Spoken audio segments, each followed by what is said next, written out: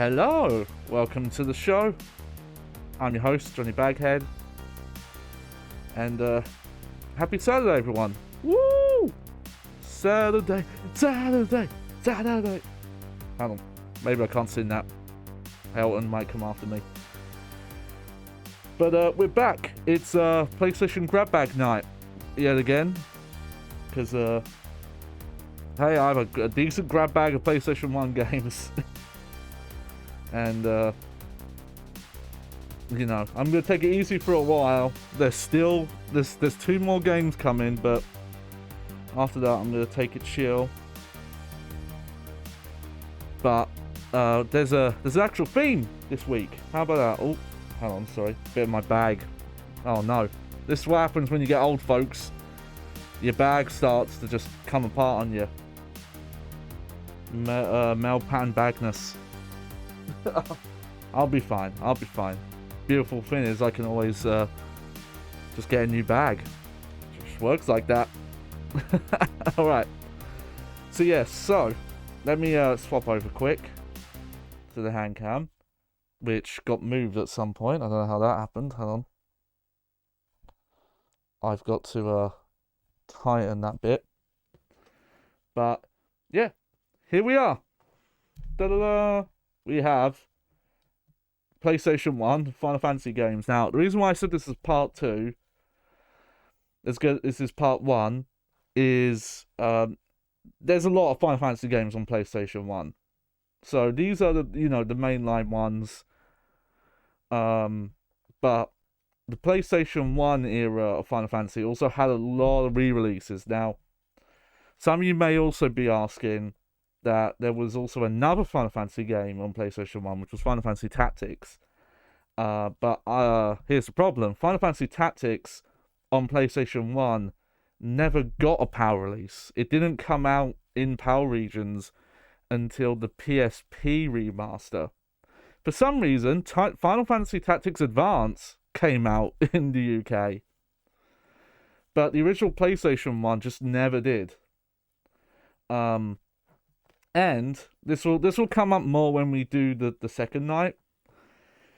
This was the first Final Fantasy game we got in the PAL regions. We never got any of the NES, or we never got any of the Nintendo Entertainment System or Super Nintendo Final Fantasies on those hardware. We didn't start getting those until these lot. And when we do the second night, we'll be looking at those. I have almost all of it. One's coming in the post now, but then I'll have like all of the re-releases as well. The only other thing we're not really counting here is the like weird Chocobo spin-offs. I think that's the only other Final Fantasy spin-offs you really have on PlayStation 1. So anything that was like not PAL region, obviously I'm not going to have. I'd love to look at that stuff someday, but that's going to be like a big modding project where I'd have to get the like the region changing mods, and then there's the like SD drive port where it's a adapter that you can put into that like back port on the PlayStation 1 that was never used. That's long-term goals. That's way away. So for now, we just have the original 3. These are copies. These are definitely my copies. Had them a long time. Some of them in rougher condition than others. These were also brought used as well, so they weren't in great condition to begin with. We'll talk about this now before we get into game. But the thing I wanted to talk about here, and this is going to be a bit of a rant. If I had a soapbox, I would be standing on it right now. Which, I need to get a hold of a soapbox, actually. So, at some point...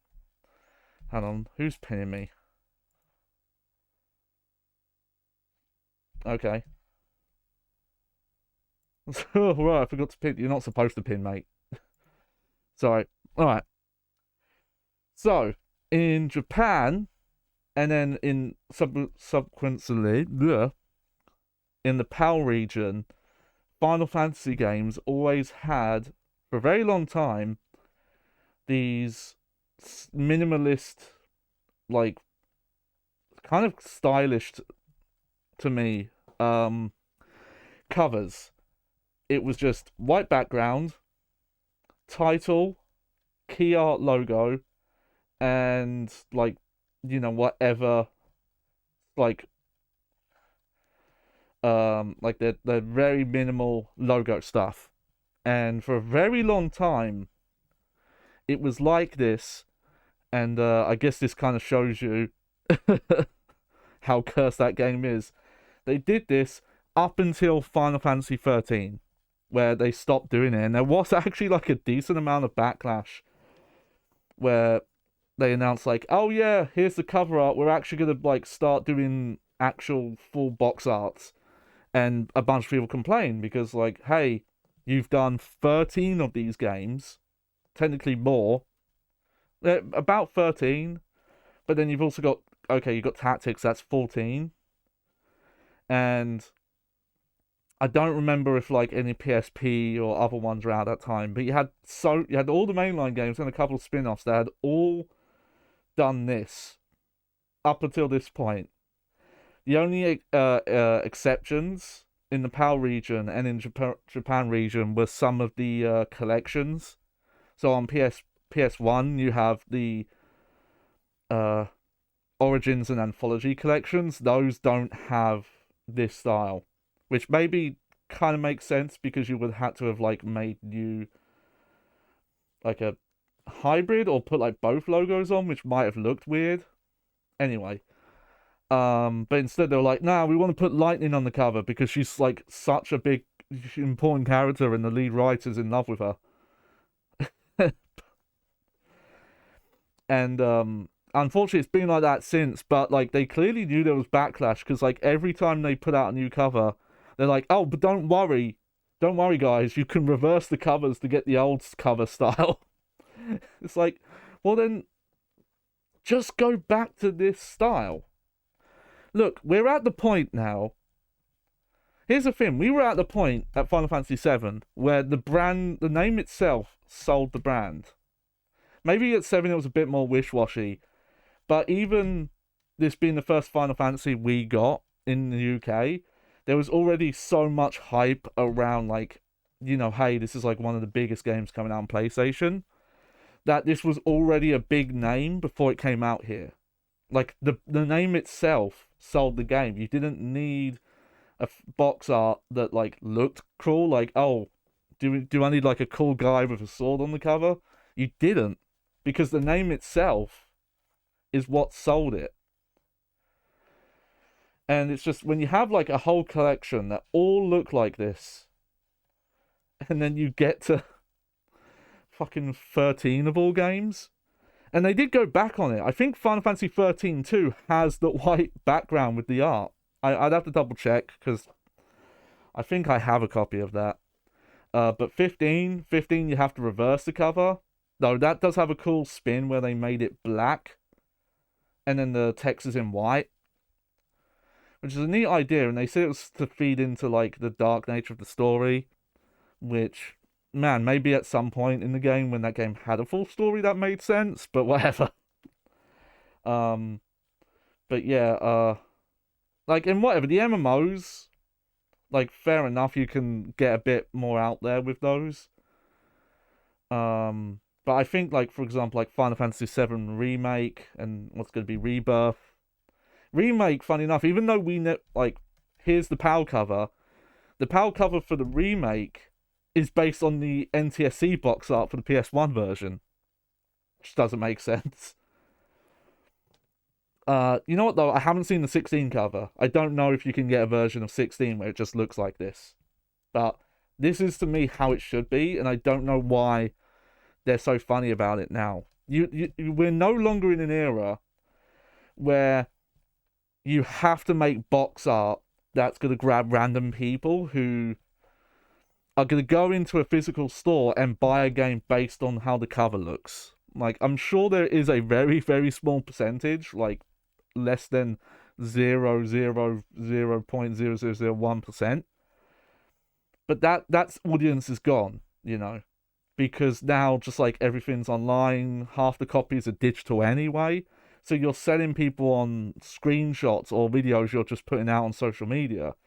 You don't have to worry about how do we convey what the game's like on the box. People can just look up on their phone what the game's like, you know? So I don't know. Go back to this Square. It was classy. I understand with the Final Fantasy VII remakes, you're doing 3 of them. There might be some confusion there. I guess if you could have let us reverse the box art. But what kind of bothers me about games that have reversible box art is the reverse side has like... Maybe people like it, but all this stuff is removed. So you don't have the barcode or any of this. And obviously, that makes it look a little nicer. At the same time, it makes it look odd in your collection, because any other games you have nearby are gonna have this back. They're gonna have the text, and serial numbers, model numbers, all that stuff. So it's still an awkward solution. But anyway, so let me get these two out of here. Now, we're still going to do this, but unfortunately, I only have the manual for this one. I should probably look into that. I should probably see like how much people are reselling manuals for. Problem is, typically I found that people sell old manuals for video games far more than they're worth. For example, recently I wanted to get a hold of a manual for Gran Turismo 4 on PlayStation 2. And most of them were priced at about £1.50 and higher. You can get a complete copy of that game for like £3 to £4. And if you buy like a disc on its own, it's not that much cheaper. It's not half price. The manual is not like half the value of the box and the game. It's like obviously the box is like probably the least valuable. Because you can always replace boxes. And then I'd say the next to that would be the art, and then the manual, then the game. It's just weird. Usually, the only way to really get manuals at affordable prices is if they're in some sort of bundle, and then you end up with the problem I have, where I have a bundle of like 20, 30 manuals that are for games I don't have. Though I need a double check. I haven't checked that list in a while. I might have them now. But here we go. Final Fantasy VII. Classic art. This is, as you can see, this is a platinum release. I'll bring it close to the camera here. I have to be careful with the light source, but here we go. That's where it says platinum there. So yeah, old copy. This case is going to have cracks, stuff like that. Also, my copy, it mentions here, this has a Final Fantasy VIII preview disc. My copy does not. It's missing that. But I do like... Okay. So I don't know if this is true, actually. It says here, over 120 minutes of mind-blowing cinematic sequences. Here's the thing, though. I think that's misleading. Because I think people would look at that and think, oh, is that how much CGI there is in the game? And no, that's probably just referring to, like, cutscenes and like areas. Like that doesn't seem right. And then we got interact with hundreds of characters who will shape your destiny.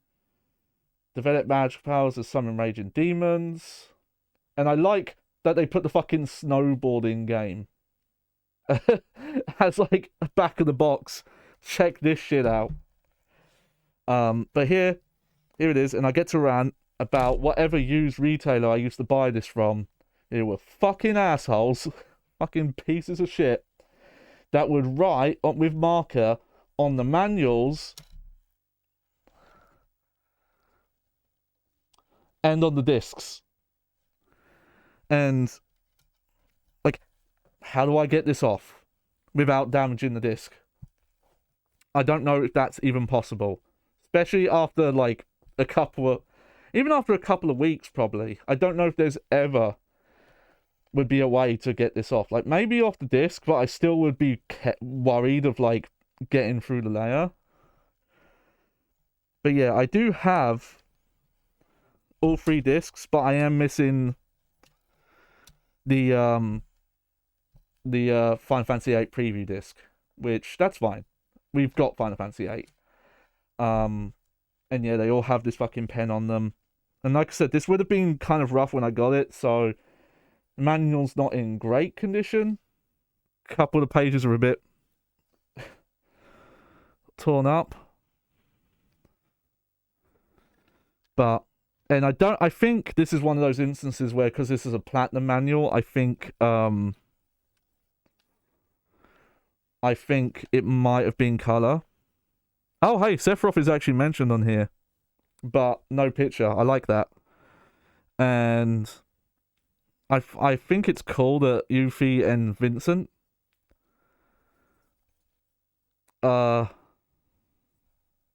I mentioned here, and there's actual hints about how to get them to join your party here.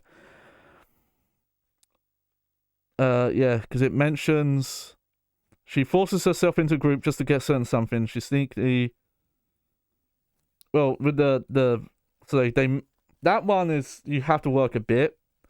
The Vincent one, they actually mention it. His past connection with Shinra Inc. is what made him join Cloud and the others. So, like, that's kind of a hint of, hey, if you mention that stuff. But yeah. Unfortunately, yeah, this manual a little messed up. I don't remember if it was like this originally, or if this is, unfortunately, my doing. But, here, let me swap to the... Hey, I'm back! Hello! So, I have a lot of random saves that we're going to go through. We'll start off just the game. We'll just, like, load up, watch the opening stuff. Hopefully that part of the disc works and things like that. And then I'll look at these save files a bit more and figure out, like, okay, where are they roughly? What disc are they on? Which ones are interesting? A lot of these I'm not going to know what's up with them. Some of them are mine. Some of them are going to be my sister's. We'll just kind of have to go through and figure it out. But let me get the first disc in there. Funny enough, like, I think I looked at one of them. Final Fantasy VIII, most of the discs are actually, like, really good condition. Like, some of them have, like, barely any marks on them, if any. Alright, let me change category here.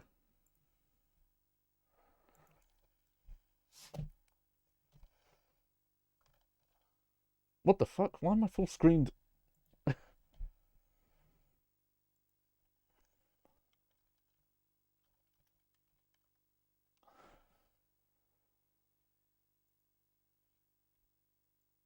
There we go.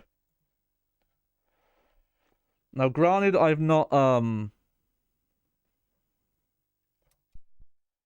checked to make sure these can load or anything like that. So we're just gonna have to keep our fingers crossed.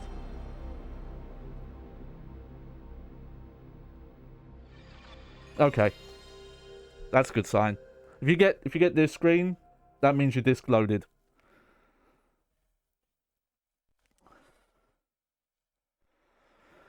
But yeah, so here we go. This is my first Final Fantasy game. Definitely like one of the first like 3D big games like this. Definitely of JRPG style, because as I mentioned, none of the Final Fantasies came out here before, and most of them did not come out in the UK for some reason. I don't know, maybe the companies just thought, oh, they have like no chance of doing well. I don't know. Maybe it was one of those things where Square at the time thought, oh, well, if we put it out in those regions, we have to put it out in every language or some shit. Okay, see, this is the part where I get worried that this version's not going to work very well. Like, this disc is scratched, but the scratches aren't that deep. Oh no, here we go. It might just take a while, a couple of times.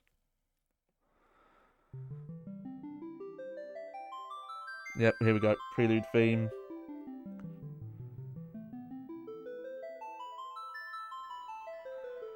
Interesting way I open a game. Just starts with names with this art, which I don't even know where this art's from. Like, it doesn't look like it's from the main game, this logo design. It looks more like something from a later Final Fantasy. There he is, there's Nomura. Crazy bastard. This credits reminds me that there was someone who was insisting to me that Final Fantasy VII's original Final Fantasy VII, the creative director was Nomura. And I had to tell them, no, he wasn't. Like, you can see it in the credits. He wasn't director. He wasn't lead at the time. He had quite a big role on this, like one of his biggest at the time. Because not only was he doing character design and other stuff, he gave major input on the story. Obviously he wasn't like the main story writer, but he did give like a lot of input on it. Alright, well, we'll skip this for now, because that's just the whole prelude song. I guess maybe they couldn't think of a cool place to put it. I think you hear it when you beat the game. There we go. Great title screen as well. Alright, so we're in the era as well. We have to use circle. This was back when... So this is the typical thing, because in Japan, an X symbol to them, they consider as like a no. Or like a do not go, don't do. Which granted, it actually is in most other regions, just it's not as important or like widespread. But, you know, most people are used to using like the X button to confirm. Later Final Fantasies, they did start swapping around. So yeah, we're gonna get probably some cutscene skipping. It's just the way of these old games. But yeah, so I've got to try and convey what it was like when I first saw this, because this was definitely the first like PlayStation 1 game I saw. And seeing like the scope of this game and it running like on a console that you could buy and have and just put a disc in, because obviously when you see a movie, obviously CG in movies was ahead of this at the time. I think like Bug's Life had already come out, or Toy Story 1 would have been out in 97, I'm not sure.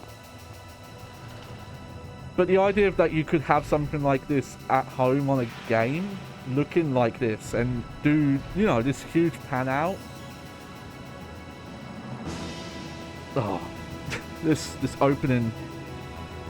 I still don't know if there's been a Final Fantasy with a opening as good as this, where it feeds into the gameplay. Like Final Fantasy VIII has a great opening, but it doesn't go into gameplay. And I can't think of another Final Fantasy that does this, where it goes from a pre-rendered film into gameplay. You know? It's such a cool idea. And I love the, like, that sound.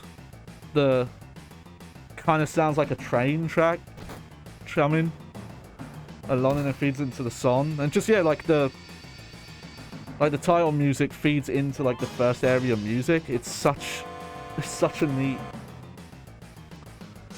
thing. But obviously now you look at it, because there was a time where I thought, oh man, this is what like 3D consoles are, and it impressed me, and I really thought like the peak of graphics was going to be whatever the pre-rendered cutscenes in this looked. I was probably like 7, maybe younger, something like that.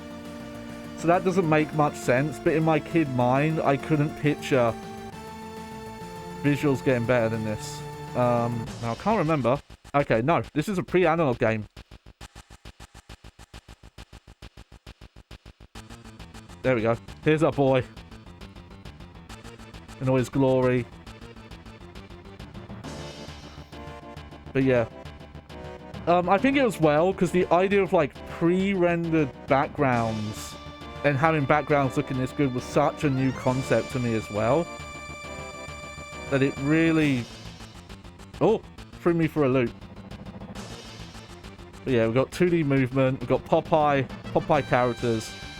I'll say as well for these backgrounds, I've seen like playthroughs of this game with AI upscale backgrounds, And it took me a while to realize that those AI upscales was not how the backgrounds used to look. The kind of the pixels, like the compression, in my head, in my memory, none of that's there.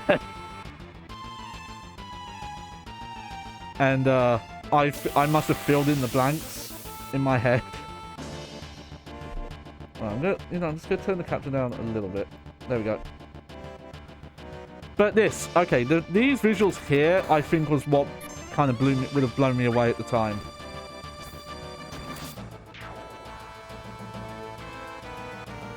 Like seeing stuff like this, because I would have been like a toddler to infant age, and my experiences up to that point was watching my sisters play Super Nintendo and Mega Drive, and to go from that to this, like it really can't be. I like generations now. It really can't be conveyed like how crazy of a leap that was. Like even as big of a leap PlayStation 2 is over this, it's still like nothing like the leap from 2D to 3D. And you know, like the visual style of this is very cartoony, like kind of anime. But you know, you got pre-rendered backgrounds. Those hold up pretty well, like the art style and art direction in general. Well, you used to be in Soldier, right? Not every day you find one in a group like Avalanche. Soldier? Aren't they the enemy? What's he doing with us in Avalanche? Hold it, Jesse. He was in Soldier. He quit them and now is one of us. Didn't catch your name. Well, we gotta pick a different name. Alright,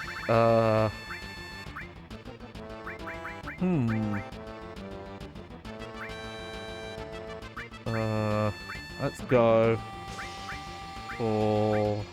Oh, I need a good name.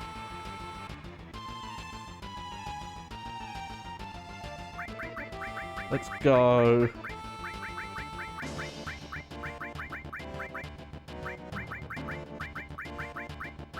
Bungle.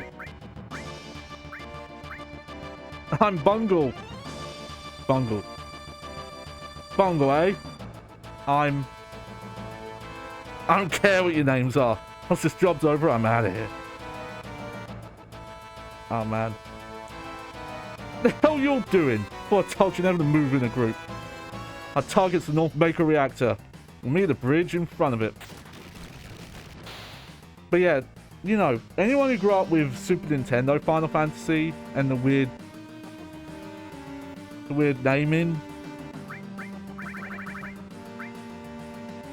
that you know, with like 2 and 3 actually being 4 and 6.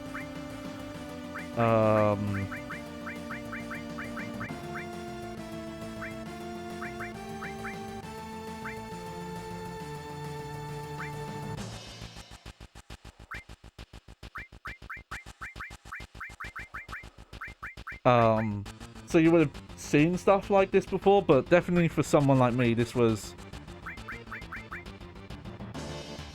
Nah.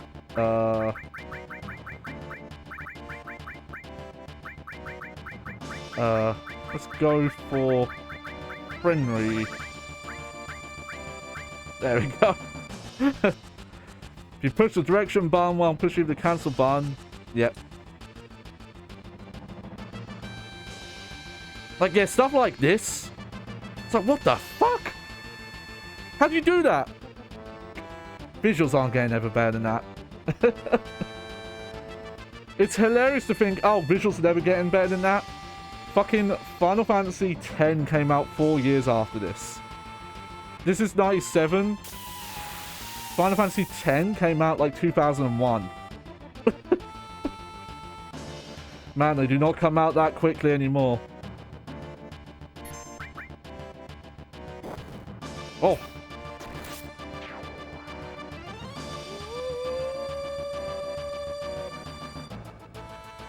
God, I still love the music from this game. Even, okay, granted I have a huge bias because this is the first one I would have played. But I think this music stands out amongst the other Final Fantasies, because up until this point, like Final Fantasy 1 through 6 were all like medieval fantasy, like traditional fantasy, and this was like weird cyberpunk. And Nobuo I'm gonna mess this up. It's like Nobu Uematsu, I think I got that right.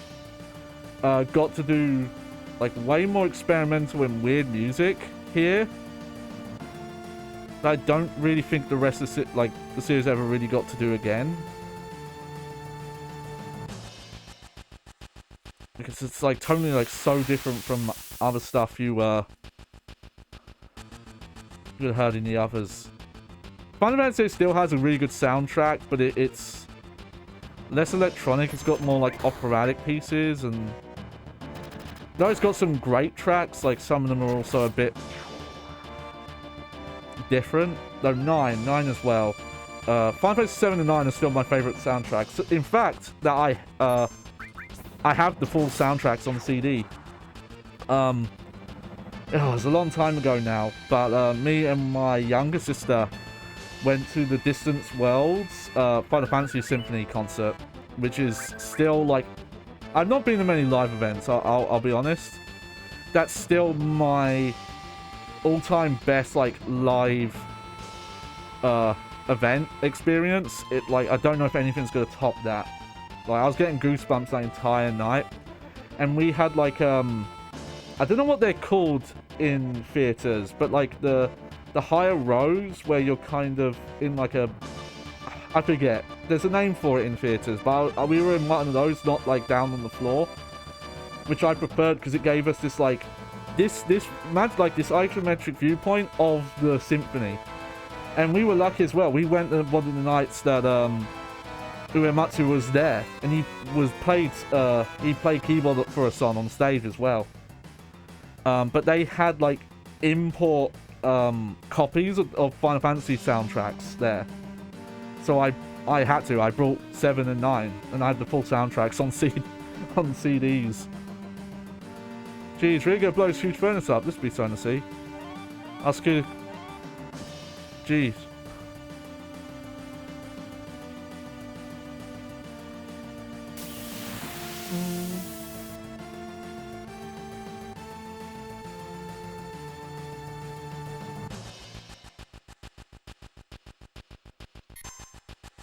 Morning. Enemy sighted. I think we'll get up to the Scorpion fight, and then we'll start looking at different save files. Because what I need to figure out is like which save files are where in the game. Because I have some that are clearly disc free, and then some that are like somewhere in discs 1 and 2.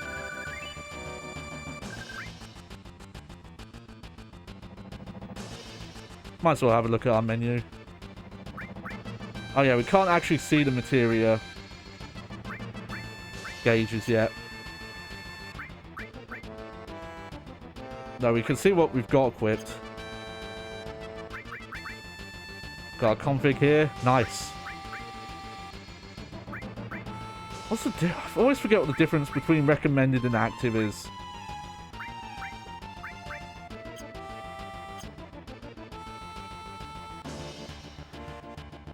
This reminds me that there's what's going on with the Final Fantasy, is it Ever Crisis, the mobile like kind of more traditional remake, and it's supposed to be like free to play. I have big worries for that it's gonna be like pay to win and not actually that fun. Yo, this is your first time in a reactor? No, after all, I did work for Shinra, you know. The planet's full of Mako energy. People here use it every day.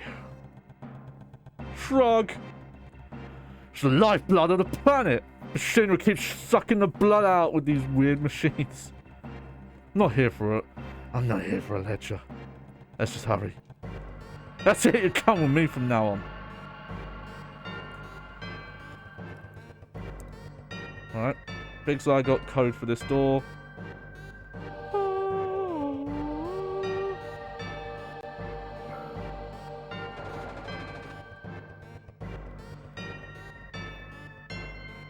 Yeah, I just love the way the art looks. It's also kind of funny playing a game with pre-rendered graphics but doesn't use tank controls, 3D controls.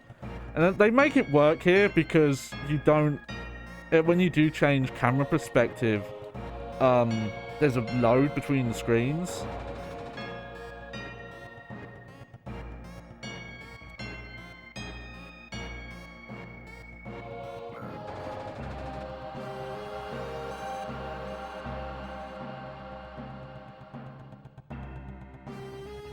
Sorry, Jesse.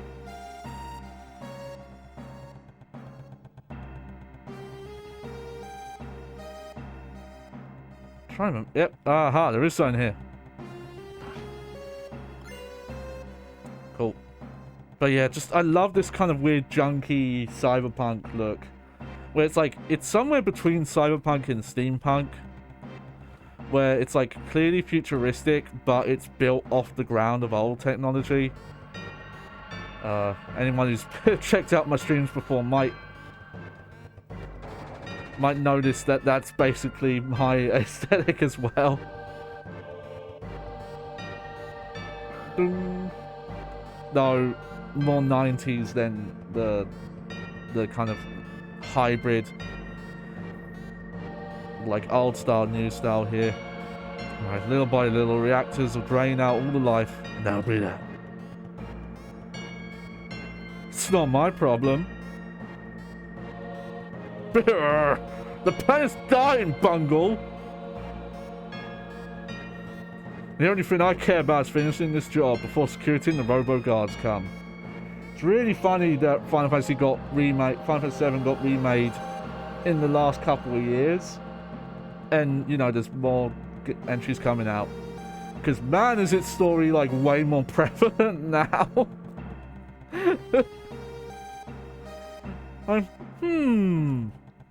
It's a real game, this one.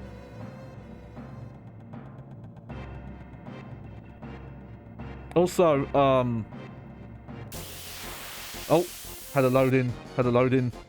Stop there.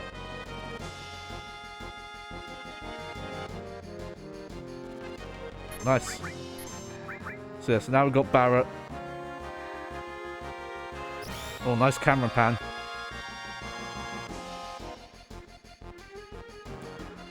I'm glad this game looks as good as it does with this cable as well. Because I think if I was playing this on a HD TV without this cable, like the dithering would be more noticeable. Because I'm realizing like a lot of the... when you're in a battle, there's like a lot of dithering going on. Yeah.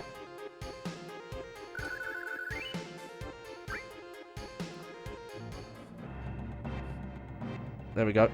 But listening to this music again also reminds me of like one of my favorite mashup albums, which is Vinyl Fantasy VII by Teamwork. Oh god, that's a long time ago at this point. But if you've never checked that album out, check it out. It's a remix of the Final Fantasy VII soundtrack turned into like a hip-hop album, where different tracks are, like, have like hip-hop beats put over them and a cappella versions of like famous rap songs over them. Oh, it's so good. Teamwork also did one for Ocarina of Time, and there's some good ones there, but I really like the Final Fantasy one more. Oh no! Back attack!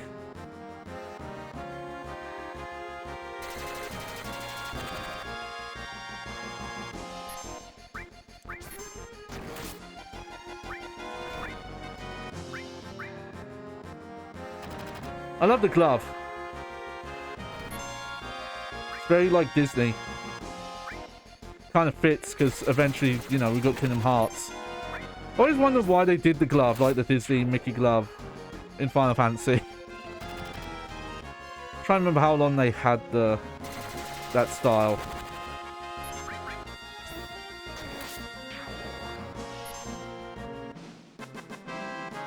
Oh. After this stream, probably gonna listen to that Vinyl Fantasy album again. I'd really like to see if Teamwork's done any new mashups. I remember there was that, And then they did like a Super Nintendo kind of just like, I think it was like a couple of different games.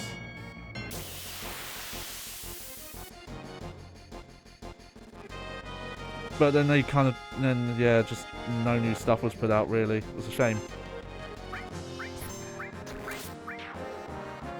Oh yeah, back attack damage.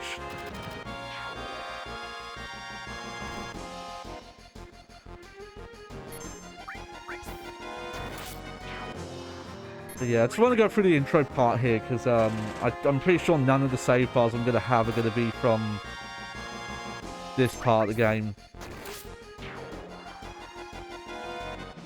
And I guess there would have been demos put out for Final Fantasy VII. I don't think I ever had any demos for 7. I don't think I had any Final Fantasy demos, actually. I don't think my magazines ever had them. Maybe, like, trailers, but...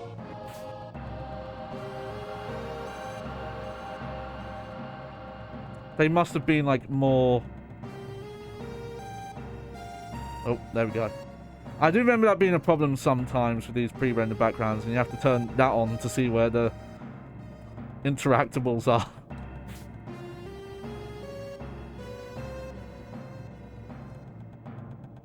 Oh.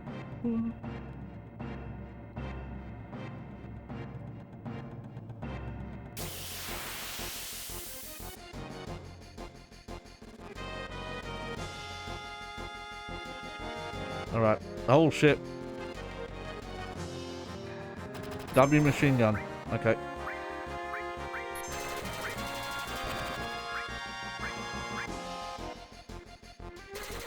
Oh man, they got all their actions before me.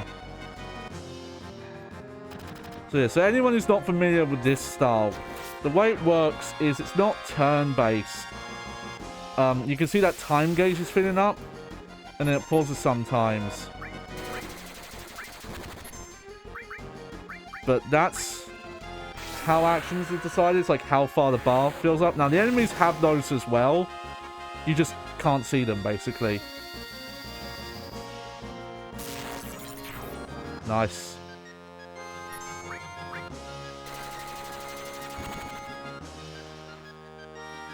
Something I'm curious about, actually, is if, because this is PAL version, I'm really curious to see how well optimized this is or not. Obviously, it's going to run at a lower frame rate, but I'm curious about the game speed. If it's, like, running slower. But at least from what I've seen of footage, it doesn't look like that's the case.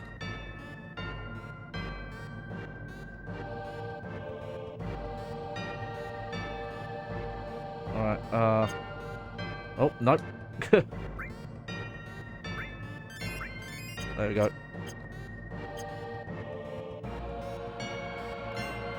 Received restore materia. Can't equip it though. Alright, when we blow this place, this ain't gonna be nothing more than a hunger junk. Bungle, you set the bomb. Shouldn't you do it? Just do it. I gotta watch to make sure you don't pull nothing. Fine, be my guess. Uh-oh. Watch out! This isn't just a reactor. What's wrong? Huh? What's wrong, Bungle? Hurry it up. Yeah, sorry. You know what? That bit's kind of different in the remake. I don't think there's ever like a voice that says watch out. I don't know who that's supposed to be. Heads up, here they come.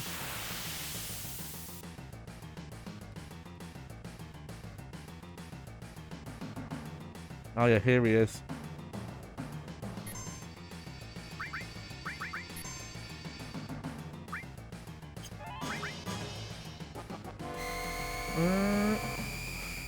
Oh yeah. I don't know if Utsumaru also did all the random like sound effects for spells and stuff, but I love the way they sound in 7.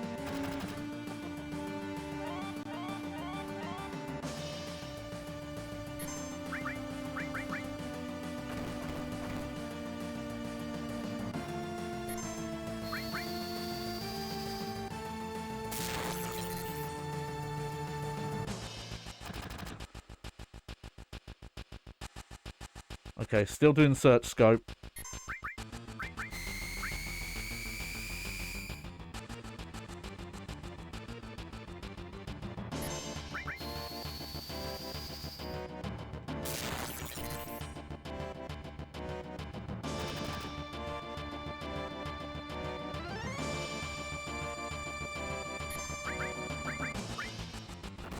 This is just reminding me that despite how different it is, like how crazy that Final Fantasy VII remake came out, and it works, and it does such crazy stuff.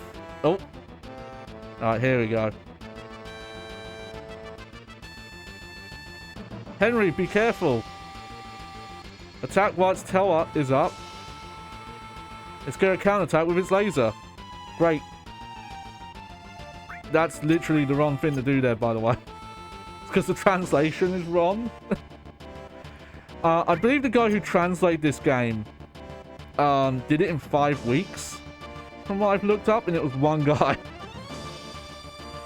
Like a fucking month and change.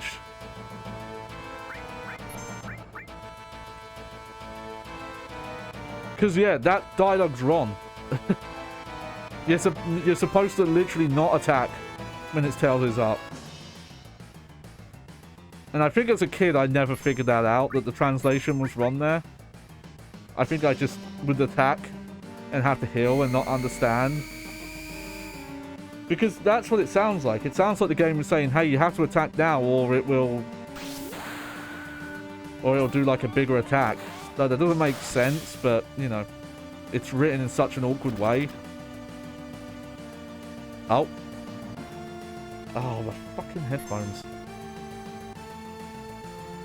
They turn off? Yeah, they did. I don't know why they did that. Okay, well the stream's still, you'll hear it. It's only affected me.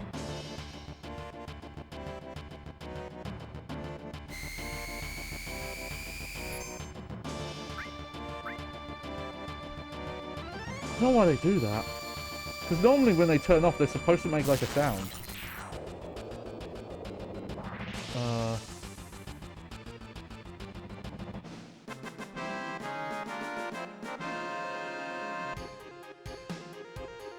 There we go. Alright, give me a sec. I'm just gonna...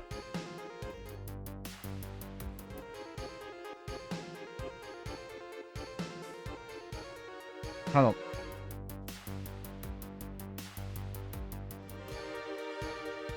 Okay. Alright, well, I just can't hear the game, I guess.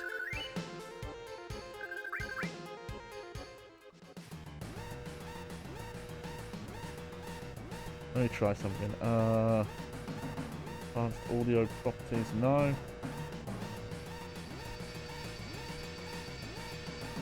Yeah, we're on 7. We're just doing this intro bit. Sorry, I'm using my headphones in Bluetooth mode. And for some reason, they turn themselves off.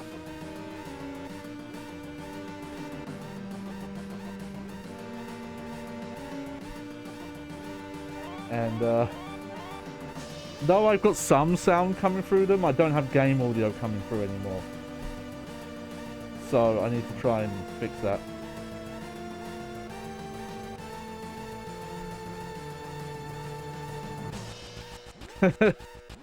Yo, Raycons, hit me up. Alright. I found a way to fix this once.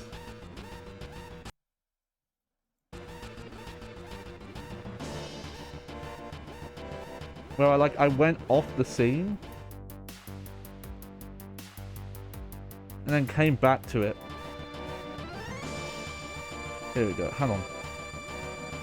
Sorry, because this is just going to bother me.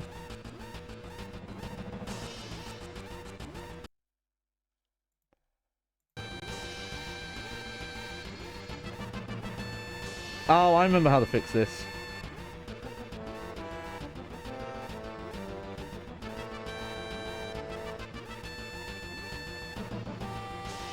There we go. Sorry about that, folks. Alright, we'll do this escape sequence.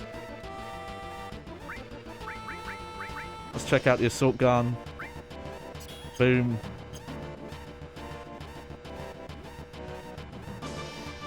By the way, I love this weird number style where it's like made out of etchings of multiple numbers. This doorway's always confused me because you can't go in there. But it looks like you're supposed to be able to. But if you look, it's like made up of lines of each number and they're all just kind of crossing over each other, and then each number lights up when it's its turn.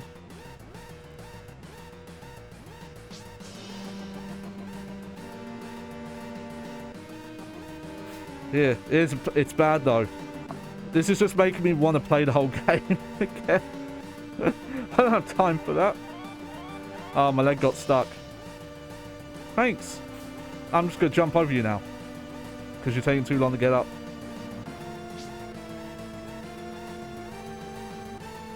I'm curious, Class. I don't know how well you remember it, but how does the game speed look for this? Like, not the frame rate, but I just mean like the speed of stuff. Because I think this might actually be power optimized.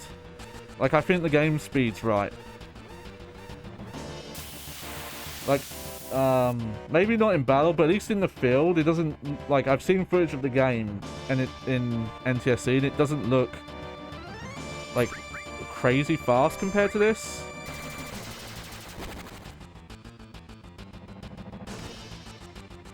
You never played March of 7? Oh my god. Oh. You gotta be careful. Some Final Fantasy fans hear that, they'll, oh, mess you up.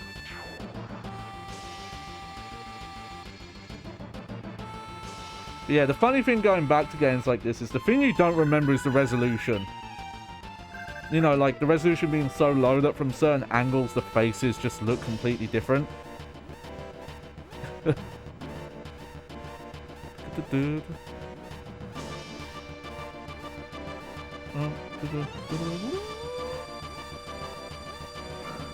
Switch on.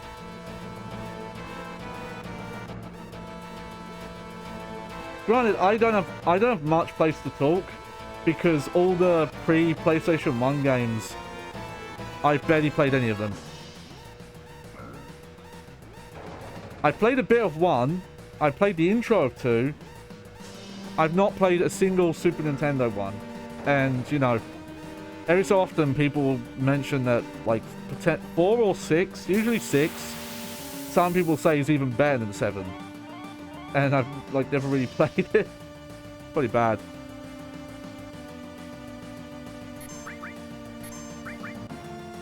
And yeah, that's the problem now. You couldn't decide which port 4 to do. That's the thing to consider now. There are so many versions of, especially 4. Like 4 got what was it? It got 3D remake, didn't it? On DS or 3DS?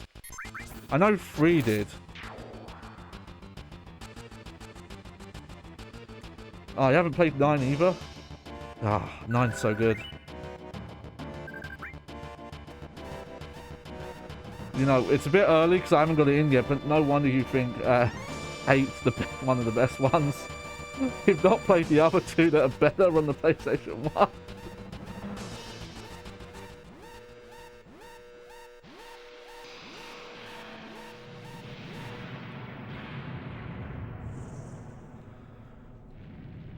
Some people, it's funny, I heard that 9 when it came out originally wasn't received quite as well.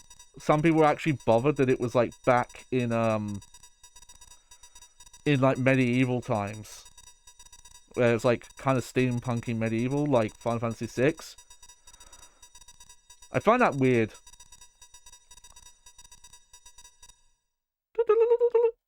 Alright, now everyone get back. Oh, apparently that was her coding a bomb. I thought she was just like sending a Morse code. Oh man, someone's fucking... Yo, unplug your Atari 2600. What the fuck?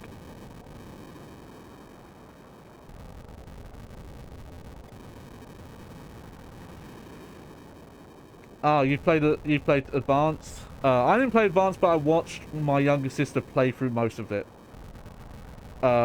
Original Tactics, obviously I haven't played, as I mentioned earlier, didn't come out in the UK. I have the PSP version though, which I do want to play at some point. Hey! If it's about your money, save it till we're back at the hideout. Alright, so, I'm gonna reset from here now. Oh my god. Look. Hang on. Hang on. I have to do this.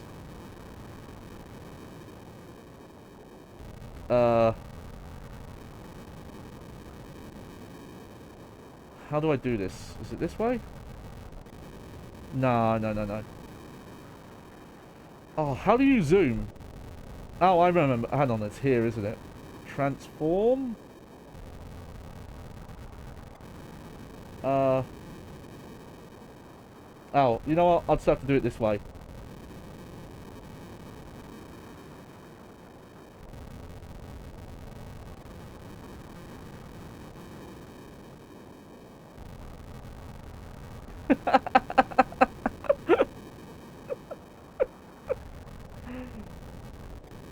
Man, graphics will never get better than this. With this sound effect, this looks like 8-bit horror here. I guess, there we go. Now we've... Oh, yeah, yeah. Legends Dragoon, Parasite Eve. Legends Dragoon I want to play as well, but I'll probably play, from what I've looked at, there's fan translations and fixes that are better. There we go. Now that he's getting closer, he's kind of got a face again. I just find it funny, when he's this far back, the resolution's so low. Like, here. He just has dots for eyes. Oh, okay. Alright, give me a sec here. Let me,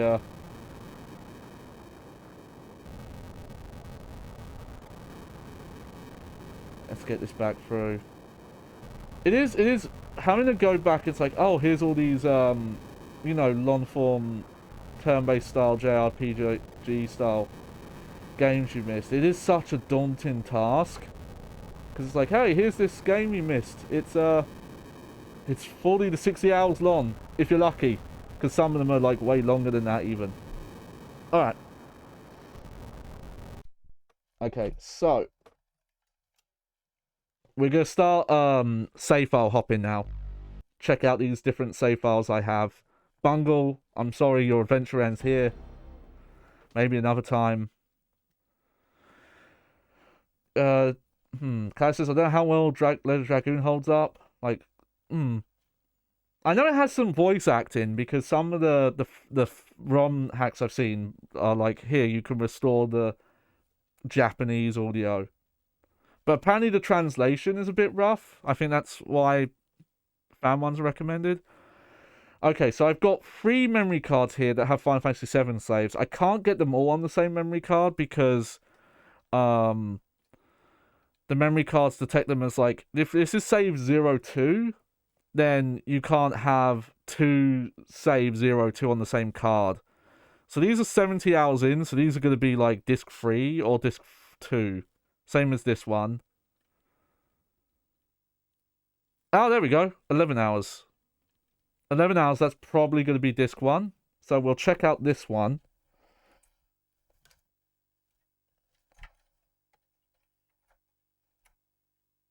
And then I've got one more memory card here. The card, this player 2 card now. This is I think these are Final Fantasy these are the Final Fantasy VII saves that I downloaded off of my PlayStation 3. And where are these? Oh, these are like really late in the game ones. I'm not sure who these are. These might be my younger sister when she did her first time playthrough, because she was originally playing on PlayStation 1, but then my copy was like not working at a certain point. So I brought this adapter that let you let you plug PlayStation 1 and PlayStation 2 memory cards into a PlayStation 3, and she moved it on the PlayStation 3 and finished the digital version there with the same save file. And my adapter, I had a panic actually, because it wasn't working for some reason. I kept just like unplugging it and replugging it.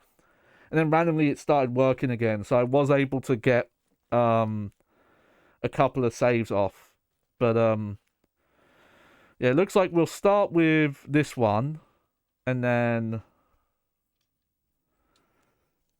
we won't look at these yet. We'll look at these last. We'll look at this one last because these are all like, you know, those are probably like all the extras unlocked kind of thing. Let me look at what the times were on these ones again. I have a feeling that these saves might be my elder sister. Though I know that Final Fantasy 1 save, I know that's mine. Because I moved some of these around. Alright, so we'll look at this card first, then the second card, and then the third card. Okay. And hopefully I won't have to use my second disc because there's I don't know what happened to it. It looks like something got spilt on it, but I might try cleaning it again, but water doesn't seem to do anything to it. So it somehow has stain-shaped, like, wear on it. So maybe something got spilt on it that just, like, won't come off, kind of thing. Oh, Claire says, did you hear the gaming news? Leo Pets is coming back. Nope, I did not hear that. I don't think I ever got much into that kind of what was it? Tamagotchi? I did use like a Pikachu Tamagotchi for a bit, but I didn't get that much into it. That was the most. There's gonna be black for a bit here because it takes a bit to to load past this point. But just bear with it. It will load. It did the first time anyway.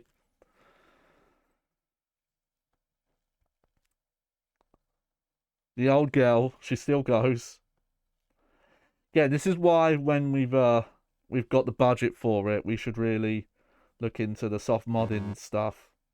Oh, that's a bad sign. All right, it went doo.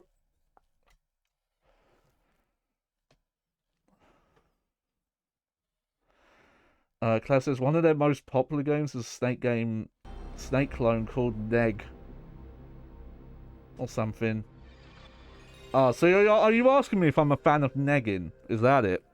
Because not really, no. But funny enough, the UK-based place that will modify PS1s, I got an email recently that their stuff's back in stock. It's just you obviously needing the money for it.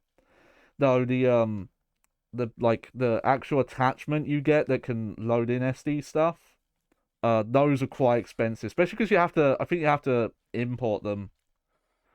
Because I think the company that makes them is like based in Australia or something. We looked into this a bit, me and Clarice, but this is like later stuff. But that'll be cool because that means I don't have to rely on my discs working, and we can also look at NTSC and NTSC-J stuff. Oh, there we go. It worked this time. I actually have 2 Japanese PS1 games. One of them I can't remember the name of it. It's this weird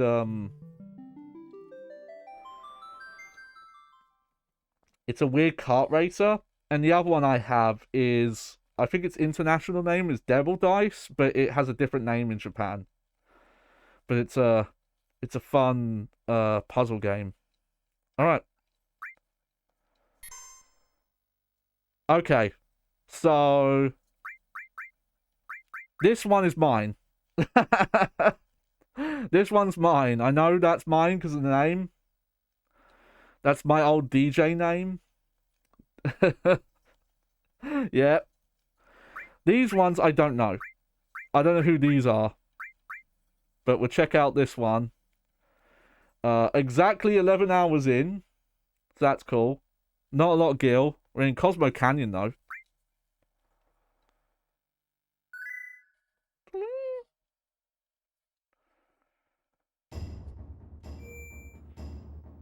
Alright.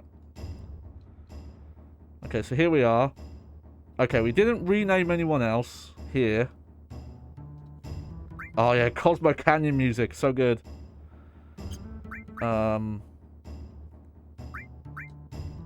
Okay, let's have a look at our items. Got some cool stuff. Not a lot of stuff though. Hey, I might not need to download the cheat file because some of those save files have max time in them. All right. Dress made of silk. Got the blonde wig, the ruby tiara, the sexy cologne, and bikini briefs. I don't know if that was enough to get picked or not in the Honeybee Inn, but it's kind of funny when you look at it now because Final Fantasy VII Remake, the PS4, PC, PS5 game, it's just Midgar, and that's a 40-hour game. And this save file's 11 hours in, and it's all the way to Cosmo Canyon. And I think that's like hurrying as well. Alright, how are we doing? Oh yeah, this is quite early on looking at this. Like, I don't even have Cure 2 yet. I've Bolt 2. So this is... Maybe this is controversial with playstyle. You have to let me know. But I actually always put Cure on Squall in this game. Sorry, not Squall. Cloud. I've got to not keep mixing these names up here. Because he would usually have like the character who would be the highest level or would be most likely to stay alive. So instead of putting it on like a mage character, I would have Cure on him because he was always like the one with the best defense, so he was guaranteed to stay around. Oh. Okay, I got Chocobo Lure. Got 2 senses for some reason. Alright, what about you guys? Okay, he's got all the summons, which I must not have been paying attention, because this is really bad for your HP to do this. And he's got... What? Transform, huh? That's an interesting one. Oh, wow. Enemy skill we have not filled out much. She's got revive for some reason. Chocomog, poison. Here, you can have sense instead. Not that I'm going to do much with this save, but... Yeah, so very early on save here. Alright, let's see. Did I... Oh no, I can't swap yet. So... I wonder where this is story-wise. Oh, whoops. Okay, that's old Final Fantasy shit right there. There we go.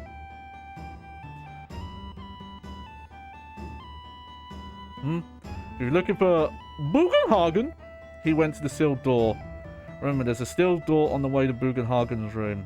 What's that door there for anyhow? It's been closed forever. Ah, okay.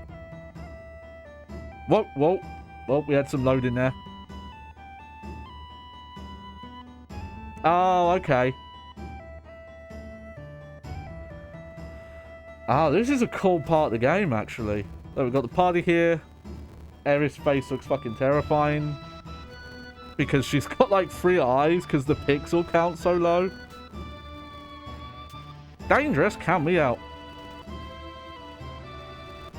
Yeah, don't worry, don't worry.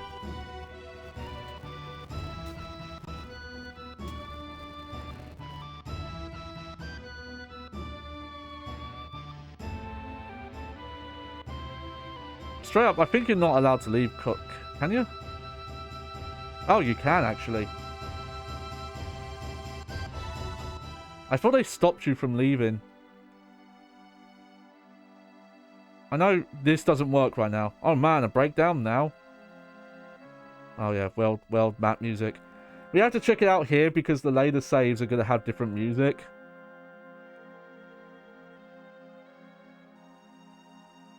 Oh man, look at all the warpy back, like the... Look how warping everything is. I love it. I still love this style of like world map though. Where it's like a miniaturized world you're running around. I need to find more RPGs, that like modern ones that do this. I know there's Dragon Quest. That's the sad thing. I've never played a Dragon Quest game outside of Dragon Quest Builders. And there's so many of them as well. And I have, funny enough, I have a digital copy of 11, I think. Yes. But from what I understand, the S version is better. So that's the version you want to play. But there's the map. I forget. I thought there was a way to like get a marker out so you could see the names of the locations, but maybe I'm thinking of a different Final Fantasy. But let's get to a random battle here. Something I like this game does that I think at the time impressed me is that the music in the area you're listening to doesn't restart when you come out of battle. What the fuck? Why are you here?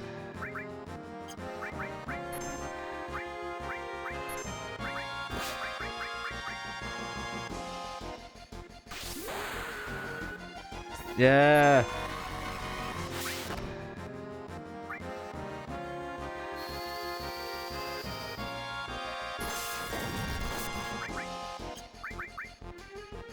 Yeah, going back, you really don't remember like how the resolution was.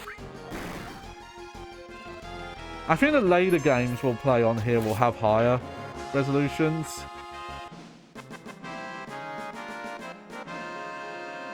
But yeah, you just don't remember it.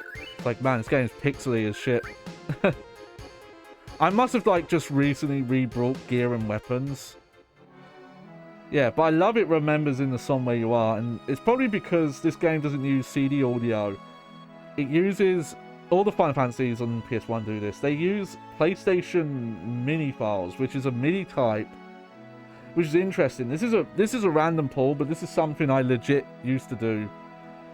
Is I had a copy of the Final Fantasy VII soundtrack that wasn't like MP3s or OGG files or WAV files.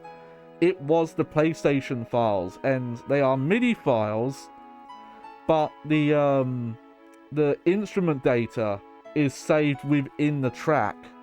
So instead of having to have like a sound card or a MIDI generator to play it, the file itself has all the instrument data. So it's how PlayStation 1 games could have like unique sound fonts for every song, and not just, oh, this is the one sound font you have for the entire soundtrack, which is what like Super Nintendo had.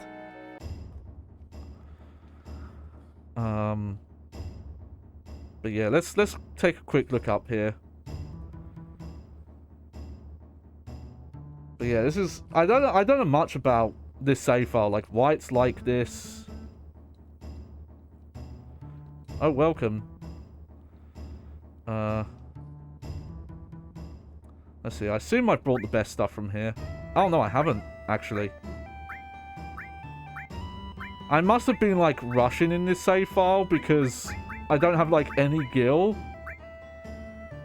And like a bunch of the weapons here are better than what I have, but I don't have them. That's funny.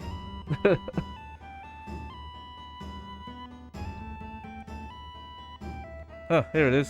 My job is to gather all the legends and the knowledge of the planet and to make a book.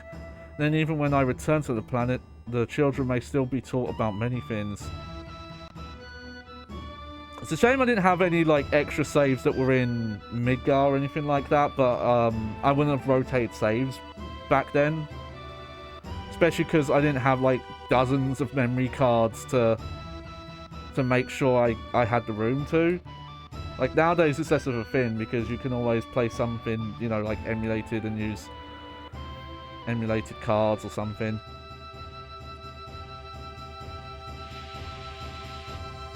Those two, anyway, are you two friends? It really seems strange. That doesn't make much sense. I think they're talking about Kate-Sif. Kate-Sif I always thought was Cat-Sif and just was like spelt wrong or something. Oh! What's this? This is the materia shop. Yeah.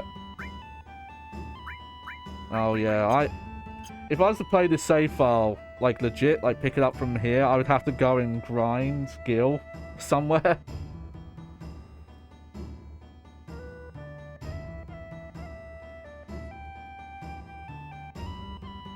Oh yeah, this view. It's just cool, just let you look the whole area. Okay, yeah, so this is the part where you go with Fred 13 and he goes through this sealed cave and you find his father. That's quite a long section though, so we're not going to go through that. Unfortunately, we cannot, like... Hang on. Oh, I don't think this game has it. Some Final Fantasy games have a... You can hold buttons down. Also, do you like the, like, bright green window style I've gone for here? But, yeah, we'll have to reset like that. I actually don't want to use the reset button on the console because the HDMI upscaler I have doesn't seem to like you doing that. So we're just gonna not do that. What's this window here? Oh, it's my hand cam window. Okay. This is probably going to be a longer stream. I don't know how long it's going to be, but just because we're going to be jumping through save files. Okay, why do I keep getting pinned? What's going on?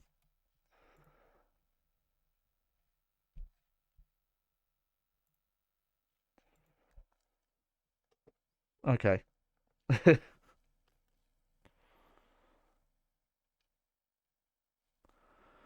Okay, so hopefully we won't have the error sound again.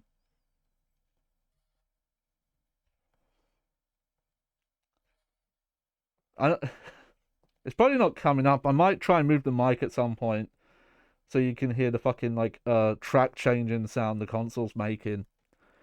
That's a thing that's kind of gone now. You don't really get it anymore, but back in this era, consoles, like, you could hear the sound they were making when the lasers would, like, change tracks and read discs and stuff. I think that kind of... I can't remember. I don't think the PlayStation... Oh, yep. It's funny it reads it sometimes and sometimes it doesn't. Might need to clean the laser on the console as well.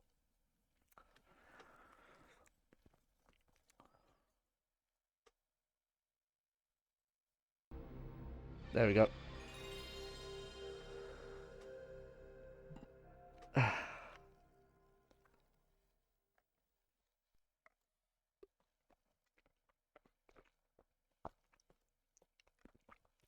To be fair, I'm going to have to swap discs for these other save files at some point. I think all... Yeah, well, I'm going to have to swap discs anyway. God. This game does that thing where it's like, hey, don't pirate games. It's like, okay, this is a legit copy. Why are you telling me? Oh, well.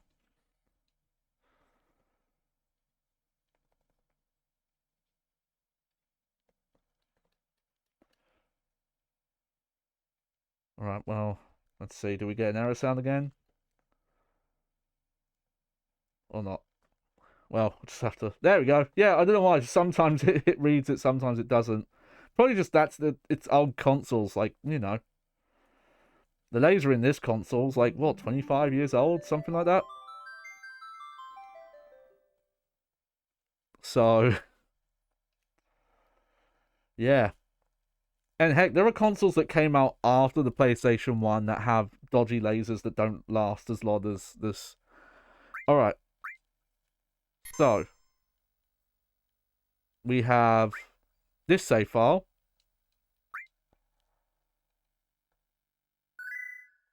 Let's check this one out. This is probably going to be a disc-free save, I bet. Which we get to experience the magic of disc swapping.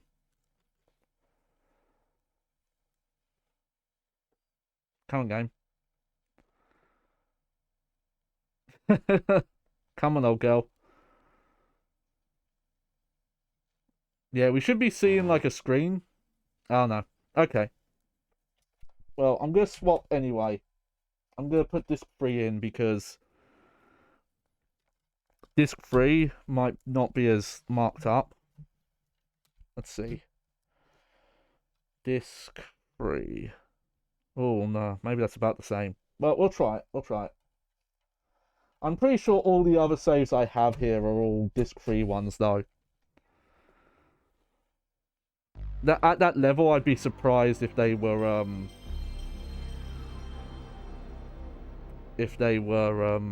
disc 2 saves. But yeah, we'll just have to wait and see. But yes, 7 is the one I have the most save files for. I have a couple of Final Fantasy VIII saves, and then for 9, I could only find one. 9's weird. 9, I know for a fact I played through and beat on PlayStation 3, but I only have one save file, and it's like early on in the game. I'm pretty sure it's disc 1 still.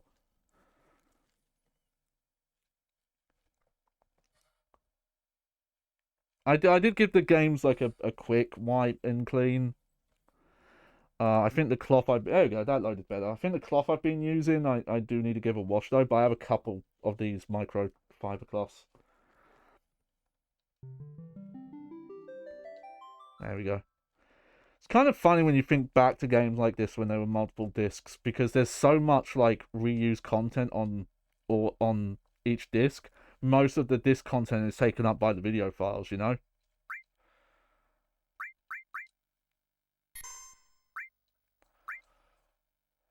Be nice. I don't know if they ever changed it. I don't remember if any of the Final Fantasies on...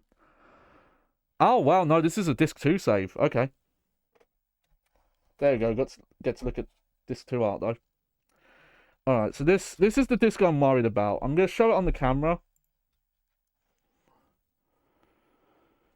But it looks like someone tried... Let's see. It's kind of hard to see. You can see it a bit there. It looks like something got spilt on it.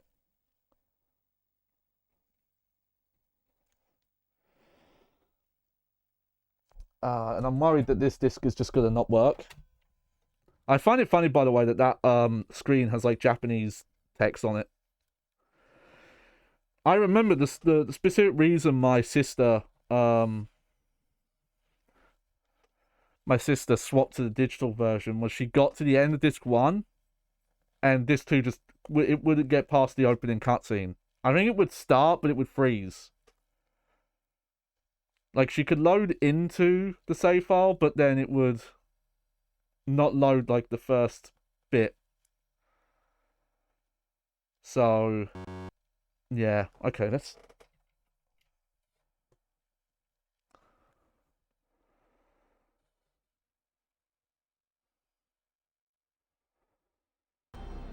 Okay. Oh, yeah, I've got to swap over. Sorry. There we go. Yeah, this disc just doesn't load properly. Yeah. Okay. Okay, so we won't look at those other save. Well, we'll look at the second save. We'll see what disc that's on. But I think the rest of the saves we're going to look at are going to be disc 3 saves. And...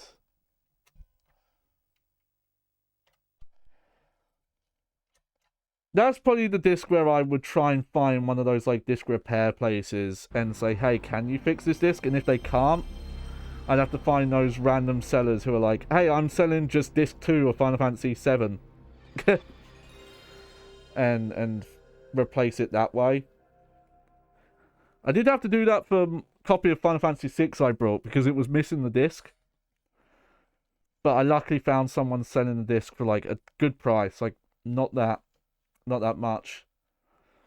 I did buy Final Fantasy Anthology, the PAL one, which is 4 and 5, and that's a more pricey game to get complete in box. But I got it for an okay price. Like about within range.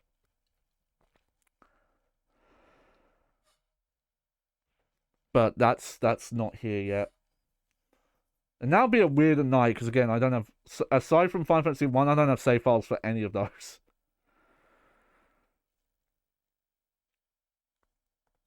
But yeah, see, the PlayStation 1 didn't even recognize that as a disc. So... I'll have another look at it though. It might need like different, like a proper like wash or something. I've definitely had discs where sometimes you do need to wash them. Okay. So yeah, we can't look at this save, unfortunately. That's quite high level for this too, though.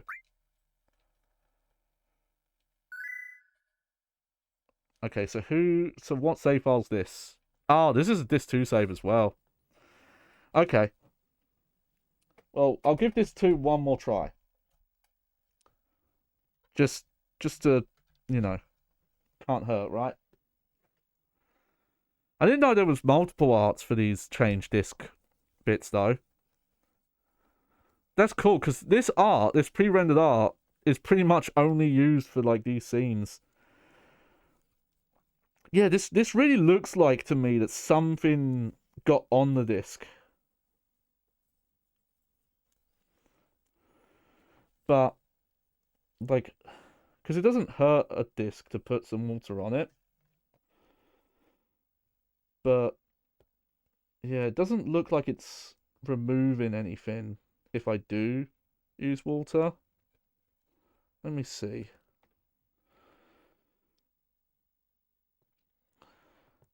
Because as long as you get it dry, it like getting a CD or a DVD or whatever dry, get wet with water is fine.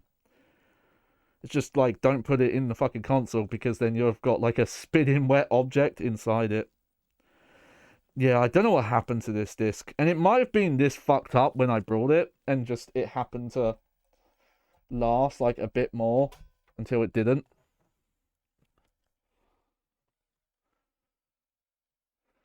I'm kind of surprised that those save files are so long, but being on disc 2. Like 80 hours in and disc 2.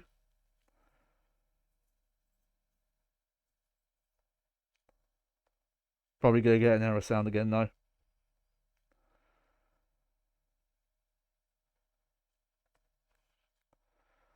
Come on, old girl. Nope. Alright. Okay. It's official then, my disc 2 does not work. After. Yeah. Well, there you go. That's something to think about. Those were likely my sister's save files though. But yeah, who knows? Okay, well have a look at these. I can always because I do own, I'm pretty sure I've got 7 on PlayStation 3. So if I can make sure my memory card fin's working, I can always move the save files onto PlayStation 3 and test them there. If we want to do like a more thorough stream. Okay. Come on, card. Why's my...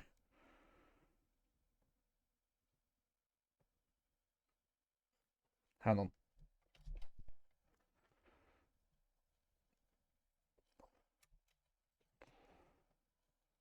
There you go. Sometimes it seems to take a while to output the image. There we go.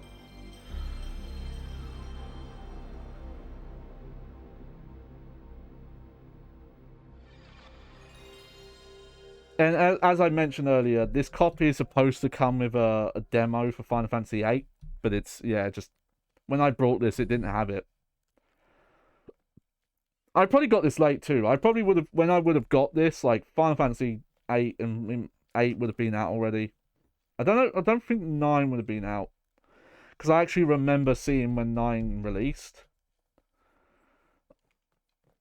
I remember seeing copies in shops. And this is going to blow people's minds. This is obviously you have to ignore inflation and stuff. You would have thought that a multi-disc game would have cost more, and maybe it did in certain regions, but I remember Final Fantasy 9 coming out. And much like most PlayStation 1 games, here, it was £20. Like, granted, that was, like, for a kid, that was a lot of money back then. But that was far cheaper than what you were paying for cartridge-based games, like, a couple of years before. And this was one on, like, fucking 3 discs. Alright, so these...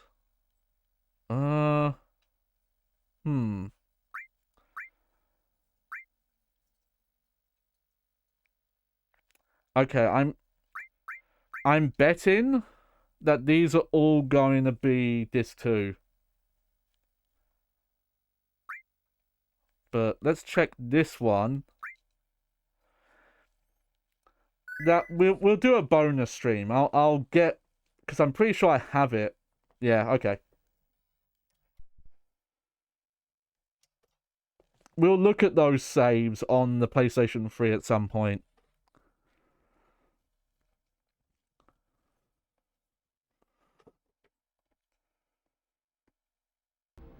There we go.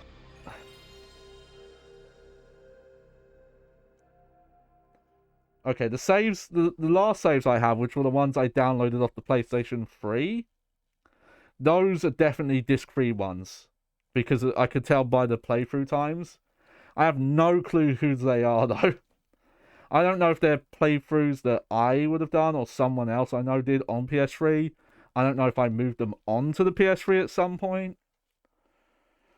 You have to remember, like, you know, the PlayStation 3 has been out for so long now. Like, I would have had one around, like, 2007-ish, I think is when I got mine. And, you know, still use every so often, because there's a lot of games that are just, like, only on PlayStation 3. A lot of cool and weird games. Alright.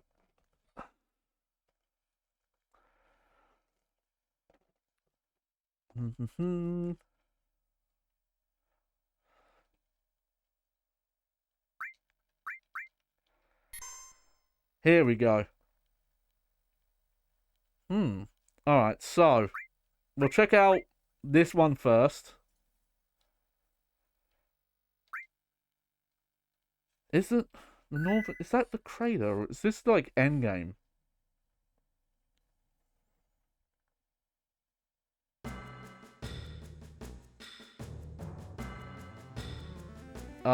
Yeah, I think this is. So I don't know whose save file this is though. But they've got the rainbow background.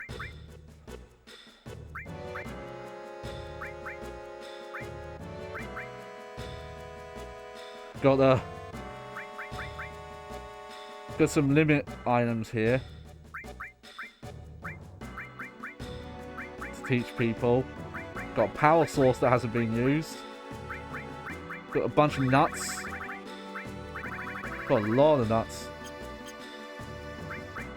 How's our materia looking? Wow, got a master command materia. This is a pretty leveled up save, I gotta say.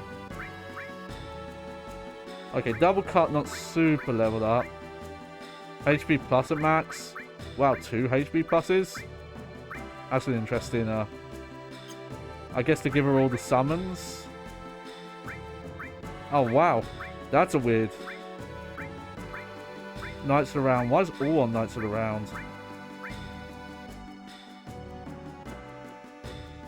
What does W summon do? Oh, weird. Come. There's Master Summon. Why does he not have any other material on though? Morph. More HP pluses. Where's hang on, let me put it here. Oh, no wonder she has 2 on at once.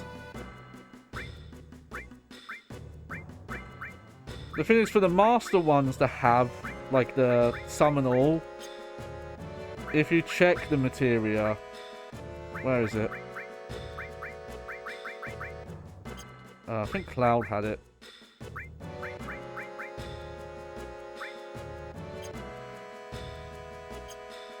I'll have to get into a fight to use it then, I guess. Oh, that's why. Decreases all elementals by half. How weird. It actually is, like, really good stats.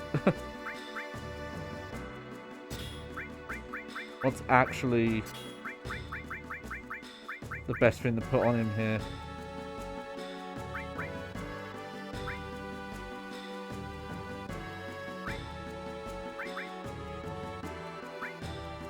Let's see. Oh wow, yeah, you should have double cut on. Counter MP plus, well, it doesn't need MP plus. Chocobo Law. Oh, look at this enemy skill 1. Look at that, holy shit, this is a good save file. They've got almost all the enemy skills. Skill plus, gravity, final attack, exit.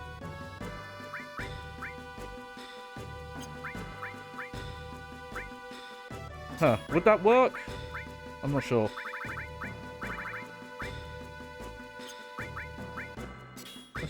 Wait, no.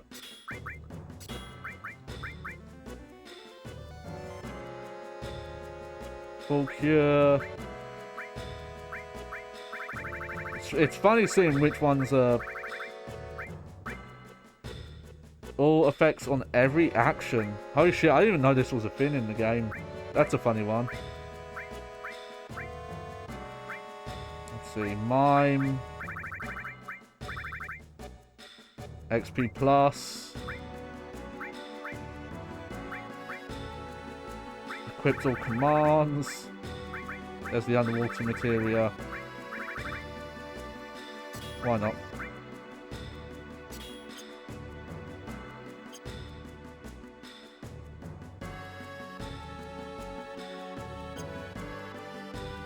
I think to get a summon onto the all summon, you have to have it like max level or something.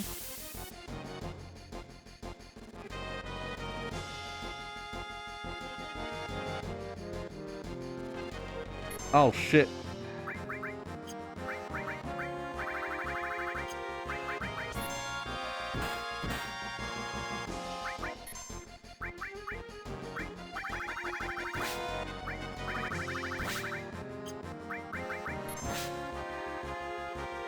Yeah, not the most powerful save file by the looks of it.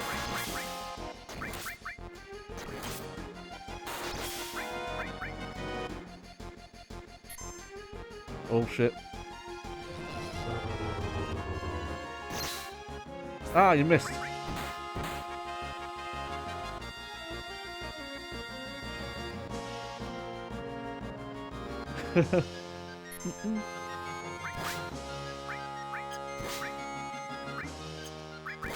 We should look at some of these summons. Typhoon. Let's look at Typhoon.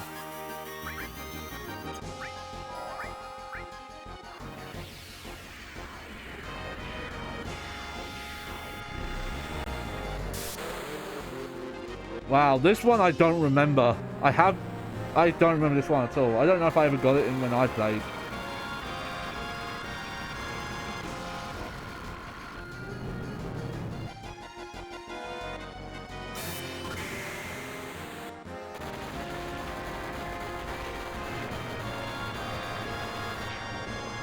Hey, look at that.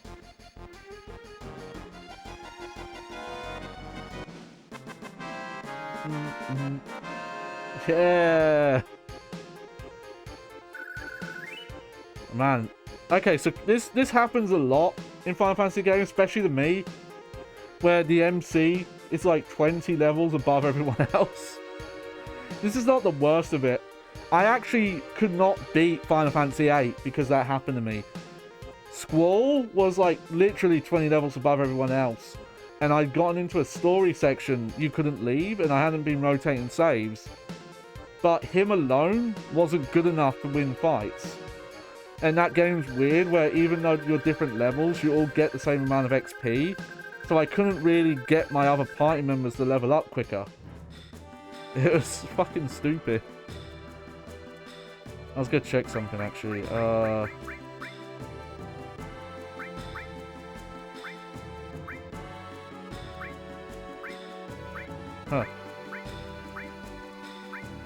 Do you have to get them to level limit, or can you just give them the item? I can't remember.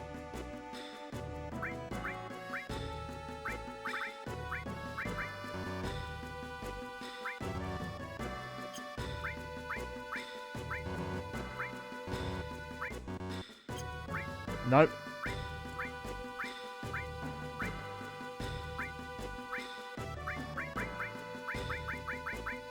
Okay, yeah, so you do have to level them up a bit to teach them.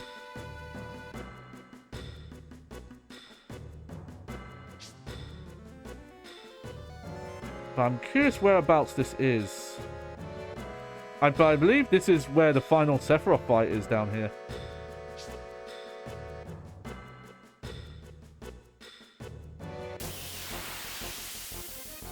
I don't remember if there was any, like, no encounter materials. Oh shit, look at this big boy.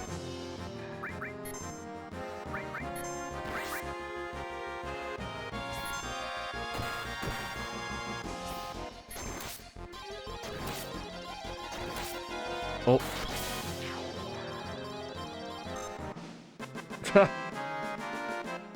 I think I have Fury on characters to get them to level up their limit gauges quicker. Hey, look at that. Or whoever had the save. If this is mine or not, I'm not sure.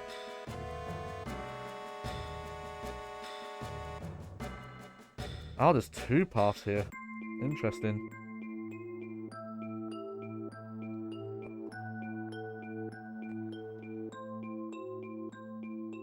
Oh, I'm actually not in control right now. Hang on. I want to see what's down the other path quick. So yeah, so we saw the beginning of the game. Now we get to see the end of the game.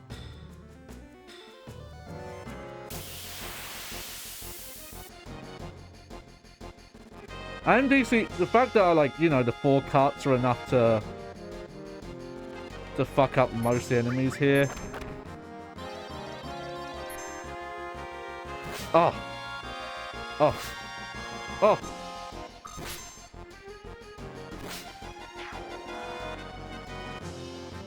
Not great, but...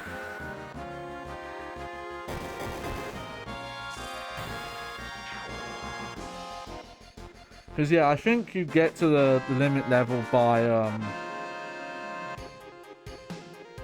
like, how many limits you do. And then you have to use the item. I think that's the way it works. You can't really see what, like, how much you need to get to the next limit level, though. It just shows you, like, how much of your gauge you have.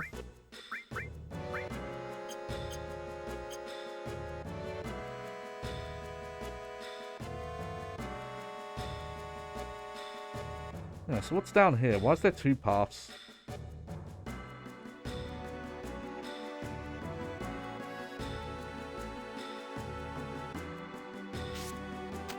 Is there just, like, multiple ways down here? Oh, well. Apparently we've been down this way because there's items being picked out. Oh, nope.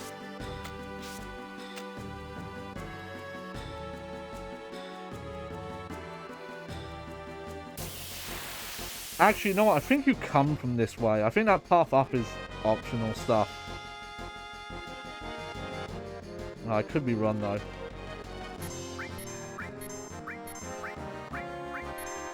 Alright, let's see a limit.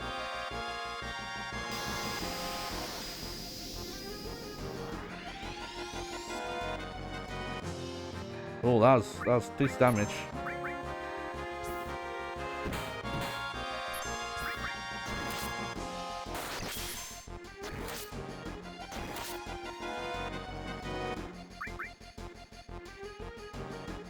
Oh, he's doing it again. Oh, no!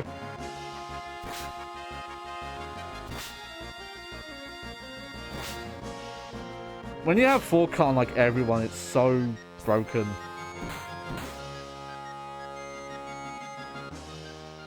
Alright. Well...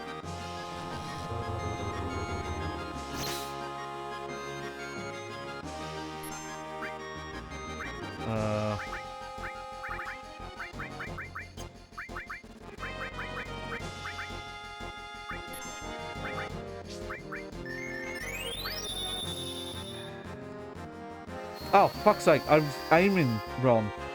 I should have put the marker on.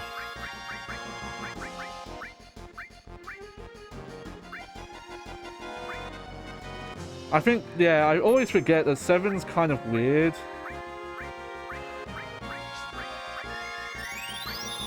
With the targeting at times.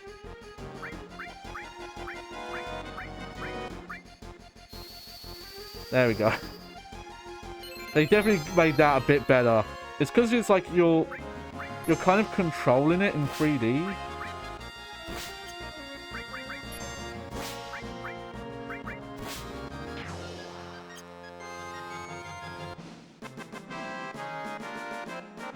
I should look if there's an encounter. Oh, Doom of the Living games. Okay. I believe that is the next,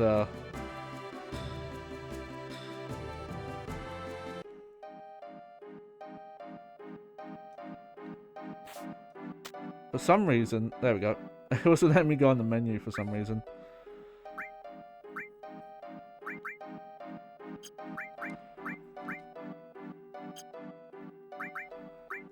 Let's see, who's...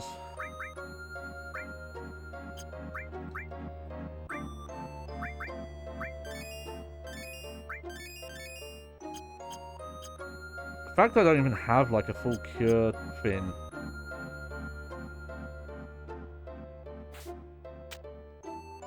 God, there are so many weird paths around here.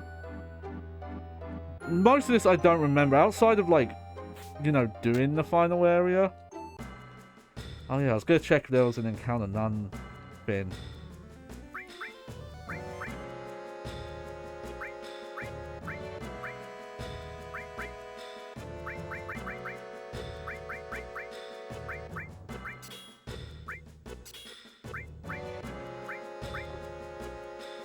Don't remember if there's a way to... Okay.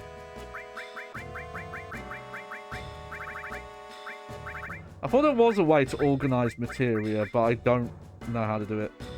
Oh, there it is.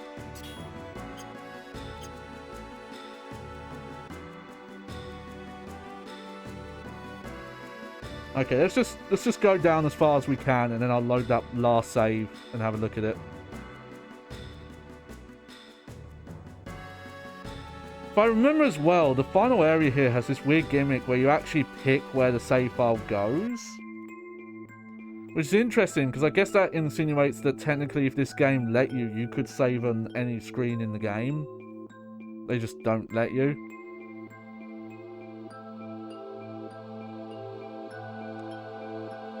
What's this here? Is this like literally where Sephiroth is?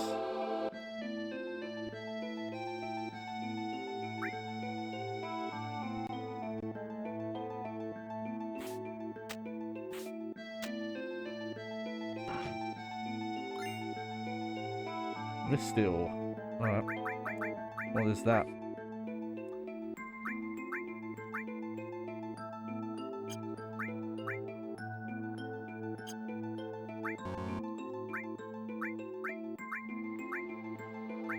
Attacks or opponents, continue to attack opponents.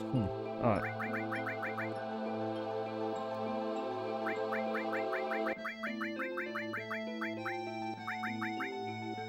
Okay. Oh, there we go. So you'd probably put that on cloud now. Ah, okay, so it's a bit less defense, but more defense percentage. I think that's dodge that counts as.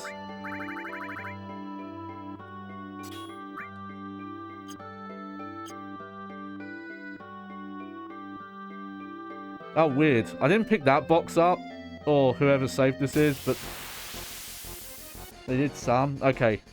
So encounter reduction isn't leveled up enough for it to be 0 encounters yet. Oh no, back attack.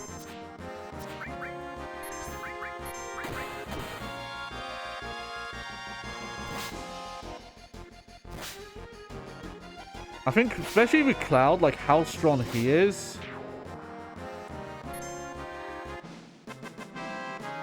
I don't think that's the ultimate weapon though. So this save bar does not have ultimate weapons on it, I'm pretty sure. Oh, yeah, the fire can level up. Let's have a look. I should look at the weapons quick, see which ones we've got available.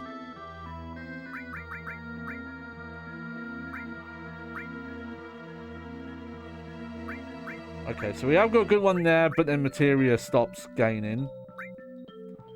Ragnarok. Oh no, we do have the ultimate weapon. Okay, but there's no growth on it.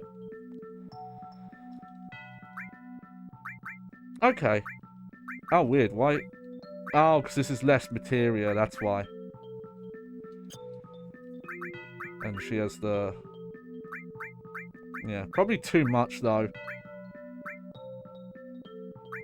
Like, no wonder she's got, like, 2 HP pluses turned on.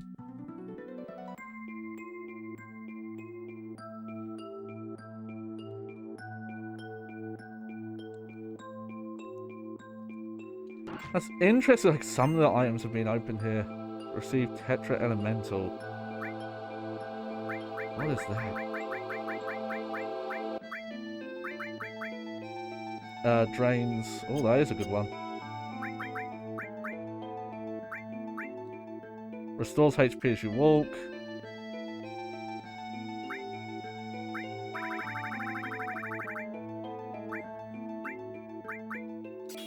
There we go.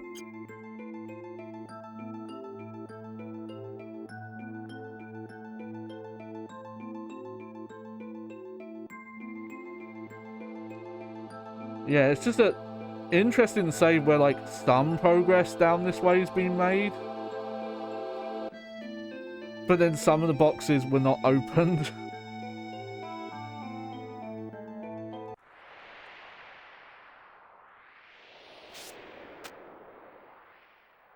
Oh, I think this is it. I think this is near where he is. I remember Northern Crater being huge though. Like it is it is a huge dungeon.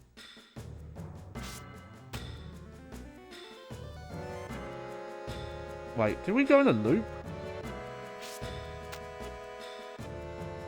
Before we check that, maybe these are like shortcuts back up.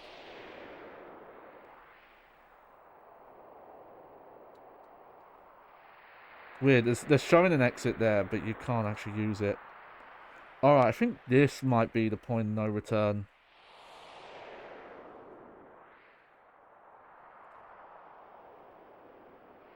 This is the center of the planet. Hey Cloud, I found this on the way.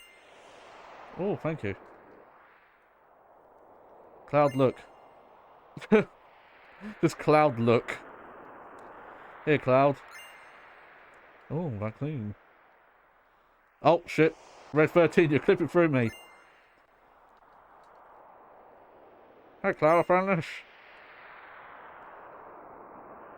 What? Oh, yeah, Yuffie. Didn't you find something? Oh, alright. Here, Cloud. But I'm the one who found it, so you better give it back to me.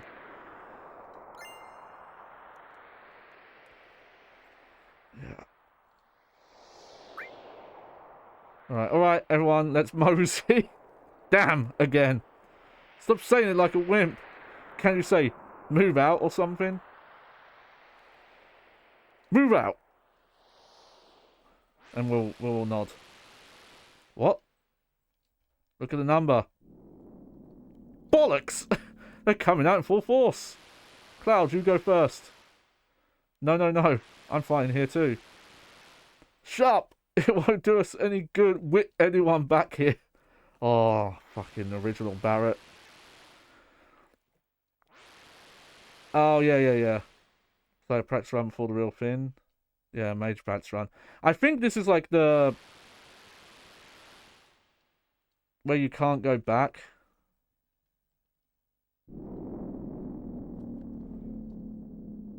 Thing is, we probably won't get to Sephiroth immediately because... Yeah,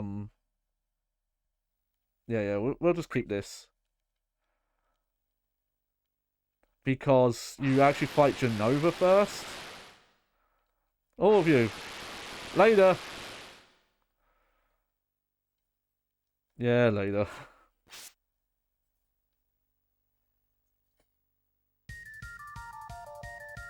Yep, Genova theme.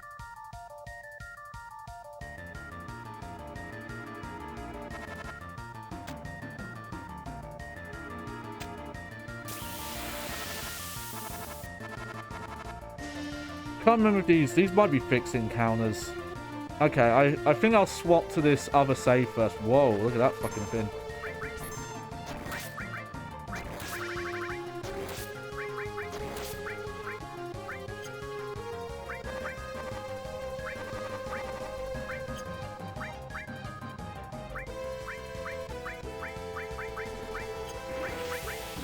What the fuck? Why is attack not... Oh, what the fuck is this attack?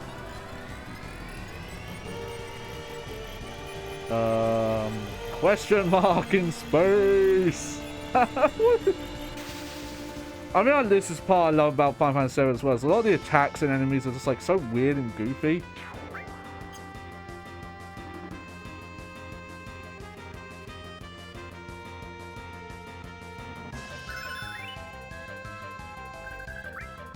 Alright. Okay.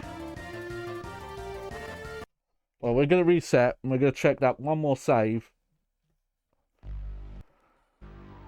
I could not tell you if that was one of mine, or if that's someone I knew. Definitely, like, how kind of weird and busted some of the equipment layouts are, and the materia layouts makes me think that might have been a younger person. That's all I could say. But... yeah, I really don't remember if that was one of mine or not. Because I feel like I did save, but I remember putting the save file on that spiral part, is the thing. Alright, we'll check out the one more save file here, and then we'll move on to Final Fantasy VIII. Which I don't know what to expect about these save files at all. I don't know who these are and what's on them. If that save file where I'm like stuck is on one of these memory cards, that'd be really funny.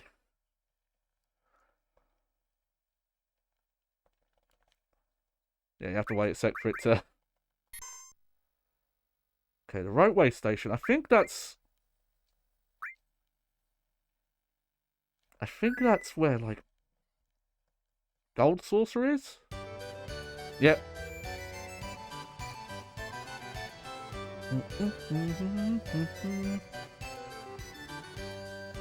Alright, so... okay, so looking at the stats here... okay, this is definitely a different one. We've got Master Magic, Master Summon...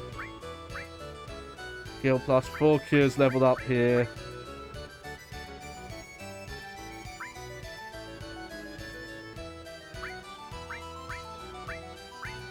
Chocobo lures on.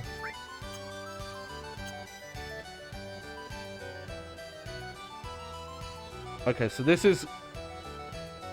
oh, I might have to do a bit of Gold Saucer stuff here.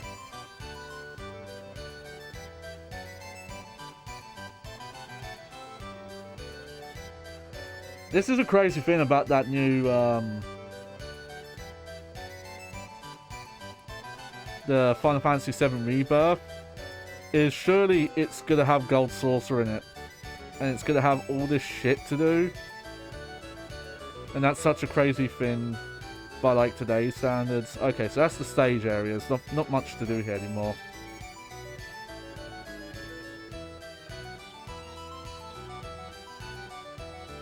Because it was definitely a thing of back then, you could throw in, like, random mini games and little bits. And nowadays it's like, oh, that's quite a lot of development to make, like, a thing.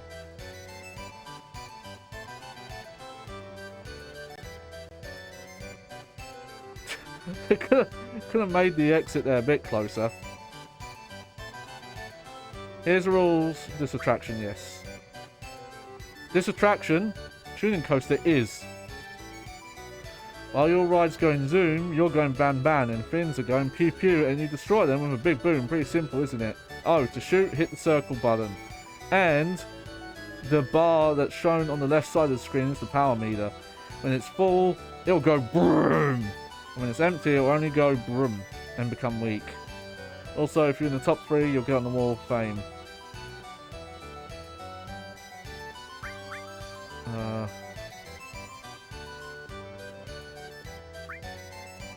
Alright.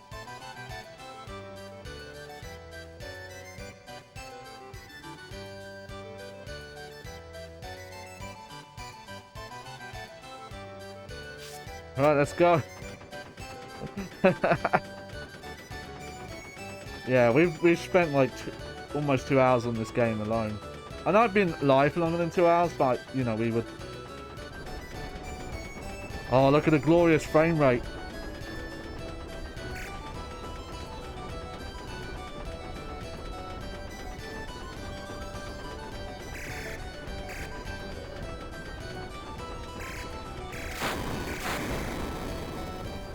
Kind of funny that, yeah, some of the mini games like run at a better frame rate than them. It's like, wow, the PlayStation 1 can run at like 60. It's like, yeah, it can. You just have to delete all the textures.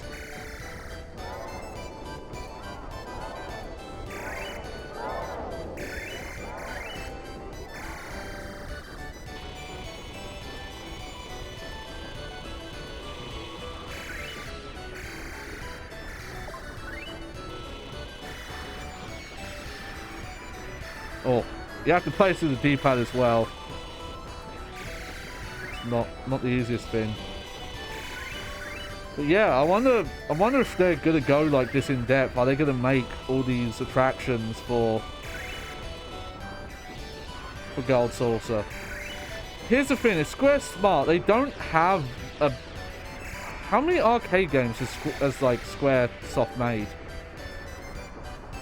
If they were smart, if they don't have any of their own to pick, they should do something like Yakuza does, where they have emulated arcade games as some of the attractions.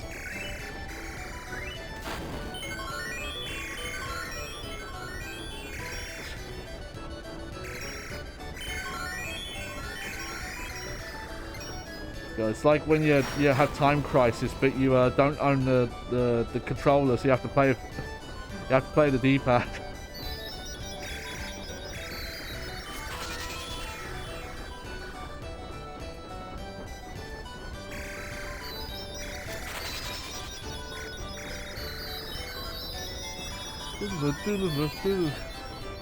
You think the song gets annoying, but it's so cheery. It kind of puts me in a good mood. I can't be annoyed at it.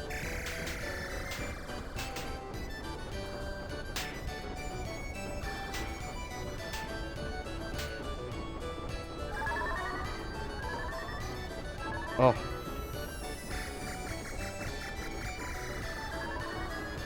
Having to like let the laser recharge though hurts in this mini game.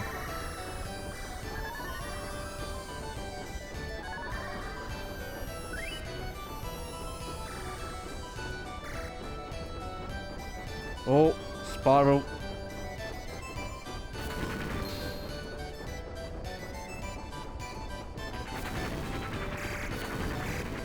Piers, I think you can shoot these boulders here. They're just like almost impossible to hit.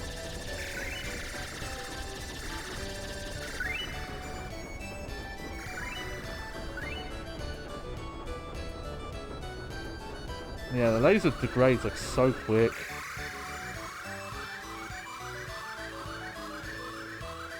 Oh yeah, I remember that about the ship.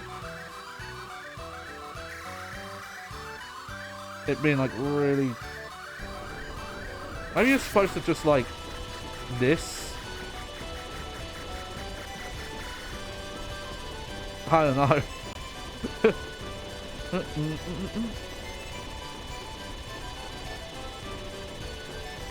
That's the thing, though. Like, yeah, no textures, whatever. I'll take that with the frame rate, though. Like, I'm fine with that if it runs smooth.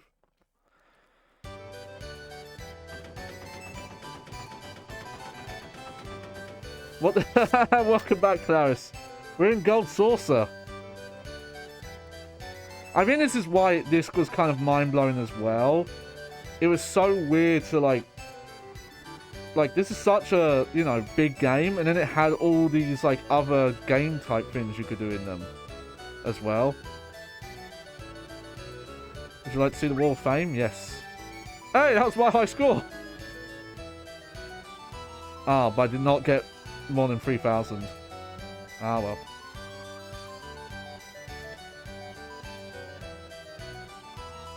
Okay, I'm going to go back to the station just so I can... I mean, granted, some of that's still around. Like, Final Fantasy VII Remake, I think, did have some, like... Oh, you know what the DLC does? The DLC had a minigame in it.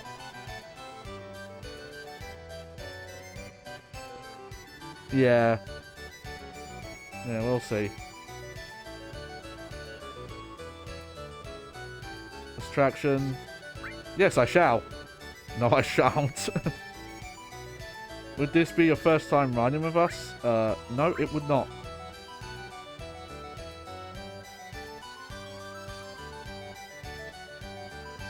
Let's take Kate Sif.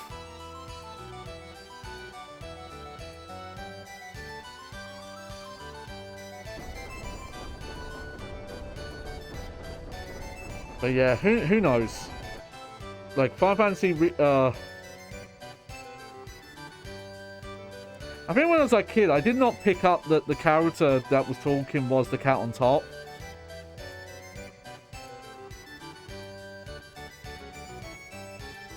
Hey, there is a... You say this looks more like a dating game. If you forget, there was a dating game, like, subsystem. Very basic, but there was one in original Final Fantasy VII. Whoa! There was like a hidden numbers at the from the start of the game that depended on, like, it was like character affinity, and it changed who came with you into this. There's a forced section in disc 1 where you ride this ride. Which again, it's kind of funny because they would have had to have copied all these videos to each disc, because you can come at like multiple disc points and do this. Oh, there he is. Oh, that beefy boy. The champion.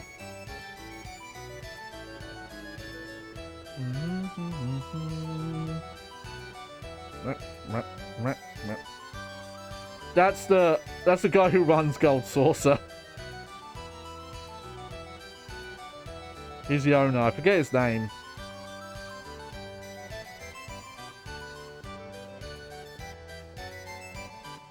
But yeah, these video files and backgrounds and stuff have to be like on every game, on every disc. Yeah, Mr. Satan DBZ. I think that's kind of the character he's supposed to be. The only difference is he's like naked. Oh yeah, Mr. Satan. Nah, I don't call him Hercule, he's Mr. Satan.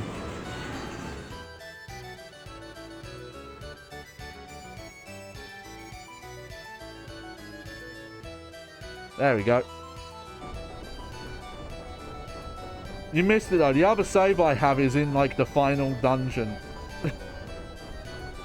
And like not that far off from like the final bit, but there's still quite a bit to do.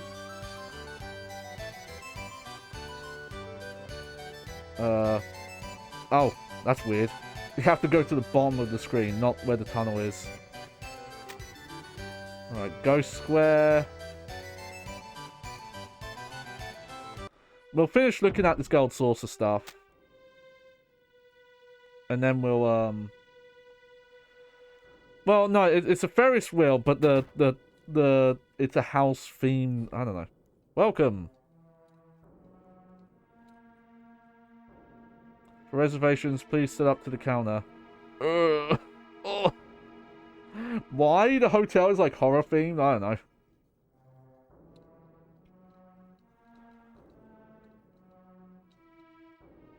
Oh, get ready.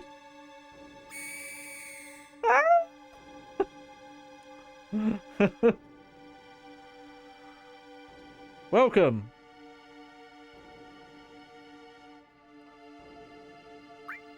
Oh, hey, look, we can buy some stuff here.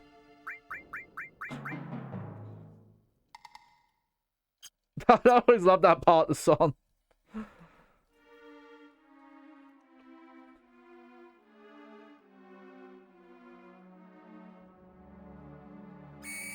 Oh, it's Mr. Handman again.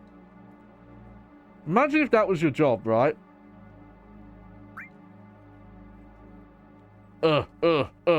Enjoy. You'll stay. But like, oh, you run a hotel and you have to be like hanging off of fucking wires the entire time.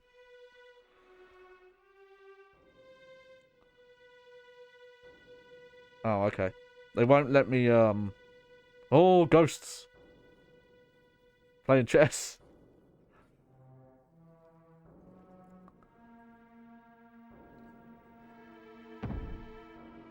The thing is, like, this, like, endgame save on disc 3, I could spend so long just going to all the different areas. Alright, we'll go to Wonder Square next.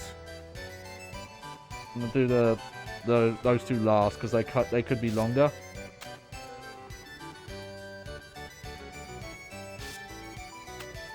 Coming soon, new attraction!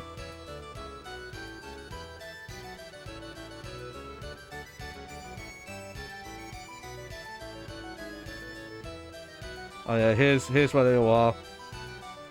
Basketball game. How the circle game didn't really. Yep.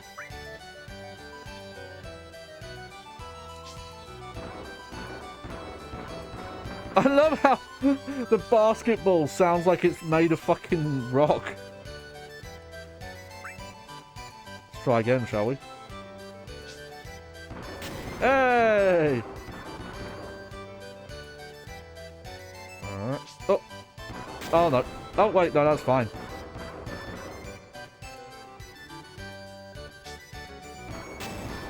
Yeah, Swiss. From downtown. Oh shit. Airball. Oh, I got free GP though. Let's see. Okay. Oh, mystery. I think the gold ticket is the one where it's just, oh, you can get into the gold saucer for free from now on. The thing is, if they do kind of like take inspiration from Yakuza again, because the like Wall Street market in Final Fantasy VII Remake is feels very Yakuza inspired. Like the way it's laid out and kind of the extra little bits you can do there. Here's the thing, it sounds weird.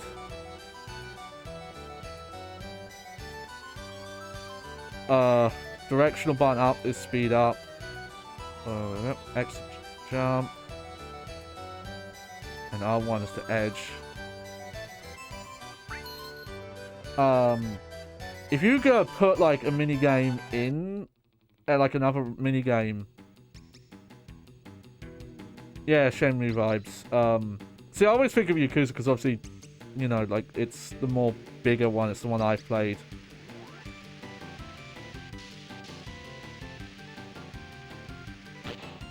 But oh,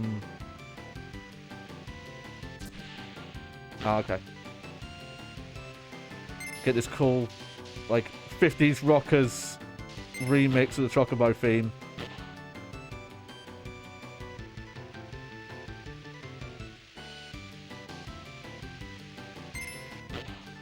But sorry, what was I gonna say? If you wanted to put one in there for free, just put Triple Triad in. Like you put it in Final Fantasy 14. Just, you might as well just put it in.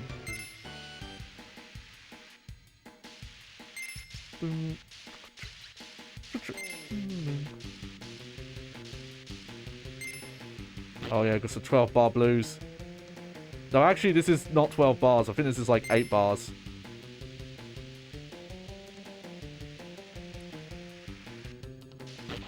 Oh. Oh no, this is 12 bars, sorry.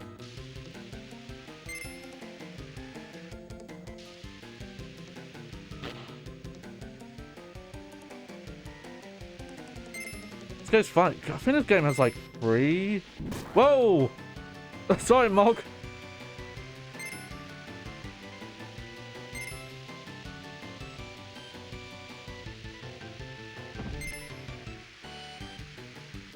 Oh! Oh, I'm fucking dead, Kupo.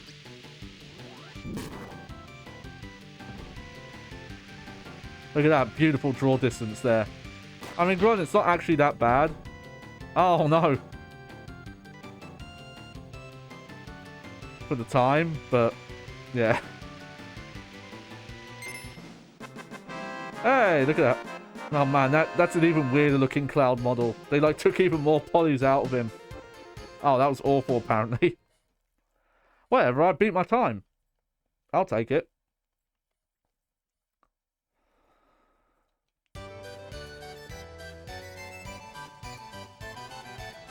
Alright, so we've got this one. I think the mod game, yeah. So the mod game's been done. The mod game is just like a weird kind of visual novel though.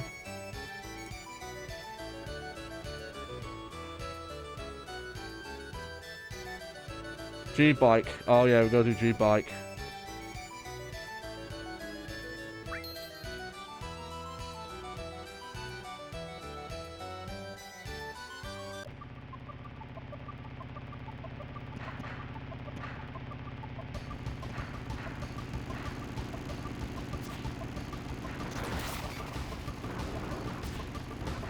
And hey, this was in 7 Remake.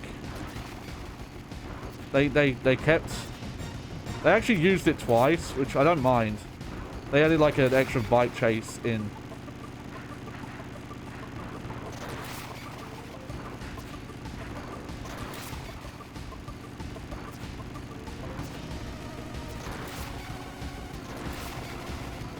But yeah, like playing an RPG like this, and then suddenly you know, because in the story you do this, you get into this bike chase.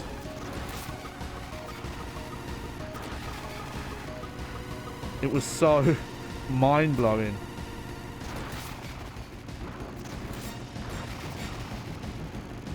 And heck, like I feel like Final Fantasy. I can't speak to 16 because I just don't know much about it. And, you know, kind of for when I can play it, I don't want to be too spoiled on it. I don't know if it has a lot of this kind of weird stuff of just like, oh yeah, there's a bunch of random systems in and things like that.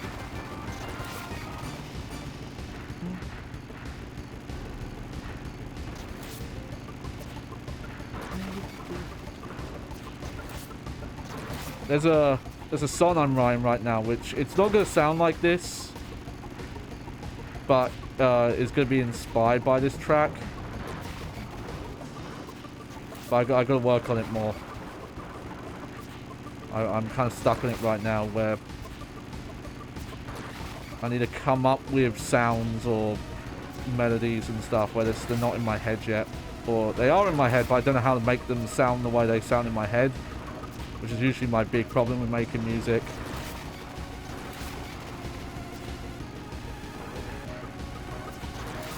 There we go.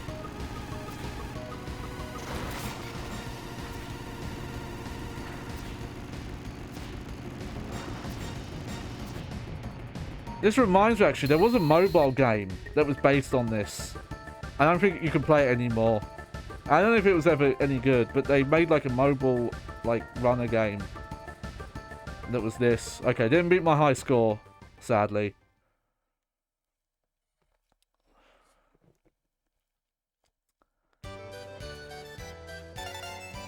There we go. Got that. 3D Battler. Yeah, this one's kind of weak. Actually, there were tons of mini games in 7 Remake. I keep forgetting about them. There's tons. Yeah, it was all in the Wall Street Market area mainly, though. This is it's basically rock paper scissors. Is this game, if I remember right?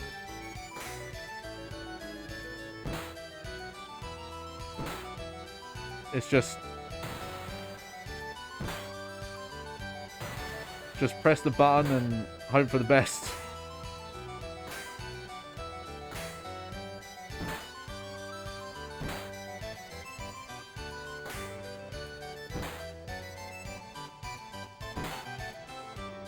There we go.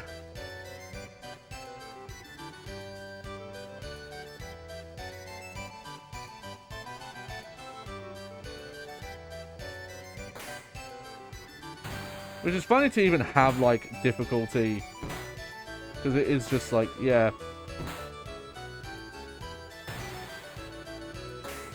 You know, it's random. It's just, hey, what do they pick?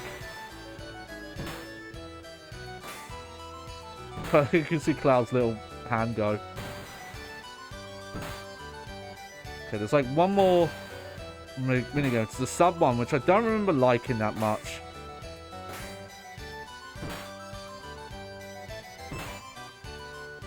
Oh, wow. I'm on a roll. That's funny. There's no real strategy, though. It is just... You know, with actual rock, paper, scissors, if you're playing against a human, there is some mind games going on. But, you know, none of that here.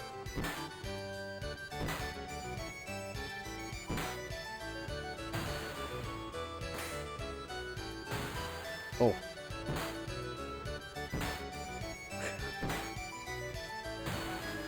Again, very simple for the time, but for now standards. But I still think this blew people's minds. It definitely, to me, just like, there's so much to do. You can play this game forever. Oh man, look at this guy.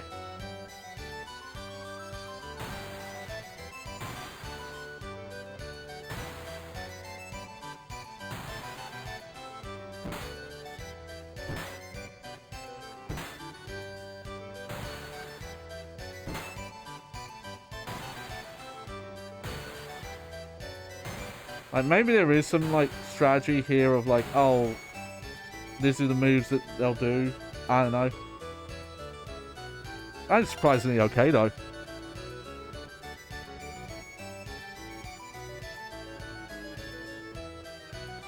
Alright, left turn, right turn, dive, rise, speed up, speed down, torpedo.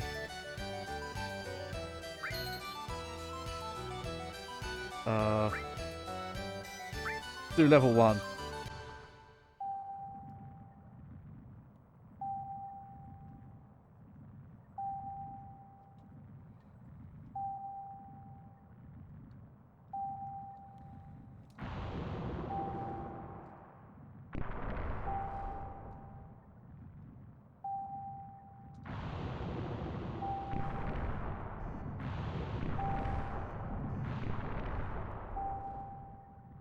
Look at that yellow submarine.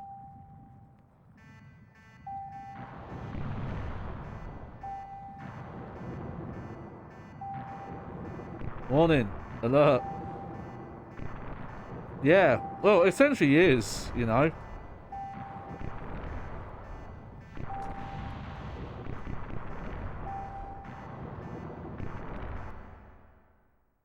Oh, there's our controls, though.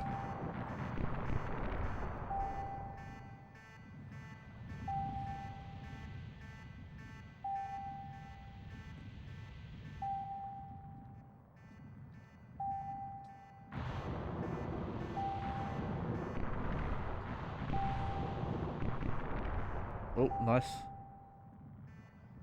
I like how a lot of the HUD elements are just, like, not actually that useful.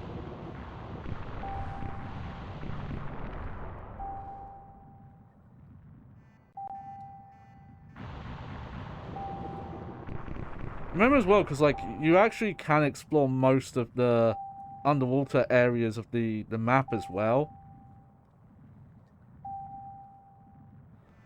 That's kind of the crazy thing about, like, Final Fantasy VII Rebirth, is that, you know, Midgar, they expanded, they turned it into, like, a full game's worth of content. But they've got, like, so much more coming up, like, so many locale changes. Like, especially if they split up the way they do. Granted, some people are saying, like, oh, it's 3 games because it's, like, following each 3 discs. But the 3rd disc has, like, the least amount of story content on it, gameplay-wise, because it's mostly, like, FMVs for the ending. That's where, like, all the longest FMVs are. And, you know, it opens up, like, optional areas, and that's, for example, like, that's when you can go back to parts of Midgar. Alright, can I quit this? Because, oh, we could change camera angle.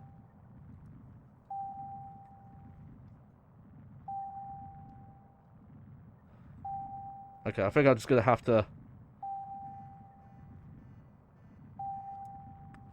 find a mine and... Yeah. Man, fucking Shenmue and Yakuza, they ripped this game off. Oh, that's gonna take a while. Okay. Well, we'll do it. Okay. Cause I was gonna look at the Chocobo races as well.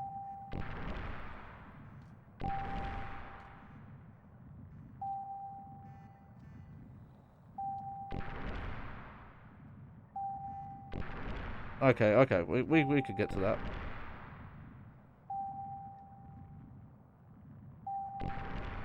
Mission incomplete, yep, that's fine.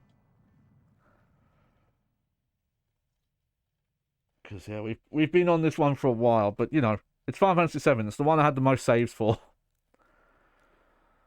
Just a shame we couldn't get to those, PlayStation... Oh, man, I only missed 2 ships. I should have just kept going. But, yeah, I'll have to look up those saves on PS3 and see if they're worth checking out. Alright, let's, Oh,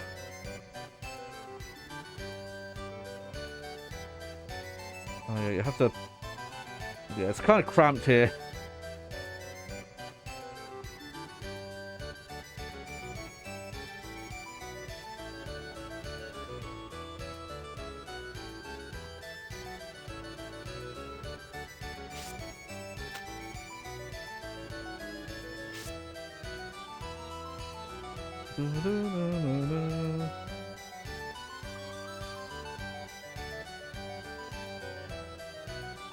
I think when I was young, I didn't realise there was like an animated Chocobo thing on the front there. Go, do it, that's it. Welcome, would like to buy Chocobo tickets? Yeah. Yeah!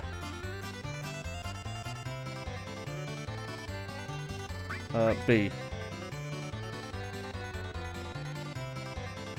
Okay, I don't think we're racing. I think I'm just betting on a one here.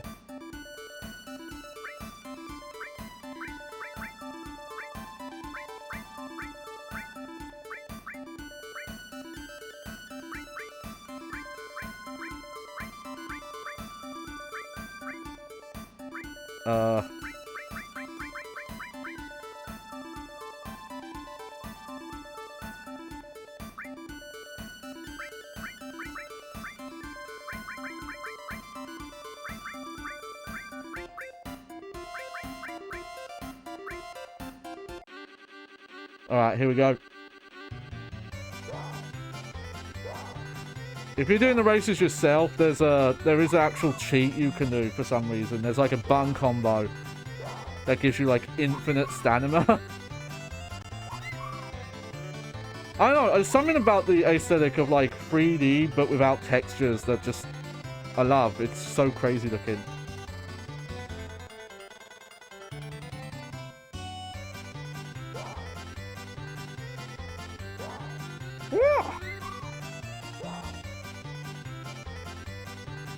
Yeah, they're going. Look at them go.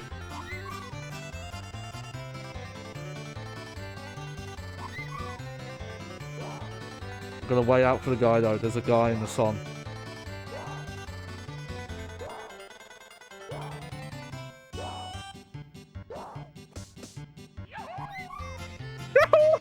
I love that guy.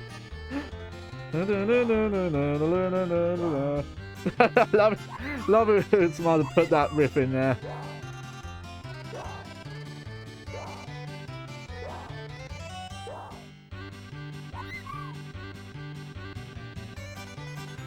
Well, there is some texture work here, but I just love some of it's just all like unshaded and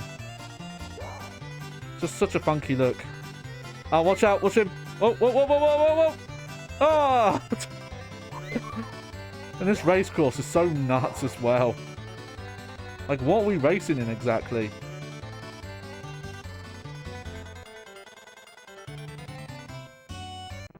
And there is a longer course as well. I love this, the 8-bit version of the victory theme as well. Alright, did I bet right? No.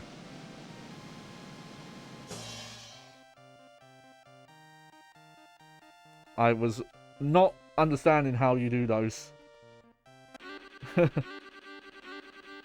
Oh. Alright, and then the battle arena is just, you do like random fights and there's random effects, so we probably won't look at that. Alright. So now, we're going to swap games. If I do this, does it keep playing the song? I think it does. I think it keeps the song in memory. Yeah. Alright, so I'll have to... Are all the English text for the Western releases... I don't... Oh, do you mean did they change the pre-rendered text for the backgrounds? I don't believe they did. I think it's just the same. Yeah. Because a lot of them are in Japanese as well. But here we go. So, Final Fantasy VII blew up, sold crazy good. Like, put JRPG style, like, RPGs on the map outside of Japan. Big enough that we finally fucking got one of them. And then, you know, they had to follow it up. And, what do you follow that up with? With, Final Fantasy VIII here. So yeah, platinum copy, so no disc art. Luckily, no fucking piece of shit wrote pen on this version. Some of these discs though, still quite marked up, unfortunately. You can see this one's got some. Got 4 discs this time though. Some of these are like not too bad. There was one I was looking at on here that was like, this looks like untouched. No, not that one. Nah, that must have been Final Fantasy IX then. But yeah, we've got to change category here. Hang on.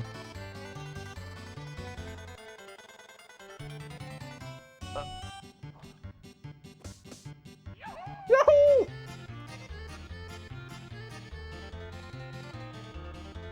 Oh. Claire, so can you do the change set game? What's the set game command? I forget what it is. Because Twitch is doing that thing where like you try and search for a game and it just infinite loads. Hang on, is it? Final Fantasy VIII. It'll be Roman numerals though. So V111. Sorry, VIII. But yeah, let's look here. There we go, thank you. Set game, that's it. But we'll look at the case here, because it's fun to see like how they advertise. But again, classy. Oh, you like my my donkey's? Here, we'll get it on shop. You like my donkey's mouse pad here? Yeah. Welcome back, El Sueno. Actually, I need to flatten it because it's all like misshapen and it makes my mouse like freak out.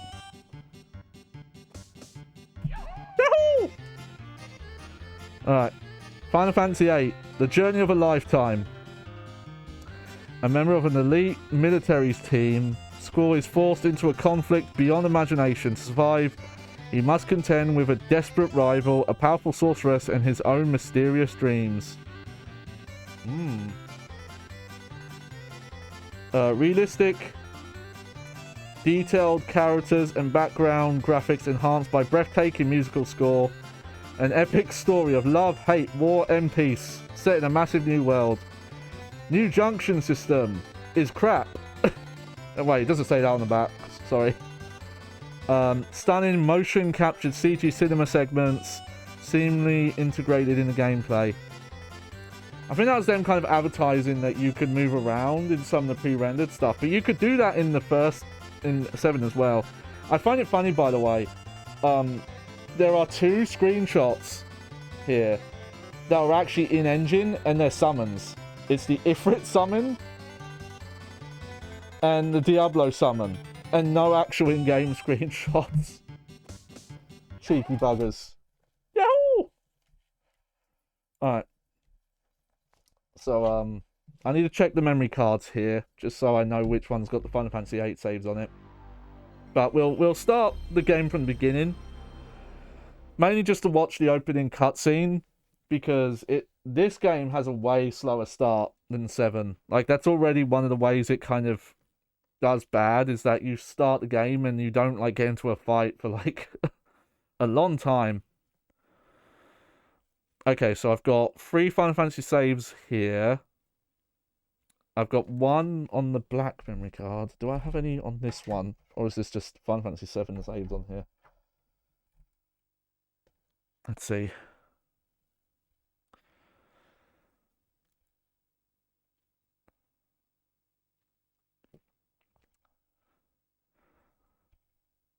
Oh no, there's 1 on there as well. Alright. So we've got some hopping around to do.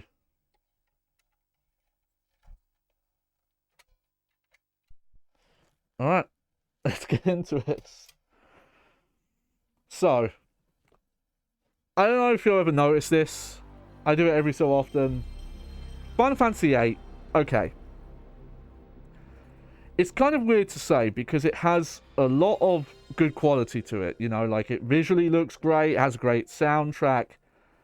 But I don't think it's a very good overall game. I think most of the characters, despite having some okay, like, visual designs, I think the actual writing of the characters, like, most of them are just annoying and unlikable. And the story is, like, 7's story gets, like, very complicated, and it doesn't help that, it was translated so quickly that it's, like, rushed and there's issues with it. Yeah, we'll get to that case. There are things to like about it. But the writing in general, like, this one gets way too complicated and, like, hard to understand.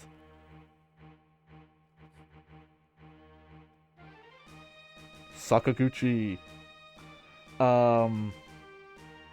And the change in how the system menu with all the junctioning stuff is, like, such a weird... Oh, check out this guy's crutch. What do you think? Look at this butt here. What do you think? I didn't remember that. Like the way they changed the battle system makes it so that you don't really, like, use any skills. You don't want to use, like, spells and things like that. The whole thing with, like, oh, when you have summons, you have to watch these, like, 5-minute in-game cutscenes and mash the X button at certain times, and that's the optimal way to play. But then there's, like, fun stuff, like all the limit breaks are, like, that, you know, much like there was hints of it in 7. That was fun, was it? Just having to hit the square button over and over at certain points, and doing that for, like, every battle because it was the most effective way to do most fights. Yeah, that sounds real fun. And the weird broken leveling system, we'll get into that when we look at some of these later saves. But then there's, you know, it's built off of 7, but the limit breaks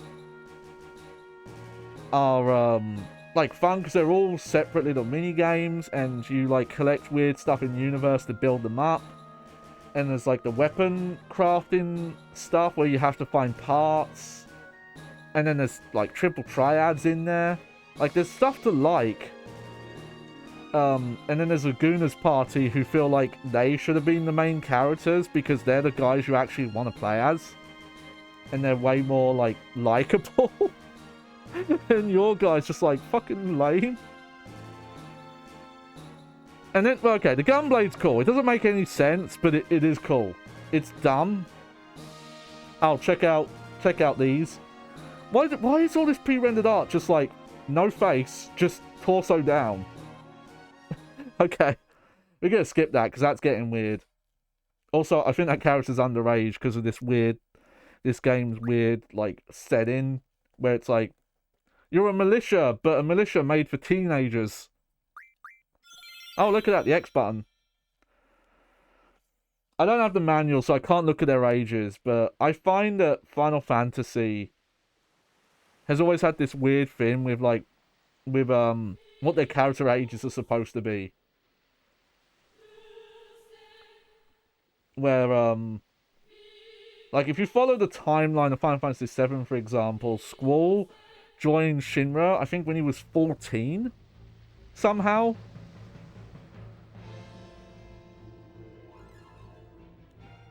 Yeah, Cloud, sorry. Yeah, I keep doing that.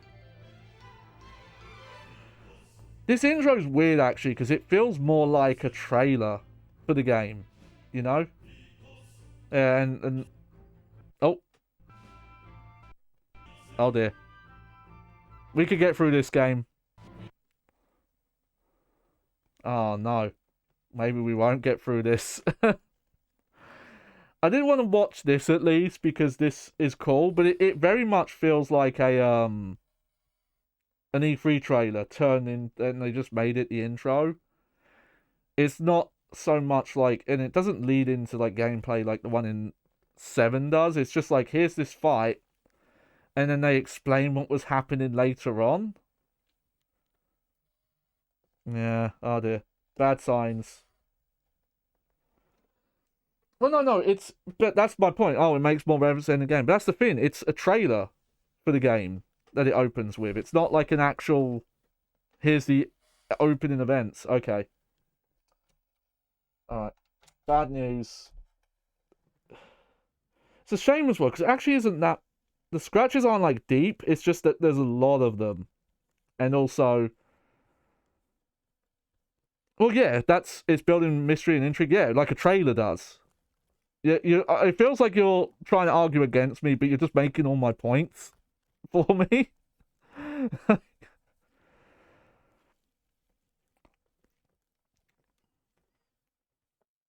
Like, it feels like a video that should play if you idle at the title screen. You know, like you...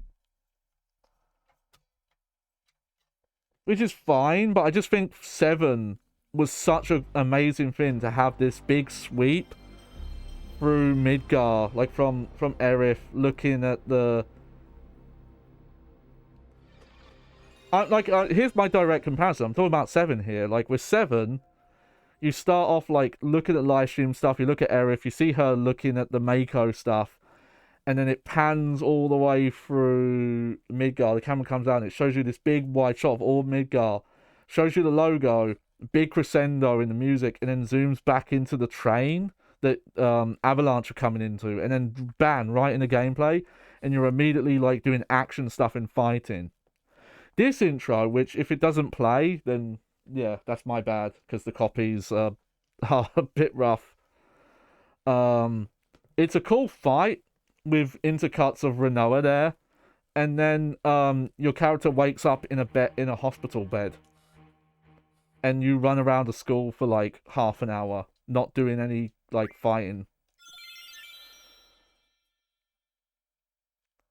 Yeah. The story is convoluted and it takes a long time to get to the real game. Like, that's my point. Because 7, even though 7, like, the Midgar bit is like the intro, it's done a lot better, like, as a self-contained thing. and you're like still immediately getting into systems. Like after that first boss fight is around the time that you start being able to equip like materia, for example.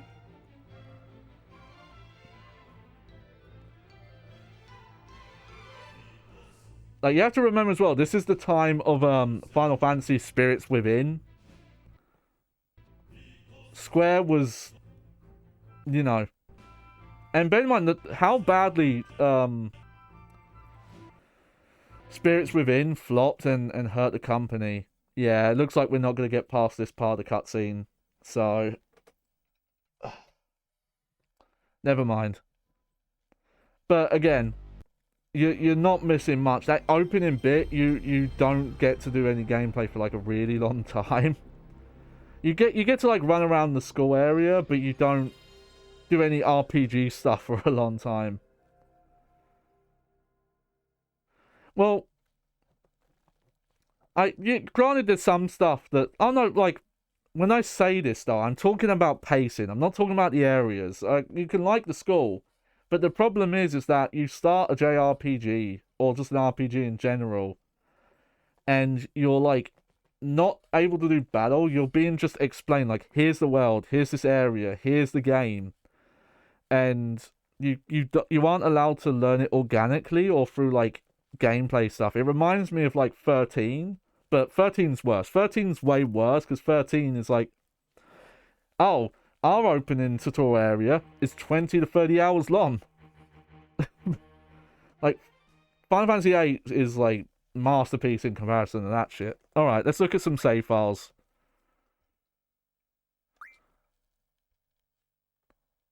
Okay, so... Okay, so that one... That's a endgame save. With Nikki here. I don't know who the fuck Nikki is. And that is near the end of the game. This is disc 2. Can I go back from here? Yeah, what's on slot 2 here? Okay, this is another endgame one. This is... I know what this save is. If it's on the island closest to hell, this is someone farming draw magic. Because the best stuff, you go to this island, you put encounter 0 on, and you walk around it, mashing the X button on the edge of the map to find the draw points. Clarice, you're not helping your case here. You're just like, yeah, I spent hours mashing one button doing nothing. Okay. So we have a disc 2 save. Let me see what the... Hang on, let me back out from here. Look, when you're a kid... Here's the thing. As a kid, I didn't dislike this game that much. I thought it was good. But I think over the time of playing it, I matured a bit as I was playing it. And specifically once I got to... Okay, so we've got 2 disc 2 saves and disc 4 saves. It's a thing of, for example, like, if this game got remade, it would have to have the most dramatic changes to it. Because, you would have to do a lot to make a lot of these characters who are unlikable. You'd have to change a lot of the way they're written. A lot of the order of events of the game. Like, all the junction stuff. Like, just get rid of it. Like, I don't know how you can make the junction and stuff fun. It's like they took the magic and all the skills and they turned them into items instead. The GF pet system, that's cool, where like, oh, you level them up like Pokemon and they give you abilities, like that's fun. But having your magic be consumable items and then you equip those to your stats, so why would you use your fire spell? Because that's every time you use fire, it's going to lower that stat that it's equipped to. Like, that's the stuff I'm talking about. Yeah, you'd rather try something new. Sure. And there are some new ideas in this that are great. It's just... There is some stuff in this where it's like... when the idea was like early in development, why did no one say stop then? You know? Alright, so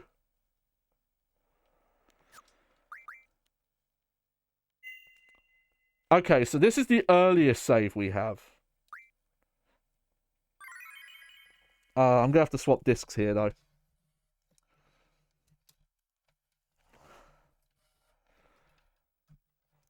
Oh, look at that. It's like a mini disc player. God, look at this though. I love this. Just everything about this image. The whole aesthetic of it. Okay, this disc looks less marked up. It's got like very small scratches on it, not deep ones like that first disc has. The sad thing is, if you got past that intro cutscene, right, you probably would be able to finish that demo. That disc. Like I said, these are discs that I would have to find one of those shops that buffs out discs and just be like, look, they don't work very well. You can try and buff them and see if they work. And if they don't, then I'll just have to replace them. But luckily, you can find people on eBay who are just, hey, I have disc 1 of 4 you can buy. And it's in working quality. Oh, yeah, this section. This section fucking sucks, by the way. I'm going to say this now, the prison.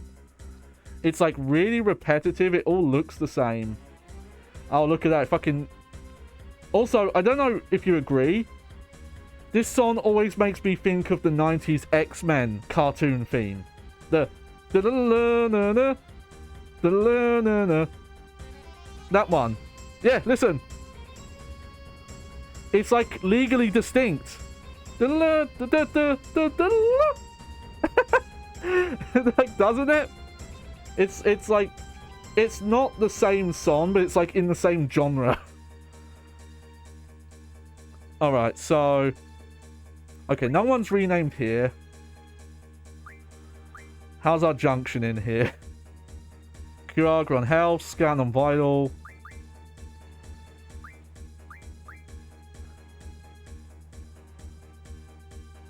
I've never had that thought, but I agree about the part... Yeah. What GS we got? Quetzalcoatl. Feel like that's Daffy Duck's favourite summon. Shiva, Ifrit, Siren, the Brothers, Diablos, and Carbuncle. Hey, it's Jabba. Hey, we're playing your partner's favourite game.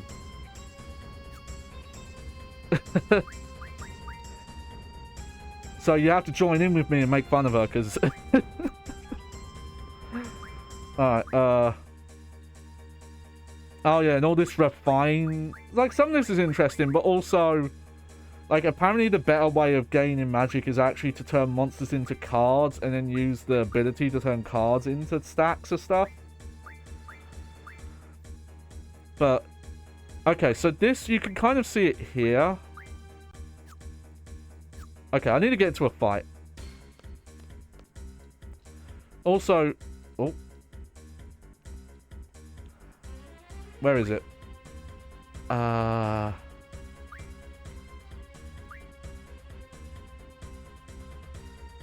Okay, this is cool. Online help? What the fuck? This isn't online.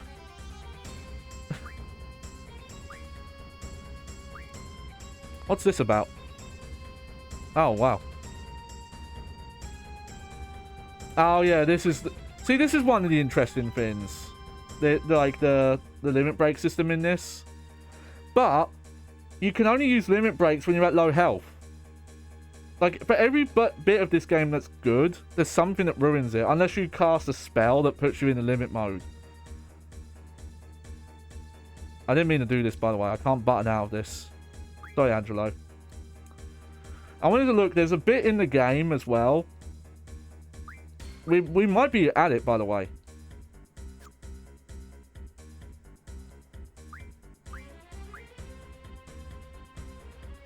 Oh. I can't blame the game for this too much, because I shouldn't have picked this. I like it. I find it funny they called it online help, though. Oh, there's a test you can take, which I think, like, change... You have to do these tests, by the way, because these, this is how you get more money in this game.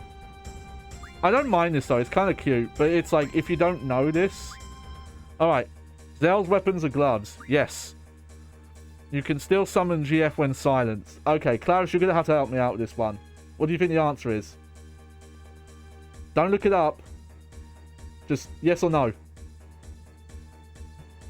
Ah, you don't remember? Fake fan alert. Ah, fake fan alert. Quick, give me an answer. Which is it?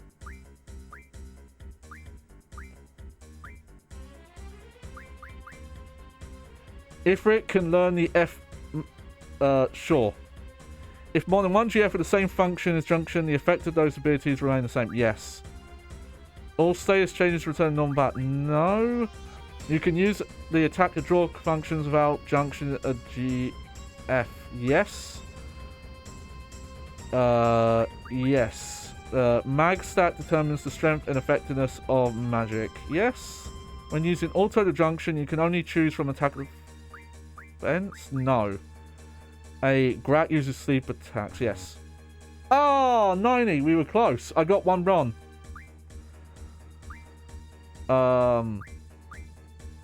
Here it is. The info corner. There's somewhere in here.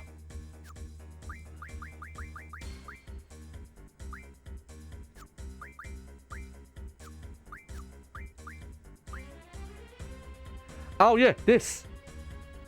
Hey, Clarice, I'm curious. Do you know what's fucked up about this? This wiki entry. This, again, gives me 13 vibes. But, again, 13 was worse, where after every cutscene, there was a wiki page that unlocked. They explained what the fuck happened. So, there's a cutscene in this area. That it's past where I've saved here.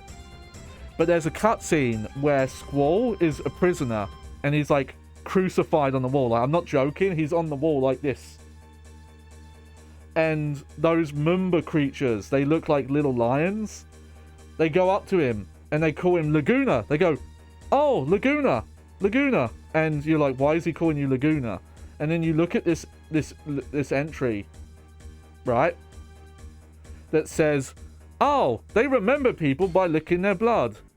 Oh, Squall and Laguna are related by blood. This is a major spoiler for, like, dozens of hours later into the game.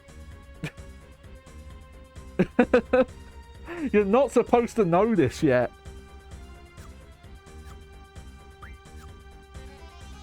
It's cool they've got that menu, though. You can look all that up.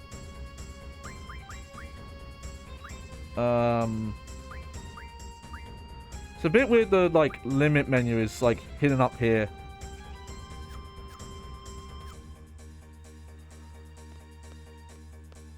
Irvine's cool, though. What's his name? Is it Irvine? I need to get his name right.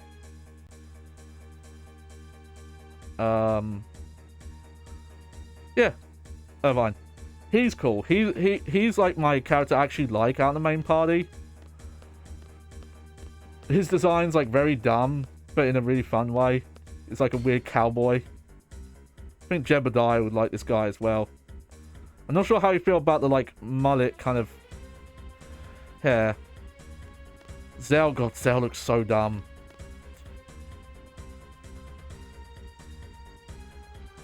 Zell, look, he's annoying. He's got a fucking Mike Tyson tattoo on his face.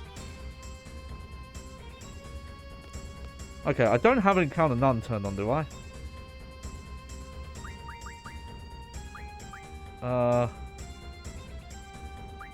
No, don't think so.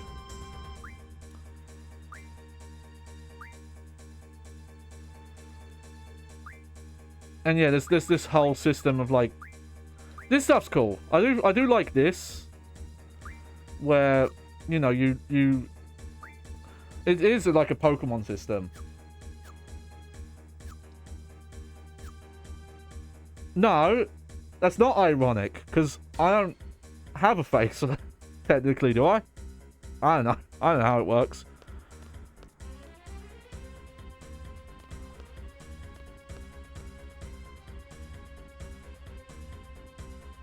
Well, yeah.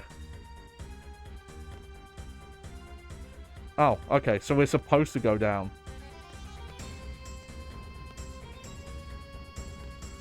But yeah, it's like, oh, you're going down multiple floors here, right? But all the floors look the same. Okay, here we go.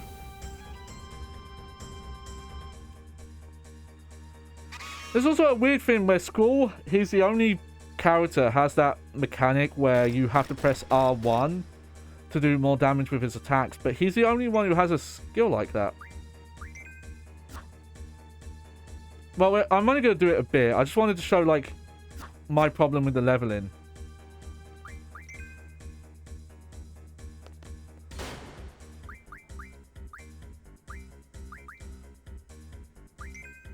That's the thing that, admittedly, I didn't ask a lot, but also, like, if I'm thinking right, if this guy has blizzards, he's gonna be not weak to it.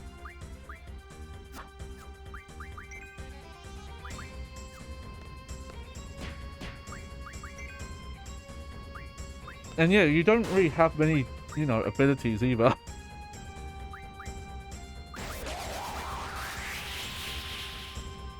And also, this bothers me. Look, what's my max health? How low is my health right now? I don't know. Oh, he's having one of those, oh, I don't remember what the PlayStation 1 looked like moments. Sorry, Jabba. Alright. Weak against wind. Oh, okay. 100 HP.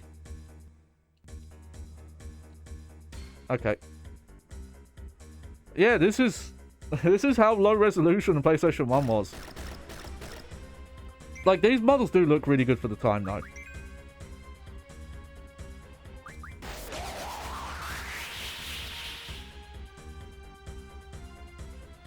Yeah, it's 720p upscaled. But, you know, the PlayStation 3's not... Sorry, the PlayStation 1's not...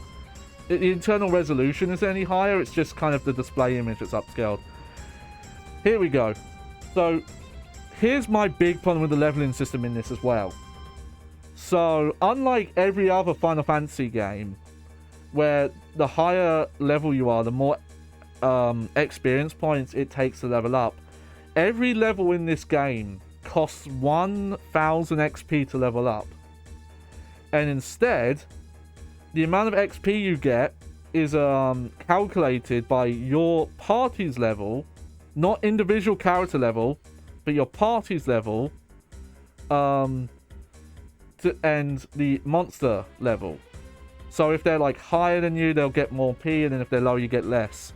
Whoever gets final hit gets bonus XP. That's why Irvine got 86.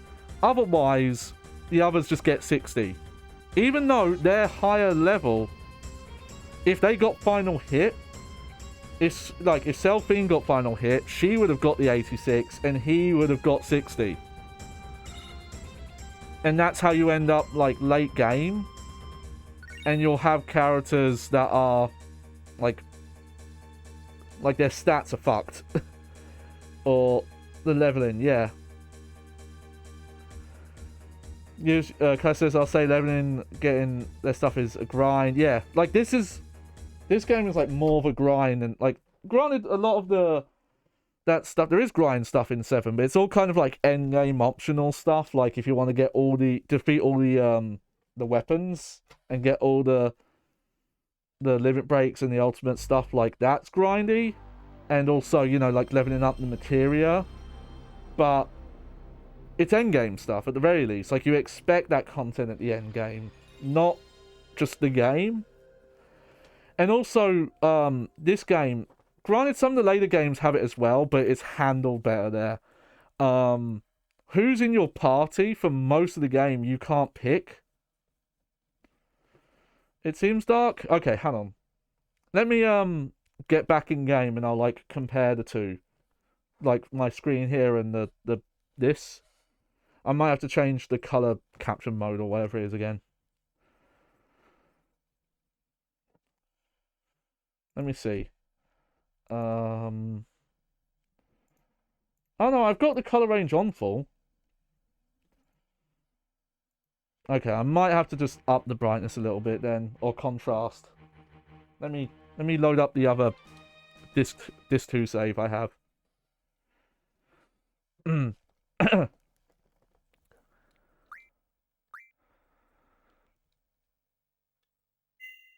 Okay, so Fisherman's Horizon. Don't know much about that one.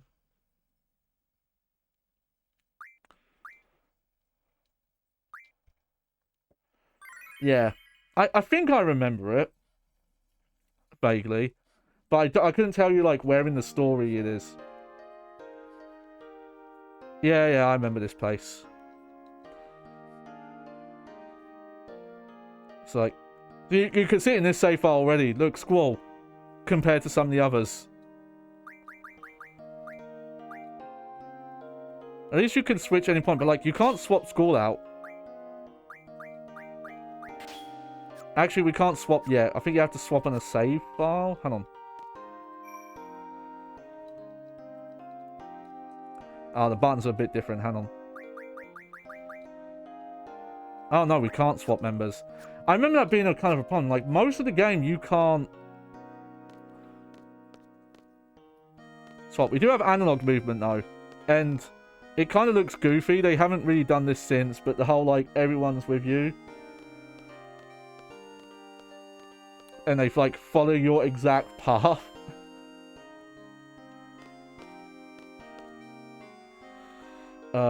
There's the mayor's house. You see it?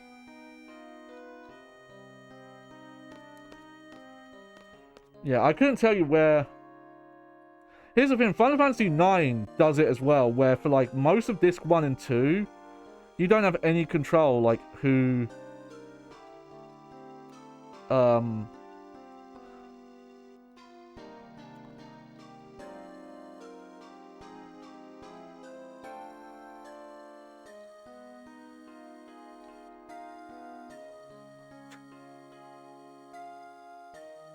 Huh? Cards, eh?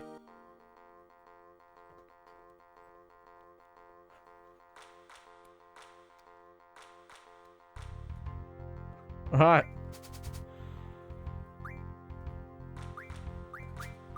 Okay, I haven't played Triple Triad in a while.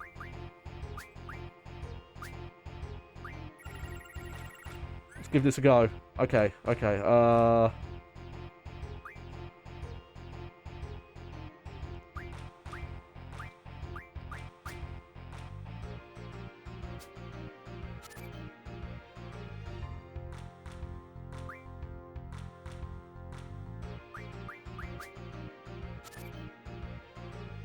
One of the problems with this as well is you can really fuck up yourself in this if you're not careful about like all the different rules.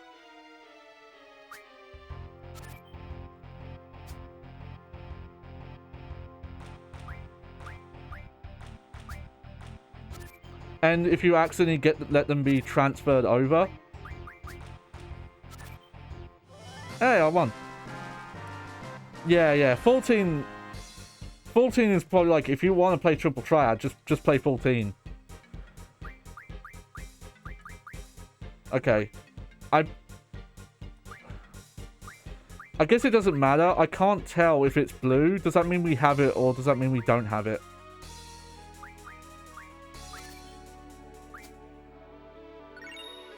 Plus, well, the fact you can lose cards means that you have to do a lot of like reloading saves, and then if you accidentally transfer a rule over, it's a nightmare to like get rid of it. From what I've looked up, you have to like manipulate the memory of the game. Familiar face 2. Okay. Hey, real life Triple Triad would be fun. I mean, it's just weird that it's kind of based on 5 cards though, and that kind of limited size. Huh. Does it say in here maybe if I go to information? No. Okay. I was curious if there was a way I could look up what I'm supposed to be doing.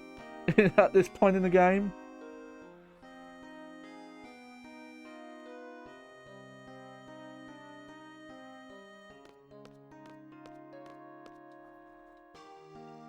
I told you, I ain't drunk. Alright. Sure you ain't, mate. Ah, hick. I'm through making my own booze. I'll take what people, hick, give me.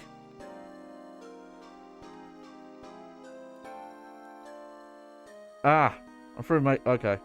He doesn't want to play cards.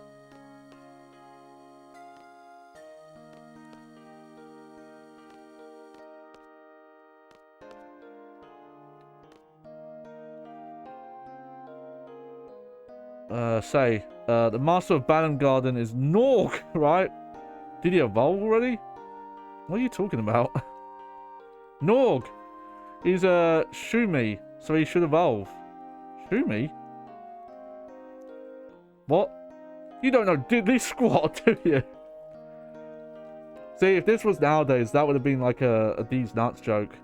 Like, show me these nuts.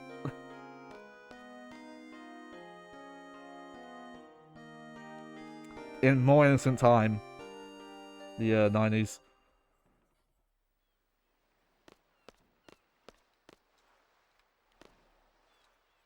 Found the draw point, nothing there. Okay. That little brat. It's a Wallaby. Oh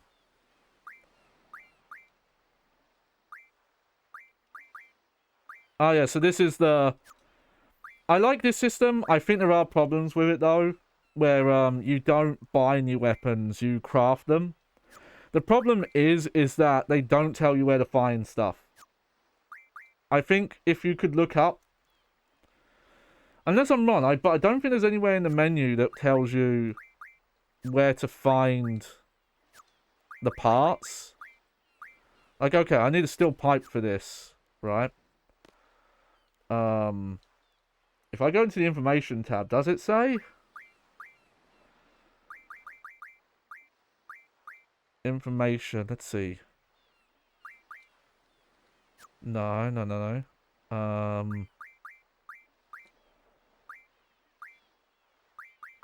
nothing there. No.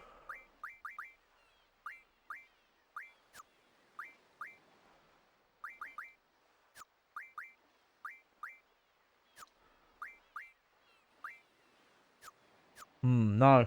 Not that I can see.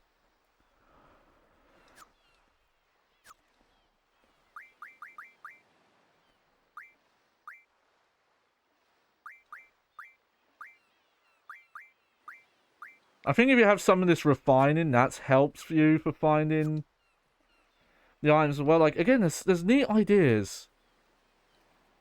Just executed very weirdly. Oh, look at that.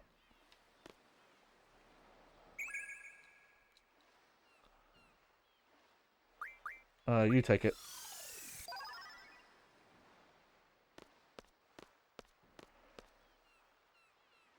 I wonder if anyone's tried to fan hack stuff in to make it better. It's probably too thorough though, like how much you'd have to change.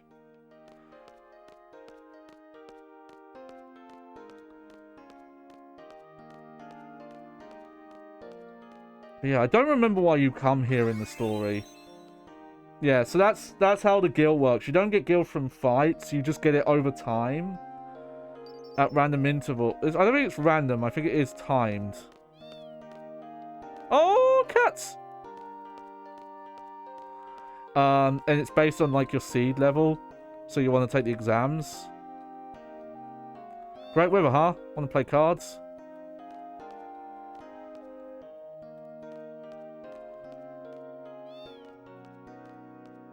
I'm noticing as well, it's very easy to like run around and like hit the environment in this one.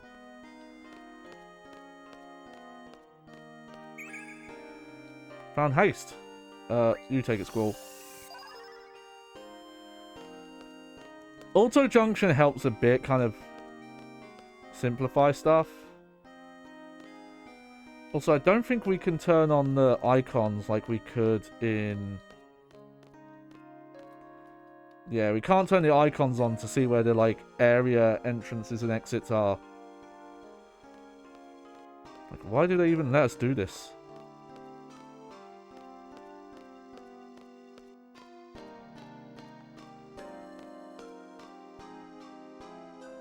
Yeah, I was hoping there were, like, save files that were kind of near filled parts. And we could find something interesting, but... yeah, I've got to figure out how to get out of this town.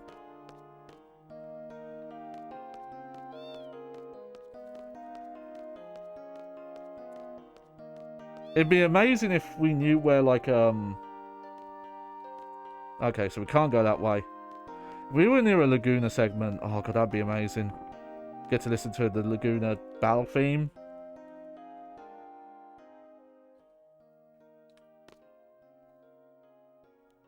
All that stuff there I got from this guy in Shumi Village. We're both artisans and share a lot in common, so we get along real good. Yeah, that's the Mumba there.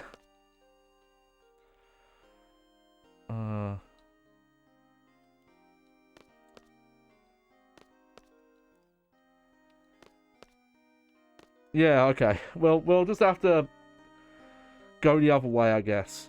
This seems to be a dead end.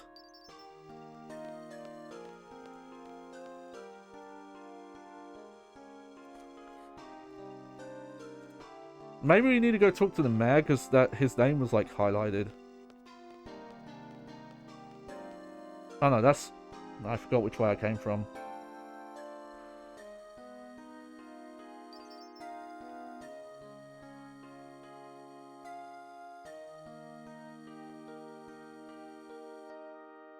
Okay, that's... I guess this path is blocked as well. It's kind of hard to tell.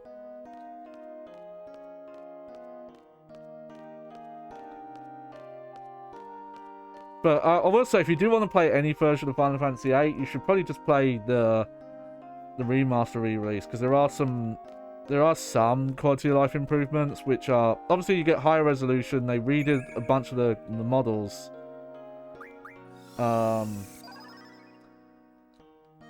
There are some issues, I think, so I think it's something where, yeah, I think it is on Steam. I think there might be like some mods to fix some stuff. I think there might be an issue. It's like some of the menus like run at a lower frame rate or something, which 7 remaster had as well. But you can just enable like fast forward. You can run the game at like 3 times speed, and you could just turn on like battle assist whenever you want. Oh, Final Fantasy VIII got a random update and it broke your undone mod. That is weird. It's also weird they've never made that official with the remasters. Like, why not just let people play with either?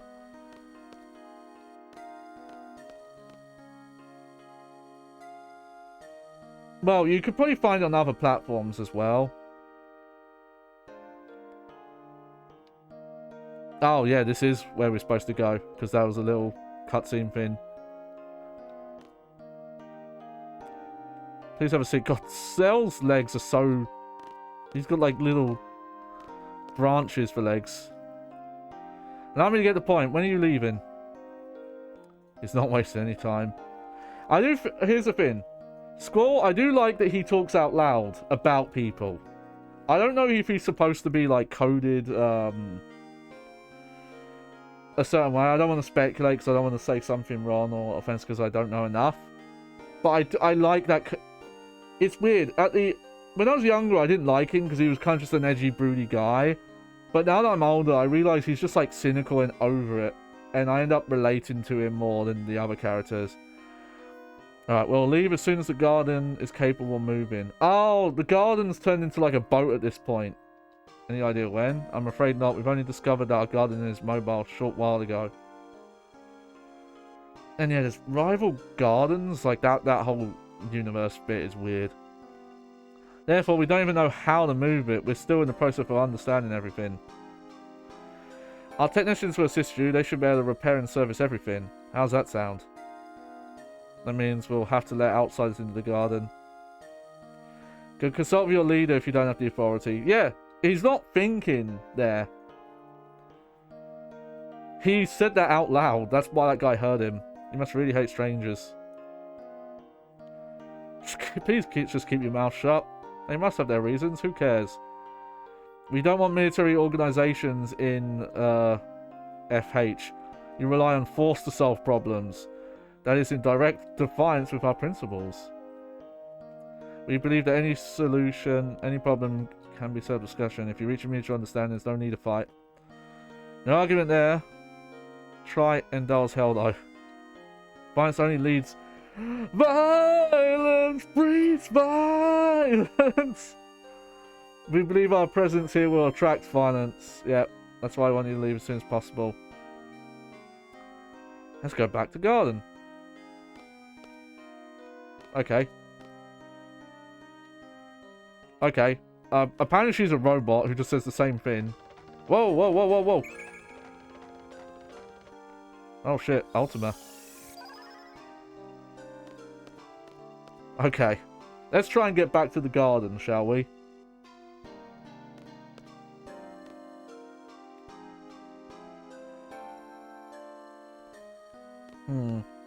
See, the remaster, I saw my sister. Squirrel, why didn't you tell him off? Forget it, you can't expect everyone to welcome us.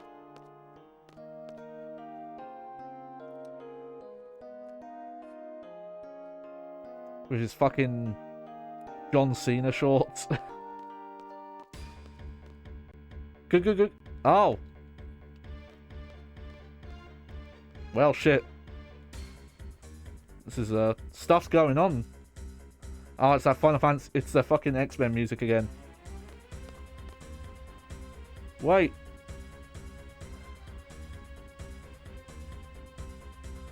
God, trying to figure out what this character model looks like at this resolution is so hard. They're here because of you, right? They're after you. Maybe. You better take full responsibility. It's your fault. Fine, we'll take care of them. I don't like the sound of her tone, though. We mustn't rely on them. They won't be able to do anything without fighting. Don't tell me he's going to try and reason with them. Do-do-do-do-do. I'll go talk to them. He's dead. You know, yeah, see? I actually like Squall. He's blunt to the point. He might be a bit antisocial. Nah, you know, we're not going to save. I assume it's this way he went.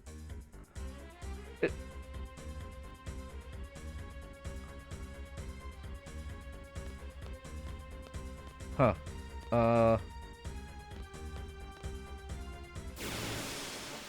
Oh. Apparently we're getting in fights now. Okay. Whoa, what the fuck's that?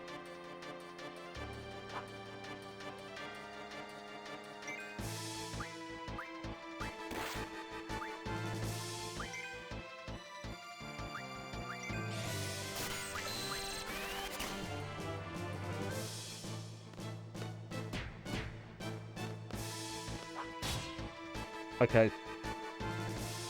I have to try and learn. Also, because Squall has the, like, the Gunblade ability, he almost always ends up getting final kill.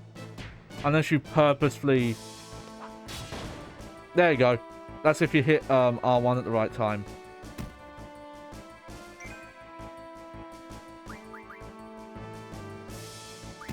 Might as well do one of these.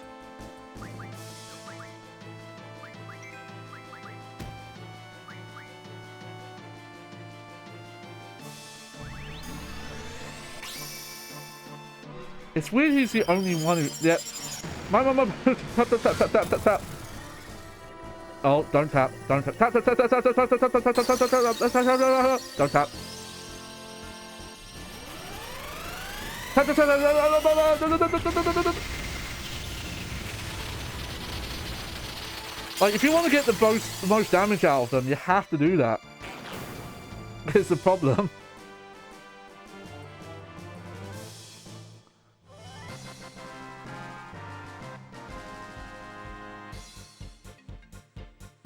Oh, okay. So if the summon kills them, they all get the same amount of XP. Okay. Interesting. Oh, Siren learned treatment. Also, I should mention as well, we haven't talked about it much. Oh no, it's not there.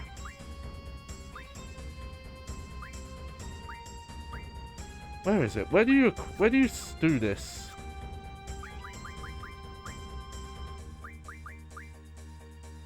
Yeah, here it is. You can only have 4. You can only have these. You're not allowed to have more than this many abilities for some reason in this game. So if I want to have magic on, I have to get rid of item or GF or draw. Like, that's why... There you go, there's a bit more there. Treatment, magic. Like, why? After how many, like, Final Fantasy VII would let you have?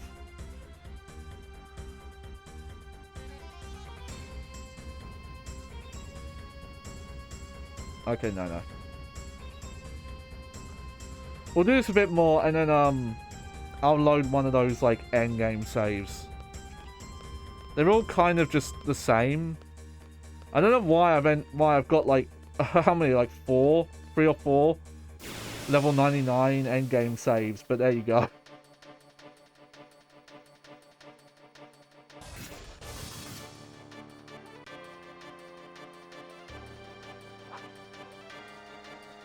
Again, there's differences in this game I like. It's just I'm not gonna...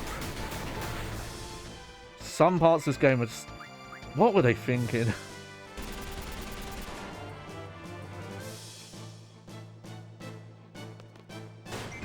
I hear 16's great. Everything I've heard about 16, it sounds really good. So...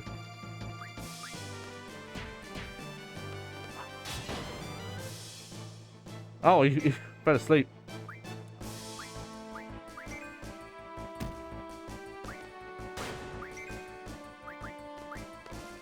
Oh, nice.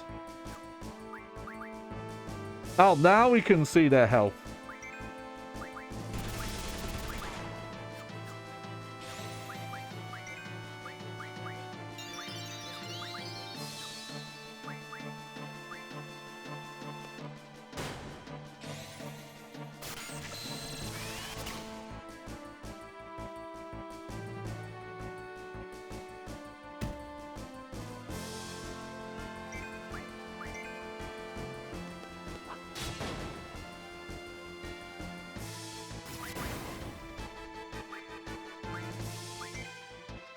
Yeah, so this is the problem you get sometimes. Where it's like, oh, I want this stuff. Now I'm just going to sit here and draw for like an hour.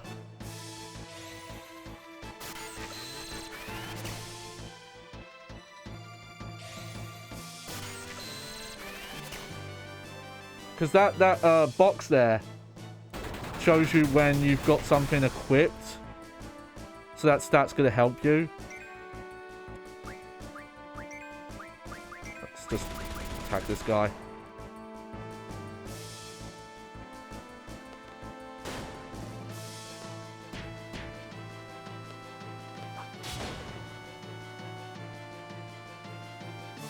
It's weird there's no other little, like, timing mechanic. Legend of Dragoon is the game I always think of that, because that has a lot of it. Where, like, every character has, like, a timing mechanic on the attacks.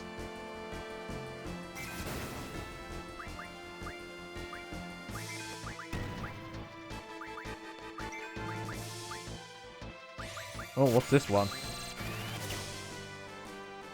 I can see some way it's relaxing, it's just... Again, with the fast forward, it makes doing stuff like this a lot more tolerable.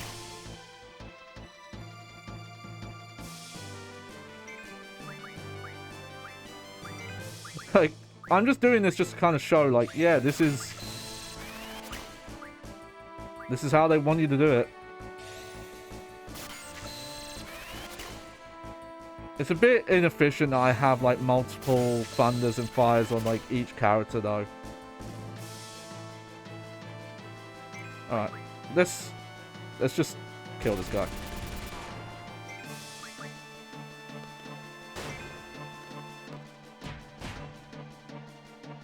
Hey!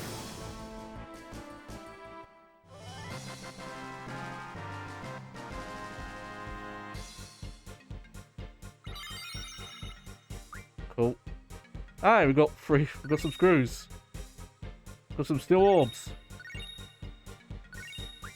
I don't know if I have it still. I actually did have a guidebook for this game. I don't remember where it's from. But it was like a full walkthrough guide, but it wasn't... Instead of making it like A4 size, it was smaller but really thick.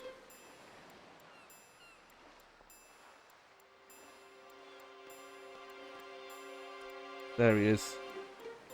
Kills me to help that old fart.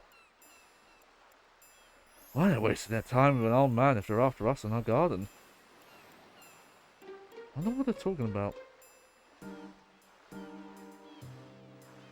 I already told you. I've never heard of this girl, alone. There's nobody here by that name. Alone?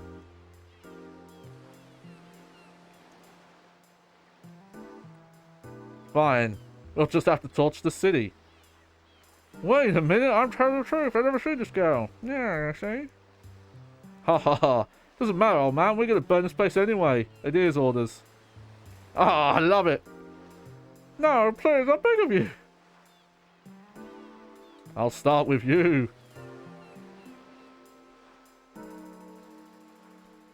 You gonna burn him while holding him that close to you? Because, yeah, I don't think that's gonna work out for you. Listen a little longer.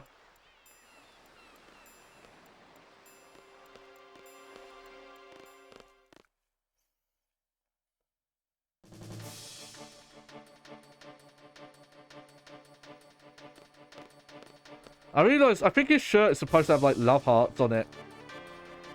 Like it's a heart pan. We're seeds! Ew. Get the ironclad over here. I'm gonna crouch. I'm sorry, but we have no choice.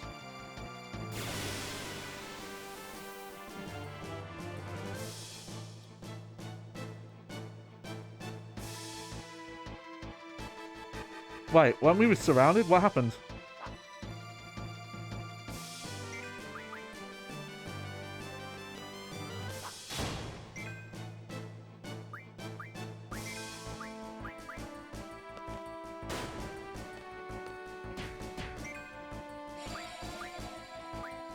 Oh yeah, take care of that guy.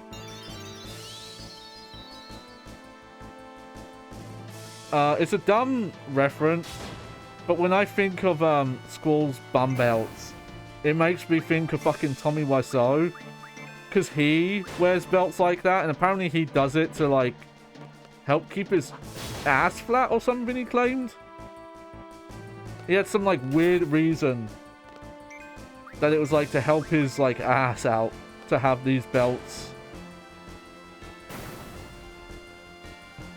This was definitely around the time that like Tetsuya and Yamura decided to get really into belts. Oh nice, just some level ups.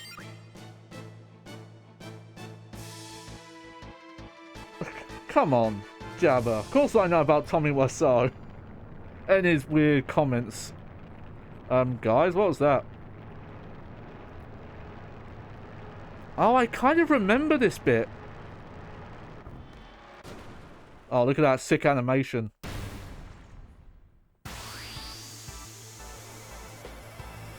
Yeah, it is oddly specific. You have to blame Fine Sauce for that. I think that's where I heard that story.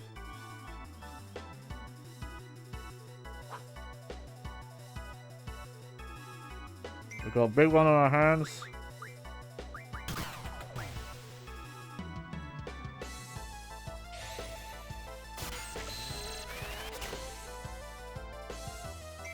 Stopped, huh? Alright.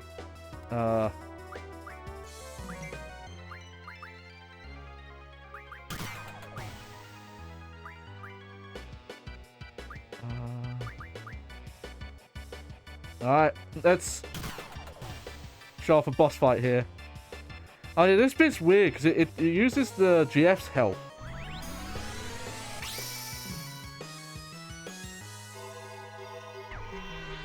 Oh. Oh yeah, this one you don't mash. I believe this just puts buffs on the party.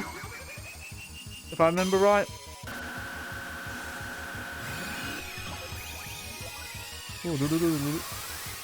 Yeah.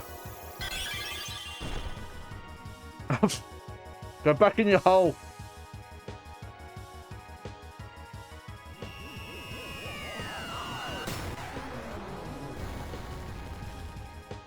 Oof. Brotherly love.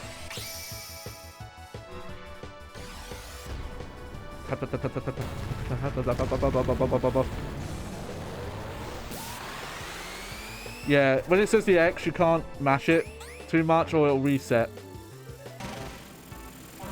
Oh, Jan, Ken. Oh, shit.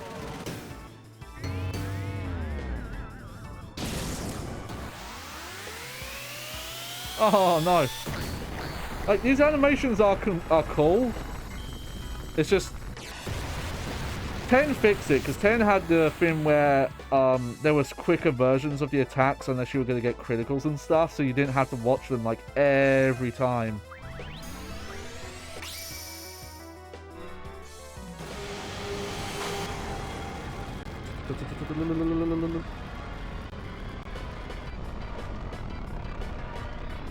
Plus, you controlled them and stuff. It was a cool system. Like, some people are really downer on 10. I think 10's a better game than this, though. So, Triple Triad's better than Blitzball.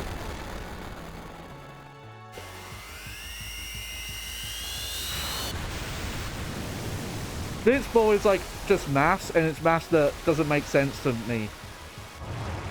The amount of times I would look at the numbers and it says, okay, this number's fine, and this number, it should win, and then it doesn't. And I don't know what I've done wrong.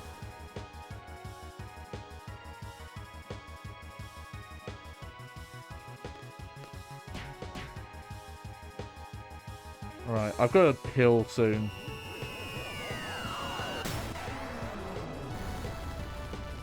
Oh, shit. Well, I'll go do more than heal.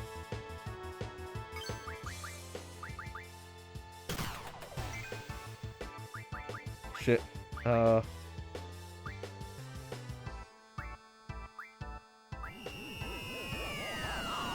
we might die. There we go. Alright, well, that's the end of our adventure. Gamel Bella. I hadn't been healing, to be fair, though. So that's on me. Oh no, it broke our sword. Not the gun blade.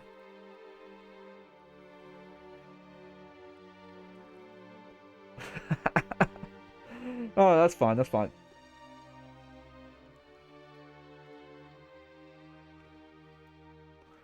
Okay, well, we'll find one of these endgame saves. I just have to pick which one I want to look at. Oh, yeah, no, we have 9.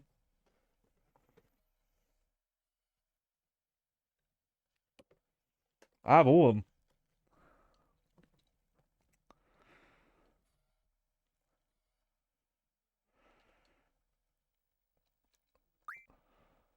Okay, let me remember right. Is this the... Okay, that's the prison save. I don't want to look at that again. Alright, let me peruse for a minute.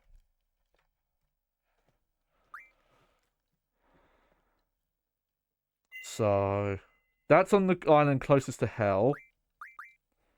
No, funny enough, this is disc 3. This isn't disc 4. So we'll pick the disc 4 saves. Okay, so that's just outside the boss room there.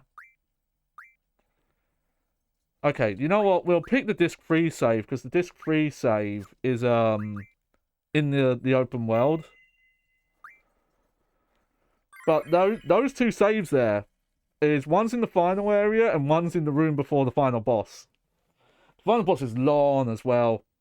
It's like it's got 3 phases. It takes so long. I watched one of my sisters do it. Plus, it has that weird system that, like, if you don't revive your party members quick enough, they just disappear from the fight. It's weird. Alright.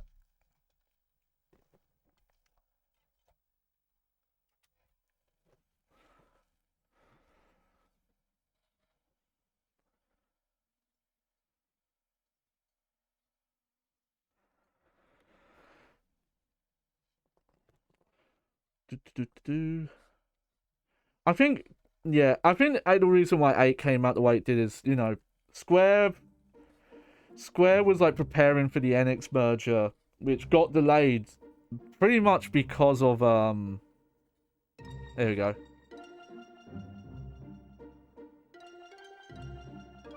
Glorious map graphics. I gotta say, like, I don't think the map is wobbling as much as it did in oh, there we go, look.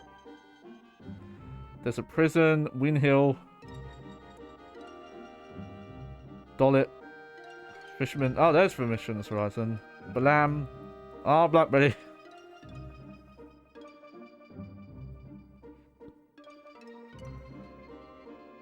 Alright.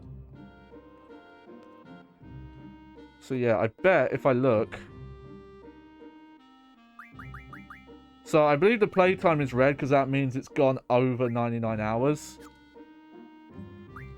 This is funny though. They're all like a level 100, but they're on disc 3. Okay, so we've got levels up medicine.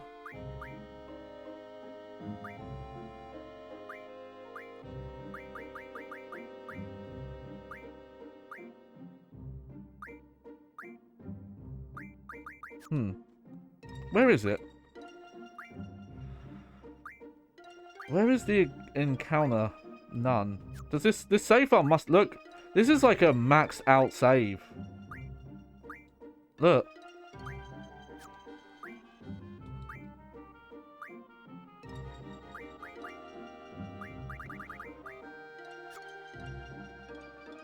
Like, not, okay, not entirely. The compatibility's not maxed out. Okay, there's the find hidden draw points thing. You need that. Which one? One of these guys has encounter none. There it is. Oh, so you have to turn it on here? No. I'm trying to remember how you equip that. Is it in the status? You know what? I think I remember now. Oh yeah, here it is.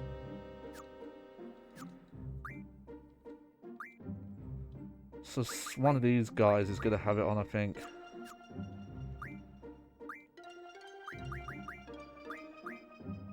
Oh, weird. They don't have encounter none on. Whoops. Alright, well, let's look at this save file, shall we?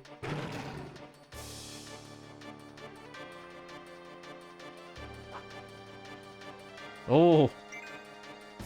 Got some cool weapons here. Bahamut, Tomberry, Eden, Alexander, Pandemonia? I don't know that one. Doom Train! We have to look at Doom Train.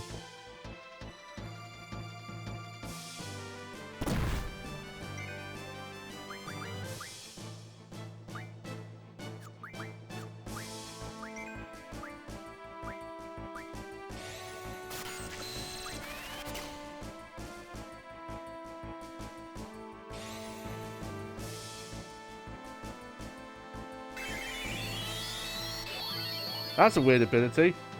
Just full heal yourself? Okay. Runaway train. Yep, here we go. Choo-choo! Choo-choo, motherfucker! Like, this is fun. It's dumb. It doesn't make any sense, but... Oh, I mashed too much.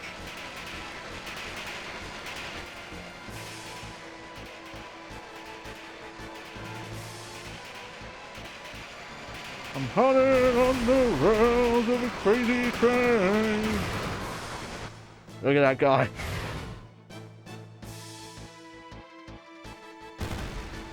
What the fuck? I'm just healing this guy, apparently.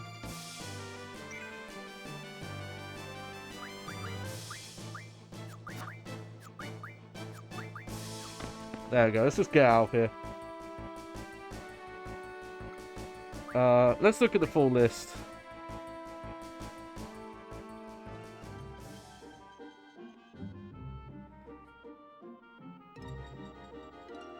Let's see. Let's look at the summons on here. Yeah, no, there's everyone.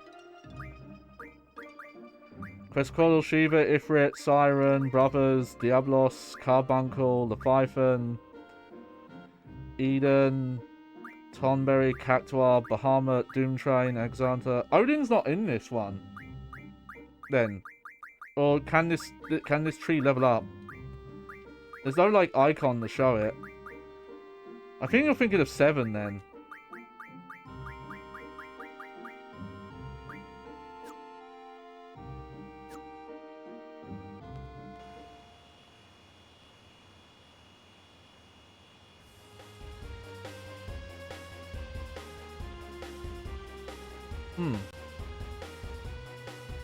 Well, I don't remember, then.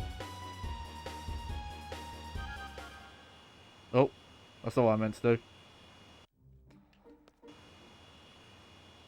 Try and remember what the controls are. I have to look at one of those, Oh, it's the random one, yes. You're right, yeah. As soon as you said it, I remembered.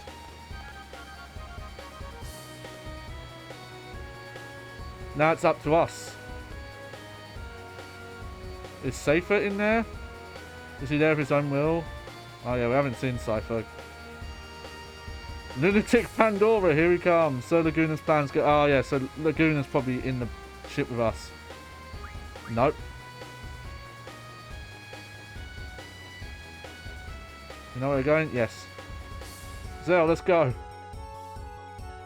But yeah, you can explore the whole ship.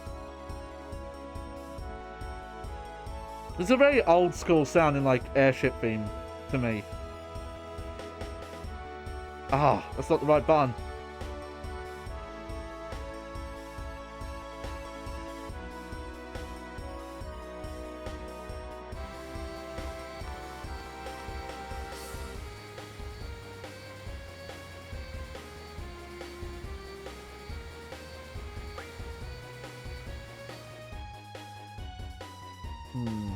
How do we do it? How do we move the ship around? Not circle.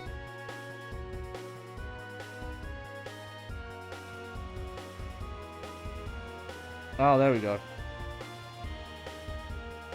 Triangles go backwards. Also, take this, flat earthers. We're on a globe.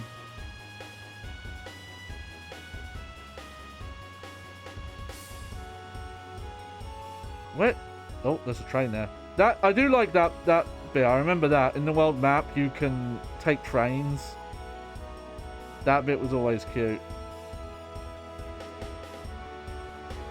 Oh, that's the Lunatic Pandora place. Might as well check that out. Yeah, there's the train. Again, there's bits I like about this game. There's just so many problems with it. Can the ship not go faster than this?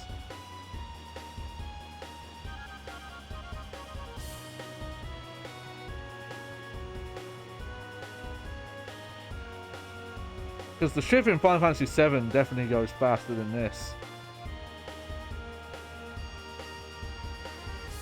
Oh, this is really slow, actually, compared to 7.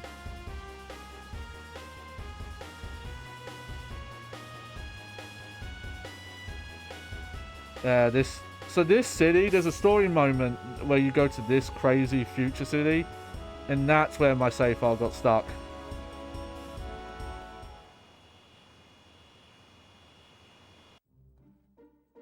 So is this the place?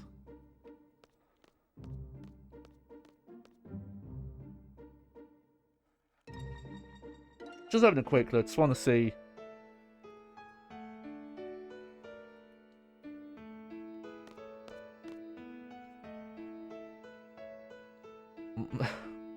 Hack, hack, hack.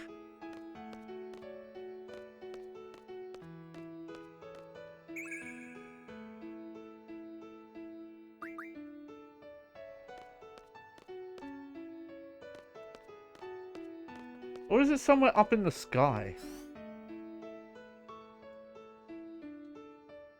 That's one kind of issue I remember as well with the end disc, is once you get to the final place, most of the map you don't get access to anymore. You get like locked out. And when you get to a certain point, you're able to warp back to certain areas, but most of the open world maps locked off to you. It's a really weird choice. Because like in 7, you can get... You know, there is a point of no return, but you can go quite far into the northern crater and leave. And outside of like story areas, you know, you can go back quite far.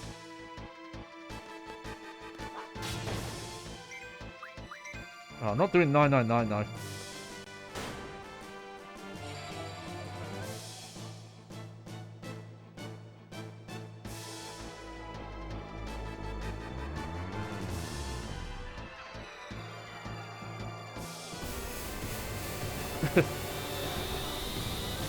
This is the thing I remember as well. It's like, if I feel like the word for it might be a bit crude, but the word for like some of this game is it feels a bit masturbatory.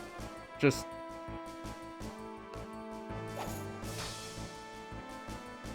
the way it is with like how long the spells take. Granted, I think these battles are running a little slower because it's a PAL version, but I could be wrong there. I was going to say earlier, I forgot to say it, but I saw my sister replay this game via the remaster, and she apparently got to a point where she was just like playing the game in fast forward and not even reading the story because it was just taking so long and she ran out of patience with it.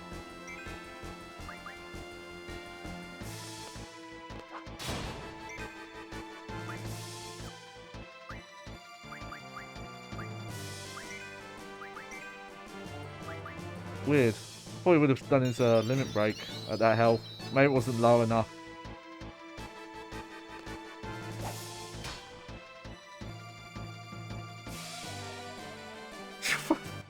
Fucking... Nah, you know what? I'm tired of watching this guy do this meteor attack over and over. Alright.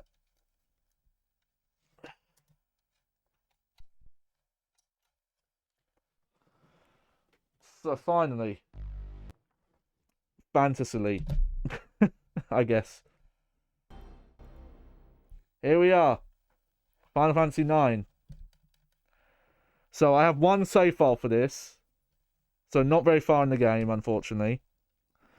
Hey, we have a screenshot that's actually in-game this time. Look at that. Okay, these are all pre-rendered. That's actually in-game. Here's the thing, you see this here? It says 1 player. That's a lie. You can play this with 4 people. I like this cover though. I like it's just kind of more moody. This is another one where fucking asshole writing on the discs, especially because of all this really cool art by the... Oh, I forget his name. I have an art book by him. The guy who used to do all the Final Fantasy like key art. Not, he wasn't the character designer, but he did a lot of this art.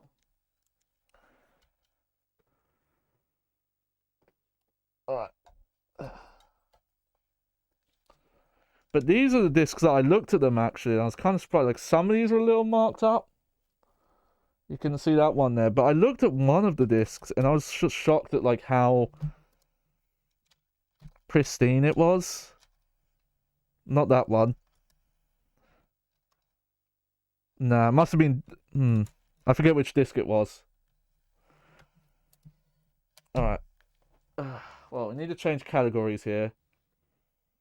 we're not going to go too much longer because I actually don't have as much to show for this one. I just got to find. Okay, there's my Final Fantasy IX save.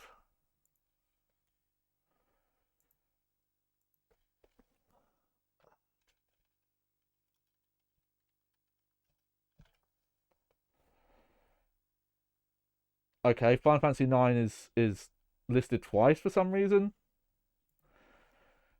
As always. Hold on, let me look at that again. Oh, okay.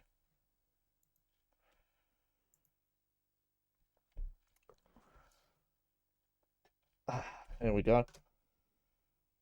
So yeah, so we're just gonna start the game fresh here again. Here we go. Here's the one save I have. Oh, can't point too far that way, I get cut off. Which I don't think is very far in the game actually. Even though I beat the game on PS3, apparently I don't have that save anymore. I just have this one about 20 hours in. So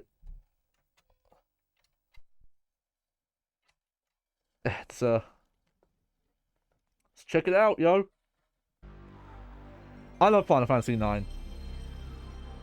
Like, if I was ranking like favorite Final Fantasies, and granted I've not played most of the, as I mentioned, the pre-7 ones. It'd be 7, then it would be 9. Like 9 is definitely more guided. It's definitely once they wanted to start getting a bit more guided with stuff. It feels like a bit of a precursor to what 10 ended up doing, but it still has a lot of open map area. But it was really a breath of fresh air after like 7 and 8, like not having a moody protagonist. Oh yeah, this song. Love this song.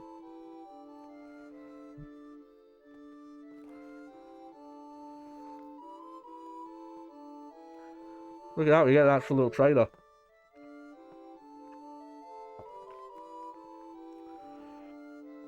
Also, like, the CG quality in this, like, the jump from 8 to 9 is surprisingly huge.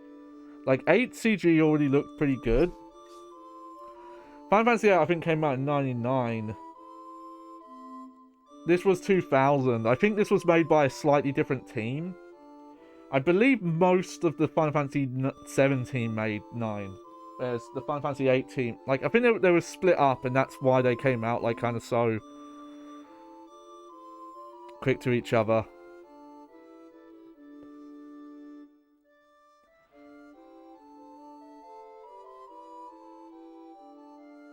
Alright. So, let's see how this game opens. Hopefully we can get through that opening cutscene without shit breaking again.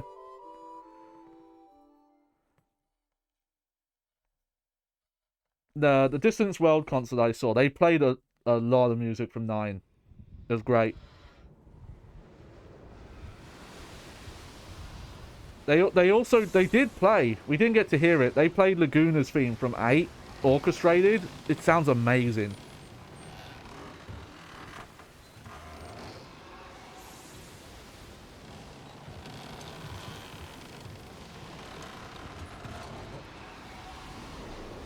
I believe this was the last game that Sakaguchi had any involvement in because of how badly like Spirits Within went, and it like almost killing the Square Enix merger. He left the company though. He took like a lot of money with him, so apparently like I think that's what happened. He like when he left, he took, oh dear. Ah man. Oh, all these old copies. Shit. Alright, we're just gonna load the save file then. From what I remember though, that CG one does actually lead into gameplay, but not the same way as 7. 7 is still the peak for that. God. Again, these were all brought used as well, so the discs were not probably great quality to begin with. It's a shame though, because they're not even that marked up. It might be like the laser on the PlayStation I have to clean a bit, because if they haven't been looked at in a while, they don't read scratches as well. So here we'll just load the save file I have. Good thing I pulled that save file then, because we would not have been able to look at this one.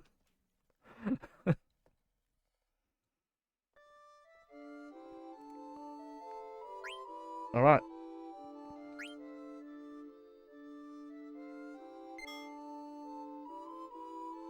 What? This is disc 3? I forgot this about this game. It's weird actually. Disc 1 and 2 are quite short. Because I think it's because there's a lot more like CG data. Like I think the backgrounds are better looking. Like higher rendered. And I think there's a lot more FMV in this. I did not think like 20 hours in was disc 3. I forgot, like, you go through the discs really quick in this game.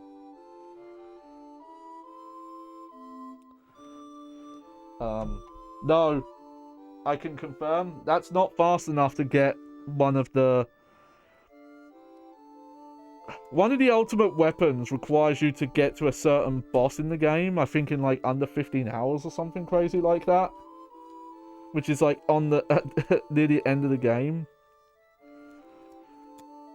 Weird. So I just had a random like disc 3 save. I did finish this game on PS3 though, so it's funny that I don't have that save. What it was is when I like started having issues with the PS3, I moved all my saves onto a USB, including PS1 saves. And that's where... And I've got a couple of like really random saves on that USB thing that I need to try. I've got like some Tekken saves on there.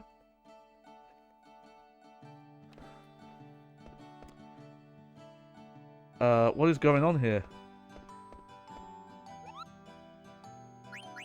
Oh yeah, the Mognet stuff.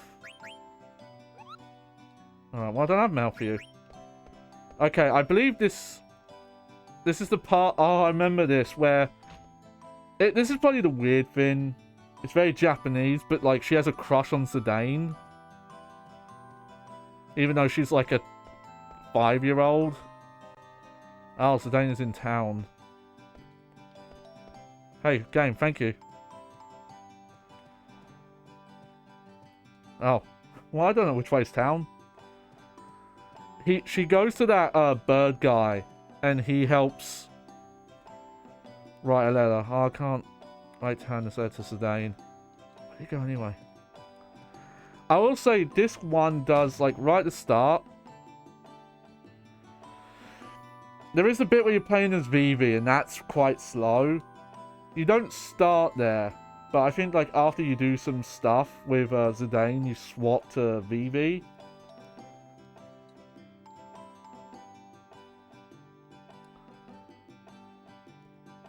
I think these mod... Oh, look at the fucking painting in the background, though. It's beautiful. I prefer the art style of this game, because I think it looks far better with the low resolution than 8 does, where they try to go more realistic. Oh, sugar, my letter.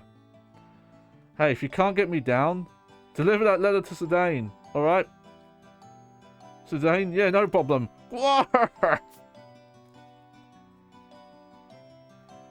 Is this the part of the game where, Dagger's getting married or something? What am I supposed to do now? This is such a weird save that I have.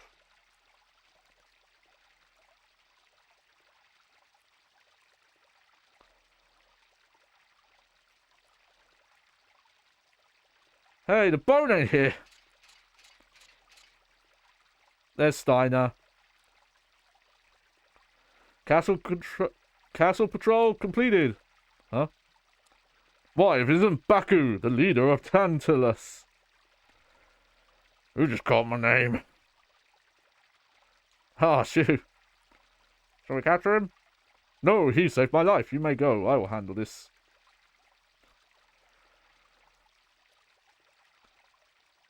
He's such a knucklehead anymore, huh? Silence! This is no place for thieves. You must leave now. Alright, let's,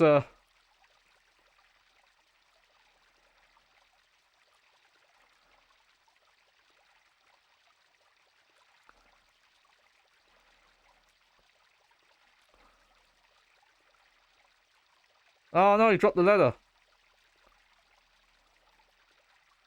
God, this is such a weird point.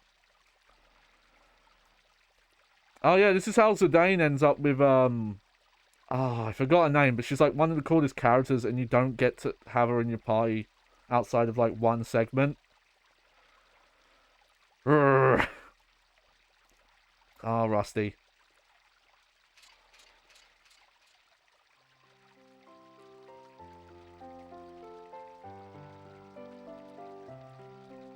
Oh, Beatrice. That's her name. Oh, we got some good music again. Beatrix, yeah. So Steiner. Oh, I heard him yelling. Sigh. Okay. We have to try and get through this. Yeah, God, this is one of the... I love this soundtrack. I think this is one of the ones they played live. I like the Final Fantasy VIII soundtrack, but there's some of the songs I think are a little more like, eh. I think, Matsu. Yeah, you can't hear it? Okay, we'll crank it.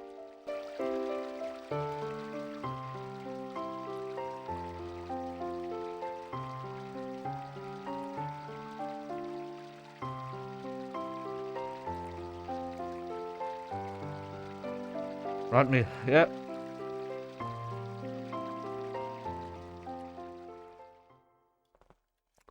This is kind of what I wanted this night to be, though. Just jumping into random save files, not really knowing what they were going to be. Dagger. You're all cozy in your throne already? No! Ah, I said he was all like happy, and now he's all broody and drunk. Her smile, her voice! Her voice like a beautiful song. And the sun makes me so high in the sky.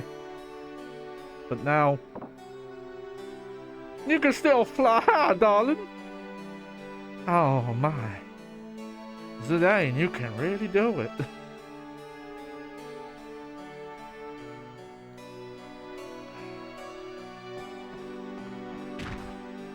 I remember there had been like, this is a more dialogue heavy game as well. One time I did Zidane. You look pathetic. We can still treasure like old times. Treasure, eh? Ain't treasure lying around this world, boy. Besides, Tennis always gets what he sets his eyes on. That's our #1 rule, remember? No, you don't. You got no right to join us. If you can't even capture a canary, you ain't got what it takes to join Tantalus. Hey! Oh, it's the boy. Oh, Vivi. I love Vivi's design. It's taking the Final Fantasy I Black Mage design and updating it. A couple of designs in this are updated. Like, when you first see Dagger, she has a robe on that looks like the Final Fantasy I White Mage design as well.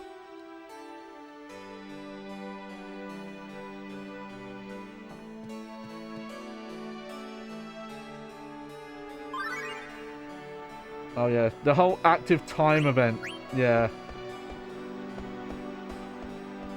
Where you can see what other characters are up to.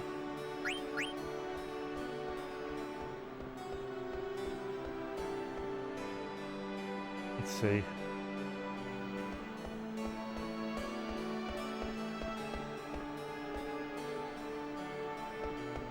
Can we go outside? Oh, I think we can. Nice. Probably not many places we can get to at this point in the game, no. But it's nice they let us just go outside, though. Yeah, Alexandria, the Evil Forest, Dali, Southgate, Trino.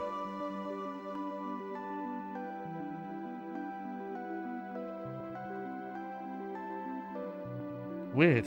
Oh, you know what? That glowing thing might be our ship on the map there. It's one of my favourite world map themes, this one. The VIII one I think is weird. Yeah!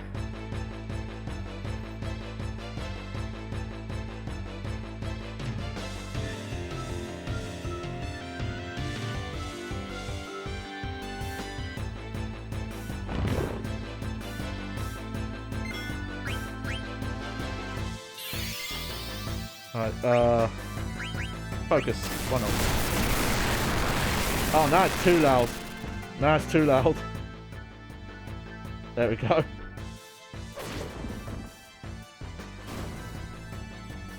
I think these are early fights, by the way.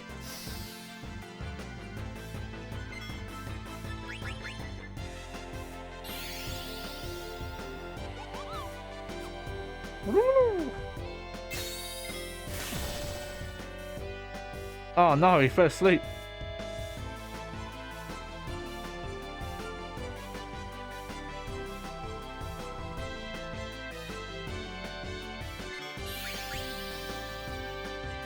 Also, unlike 7 and 8, where you kind of could build characters how you want and there wasn't really a class system, this went back to class system.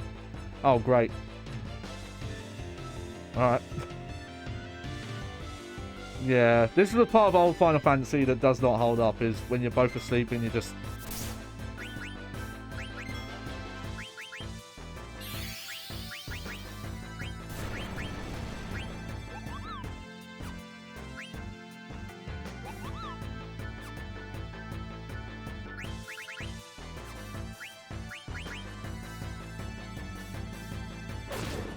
There we go.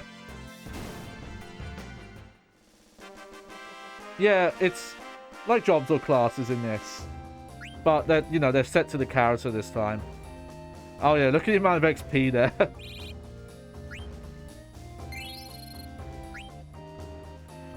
Something that's, it's kind of funny, I never really knew with this game until like later. I think I'd already beaten it at that point.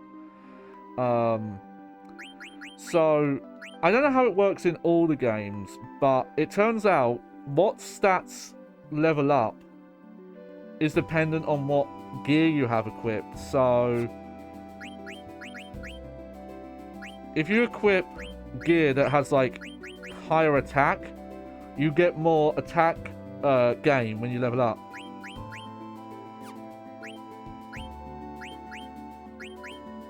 So you kind of, that's how you kind of spec your characters. So if you wanted to make VIII do like more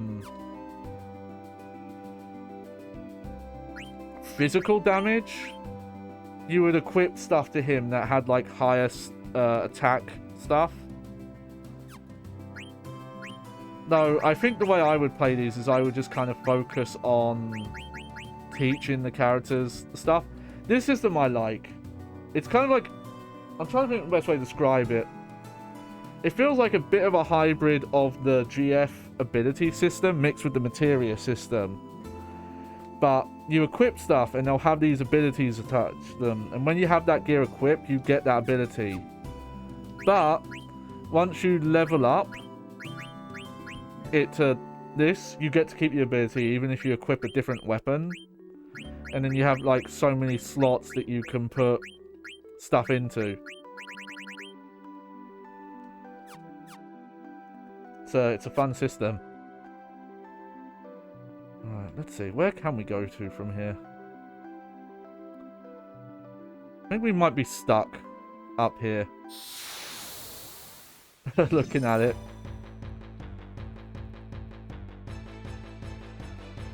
Also, this is the last Final Fantasy game that starts with the like do thing. They did that all for like 1 through 6, and then they brought back for this, and then that was kind of it.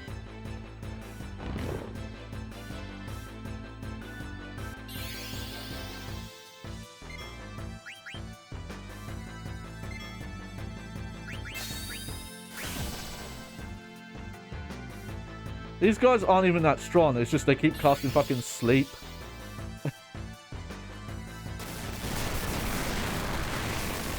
Like, how much damage does that do? Yeah, not like 10.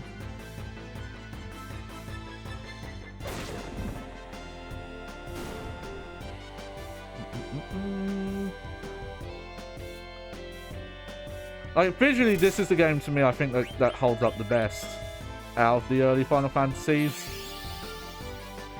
Like, this art style is the one that works best with the PlayStation 1's, like, hardware quirks.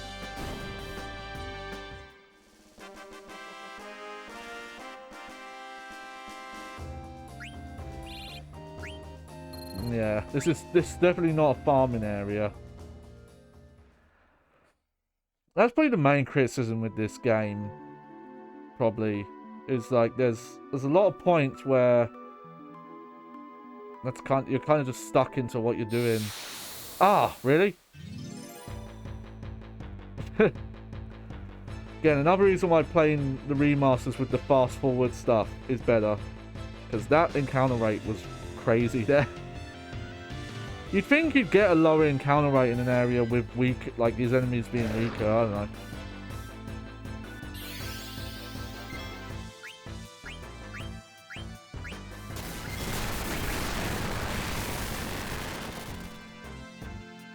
Okay, that actually did decent damage then.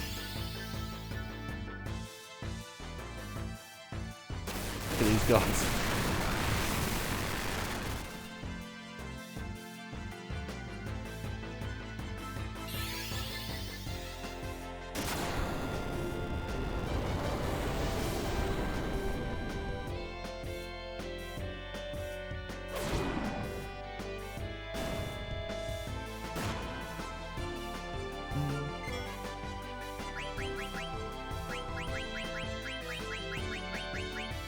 Man, why don't we have any potions? Oh no, we do. Just our inventory is not organized, I guess.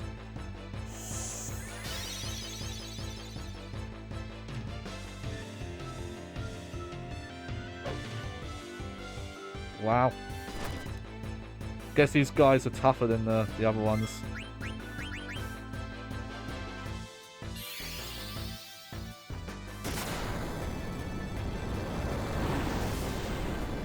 There we go.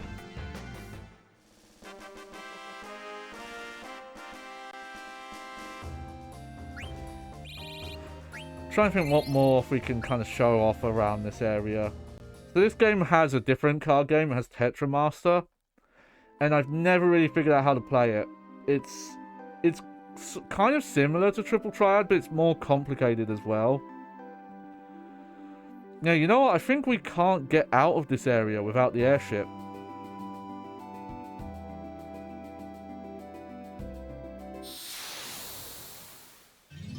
I guess we'll try and get to the castle area and do some stuff there, and then we'll end stream, because this has been a long one. It's been a long road. Oh, what the fuck? What are you?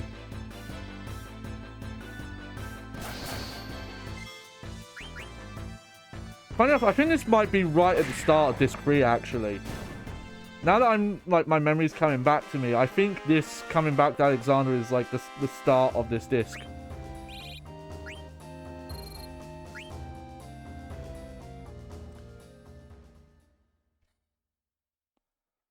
Oh, I really need to hook up a mic onto the PlayStation for these streams so you can hear the fucking disc, like, the track changing noises.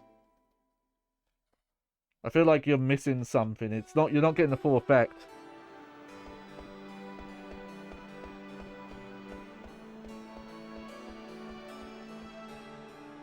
Okay, let's try and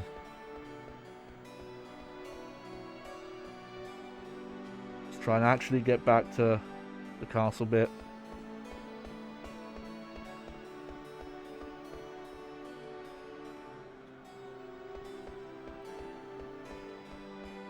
But it's interesting because Final Fantasy IX has like a more whimsical kind of jolly setting, but it actually does have like some kind of big existential themes going on with like identity and purpose and a lot of stuff going on.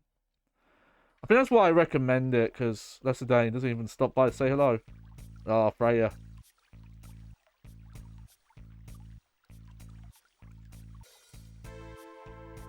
What are you staring at? Really that tough? Amaranth. Try me. I'm gonna look for trouble. I fight back if trouble finds me. Why don't you apologize? Maybe I'll forgive you. Ha! Look at this epic fight scene. Stop right now, or you'll be charged both of you with disorderly conduct. Hey, what's going on here? Is she a friend of yours? Until I am. I'm the flaming Amaranth. So Amaranth, just a little worked up about something. Sorry, babe. They're my friends. Will let them go for my sake? Sure. I see, thanks. Oh yeah, a lot of the guards for this place are like... They're women dressed like fucking Cammy from Street Fighter 2 with helmets on. You know why I'm really mad? Because of you! Where have you been? Dagger's about to become queen and you're wandering off. Have you found out anything more about Kuja? I would say Kuja is a little too similar to Sephiroth, aka Griffith, because he's got the same kind of white hair, pretty boy, androgynous thing going on. And some similar motivations as well. He's probably the weakest thing about the game.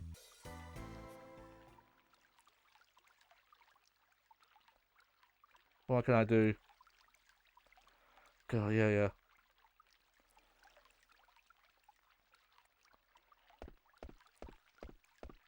This is probably where this save file is, because this is just big story stuff. I'm kind of trying to get through this.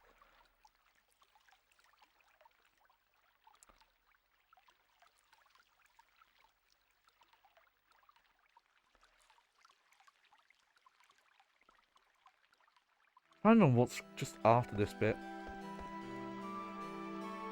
I forgot.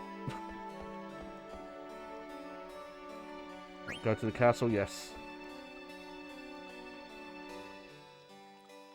Look at that. Reflection technology. Look at that.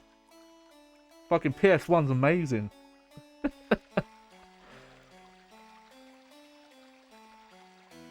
Never mind that everything's all like shimmery and shit.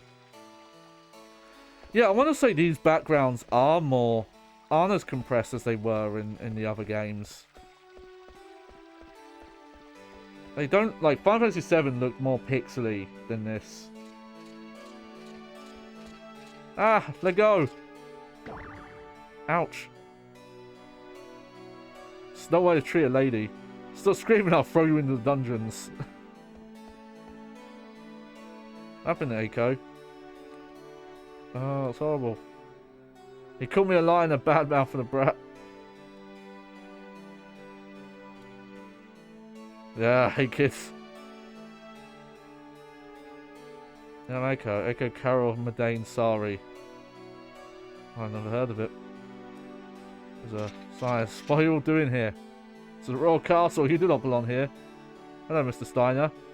Oh, Master Peepee.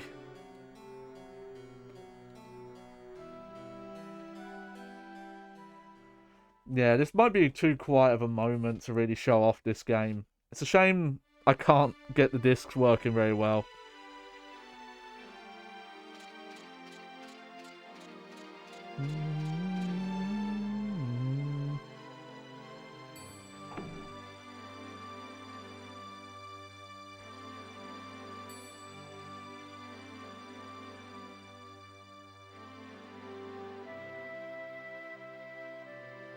Thank you for coming, everyone. Yeah, pan the camera. Splendid.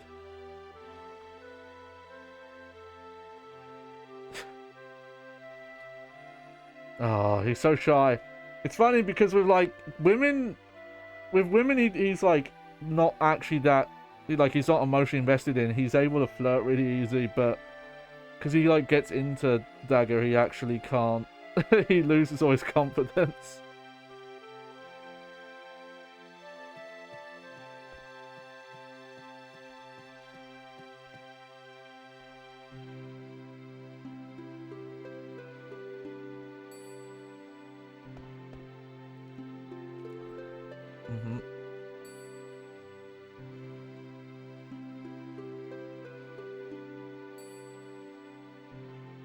There we go.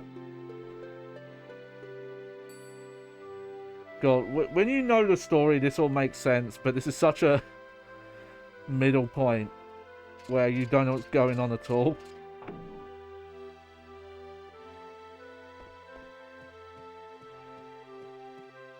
Oh, shrug. I don't know.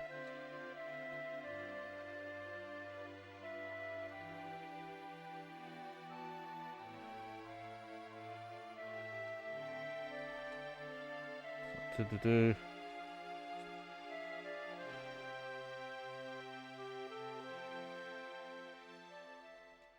You know what? This character's age is the one that I think was really weird. I think Sedane's 16.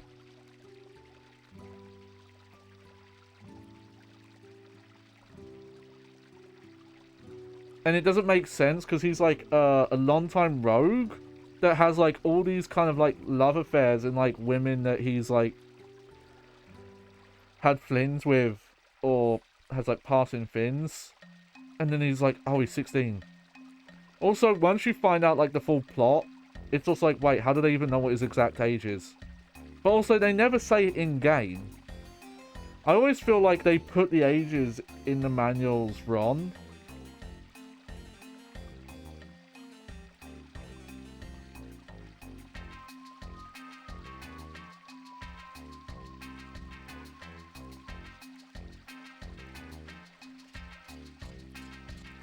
I'm trying to remember what it was. So I lost my train of thought. The Goofy Fun music was playing. And Steiner came along and I lost all train of thought. Oh yeah, I think Garnet is like about the same age as well. And I feel like they put the ages they put in the manual is more just you know, appeal to a teen audience to make them relate to the characters. Even though the ages don't make any sense. Oh shit. Thump thump. Bro. Kiss already!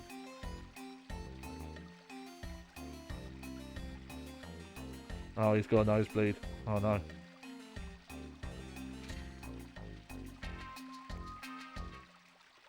Achoo! Oh no. Oh. Isn't that the way? Yeah, this is I think it's a really heavy story location. I'm trying to remember when the next, like, actual gameplay part happens.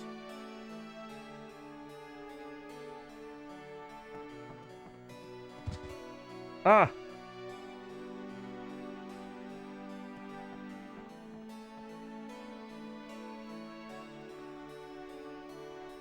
Oh, it's Tot, the bird guy.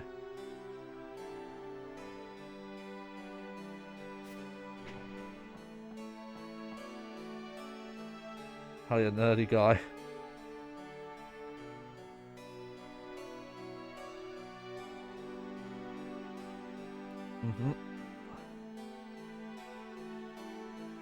Your village, what was its name?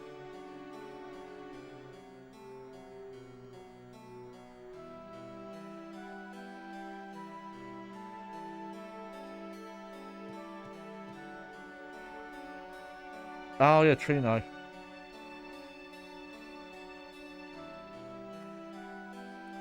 I assume this is... I think the first card tournament part probably already happened. I wonder if this is the bit I'm thinking of. Oh yeah, we get to see Trino at least. Do we just show up in Trino? Oh yeah, this place. Oh yeah, the mist.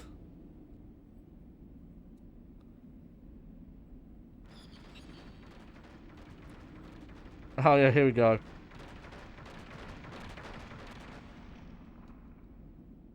These secret underground passages.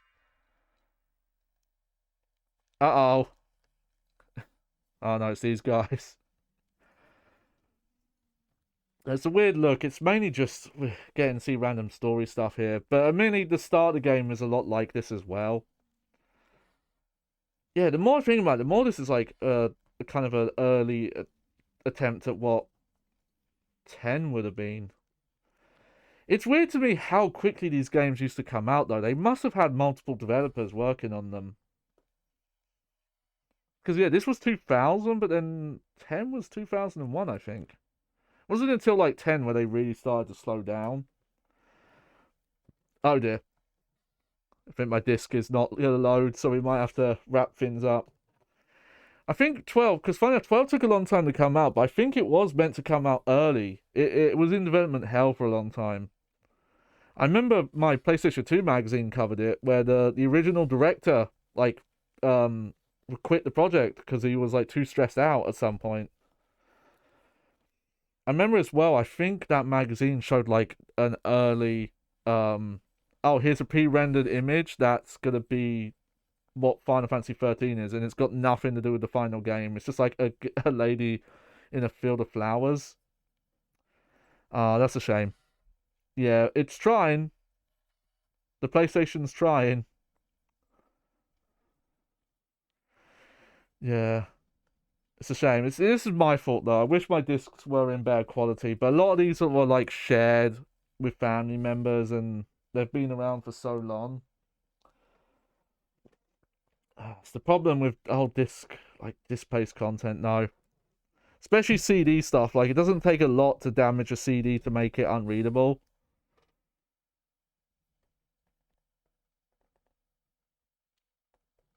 I'll give it a minute, because sometimes you can be lucky and it just, you give the console like a minute, and it will eventually, after enough pass-throughs, it will read the data, but yeah, I don't think it's gonna work, unfortunately. Alright, well, anyway, we got a random look. The main thing was to look at the old save files. I just wish I had more Final Fantasy IX save files on hand because I definitely would have played it multiple times. I just those save files are lost to time, and it's weird that I don't have my like end game save on my PlayStation 3 saves anymore. But there we go. Um, I might do an extra mini bit at some point where we'll look at those Final Fantasy VII saves that are on disc 2 just to see where they are roughly. Might make like a video. I don't know. We might do something with it. But the reason why this is a part one is it might not be next week, but the next time we do a Final Fantasy night, we're going to look at the PlayStation 1 ports of the older Final Fantasy games. So we're going to look at Final Fantasy Origins, which is 1 and 2. We're going to look at Anthology PAL, which is 4 and 5, because it has different games in different regions. And then we'll look at 6. So that's quite a lot as well. And I only have one save file for those. I have a save file for Final Fantasy 1. Chrono Trigger did not come out in this country until the DS version. Same with Chrono Cross. I do not know why Square were like this. Yes, I'm not kidding. I remember actually my PlayStation 1 magazine, the UK one, was pushing for it. They were like, hey, we want the Chrono. They were pushing for specifically Tactics and Chrono Trigger to come out. Because there was like a collection there was like a re-release that had like both of them or something. And they were pushing for it, but yeah, for some reason Square just didn't want to do it. I think they must have had some sort of rule that was like, we won't release a game in the EU places if we can't have like Spanish, Italian, French versions. I know Konami had a similar policy at the time where they wouldn't release games in the EU in just English. They would have to put it in the other languages. I don't know. But yeah, Chrono Cross, Chrono Trigger, Parasite Eve 1, for example, that didn't come out in PIT for some reason. We got the second one. We didn't get the first one. But yeah, we'll look at all those. We'll look at my one Final Fantasy 1 save. And we'll kind of talk about the history of them, because some of those ports are interesting because some of them are based off of other ports. It's kind of fun if you go to Wikipedia, because you'll notice that some ports of the older Final Fantasy games have like a 5-game lineage where it's like, oh, there's the WonderSwan version, then it was ported to PS1, then it was ported to this console, and it just keeps going down the list. Yeah, that's not working. Alright. Alright. That's the thing, it's got a lot of marks on it, but they're all very light. So what I'm gonna do before the next PlayStation 1 stream is I'm gonna make sure to clean the laser as well. Might also be worth messing around with multiple PlayStation 1s to see if one of them has like a better laser on them or not. I have a PlayStation 1, the mini one, and that laser's like balked. I need to try and fix it. Alright. There you go. That was the Final Fantasy night. So, here they are. Sorry that my collection is a bit busted up and they don't run very well. I'm gonna have to try and resolve that at some point. But yeah, I didn't have a lot of money back in the day, so getting a Final Fantasy game was hard, and I was only really able to buy them used. So they were never in great condition, and these old consoles just don't deal with scratched discs anymore. But yeah, so another PlayStation night, we'll look at the other Final Fantasy games, but I might not do that immediately next Saturday. I have to think. I have to see how I feel. But next stream will be Tuesday, regular day. I don't know if I'll do more Monster Hunter or not. I have to think. We'll either do Monster Hunter Rise or I'll think of something else to do. But Tuesday is going to be the next stream. But thank you everyone for coming, indulging, look at all these old saves. Shout out to whichever of my 3 sisters those save files belong to, because it could be any one of them. Honestly. But yeah, I hope you enjoyed the show. It's your host, Johnny Baghead. As always, keep an eye out on my Twitter for updates. I need to post a picture of, well, you've seen it, Clarice. I need to post a picture of that dumb thing that I brought now that I own 3 of them. And check out on YouTube at Johnny Baghead VODs. You can see all the old streams there. And I think we're really close to putting out that video, aren't we, Clarice? Now I want to sit down and like try and trim down one of my old streams. I might start doing that on the tomorrow or Monday. Oh. But I gotta find a way to edit without a mouse, because the mouse hurts me. I wanted to try and set up my trackball and see if that's better for my my arm, because I could do that with just the fingers, maybe, like just do this. I'll look into it. But yeah, thank you for coming. And yeah. Sorry, just a lot of emotion in me having to listen to that music again. Like, that music means so much to a certain period of my life. And the memories, just like tears in rain.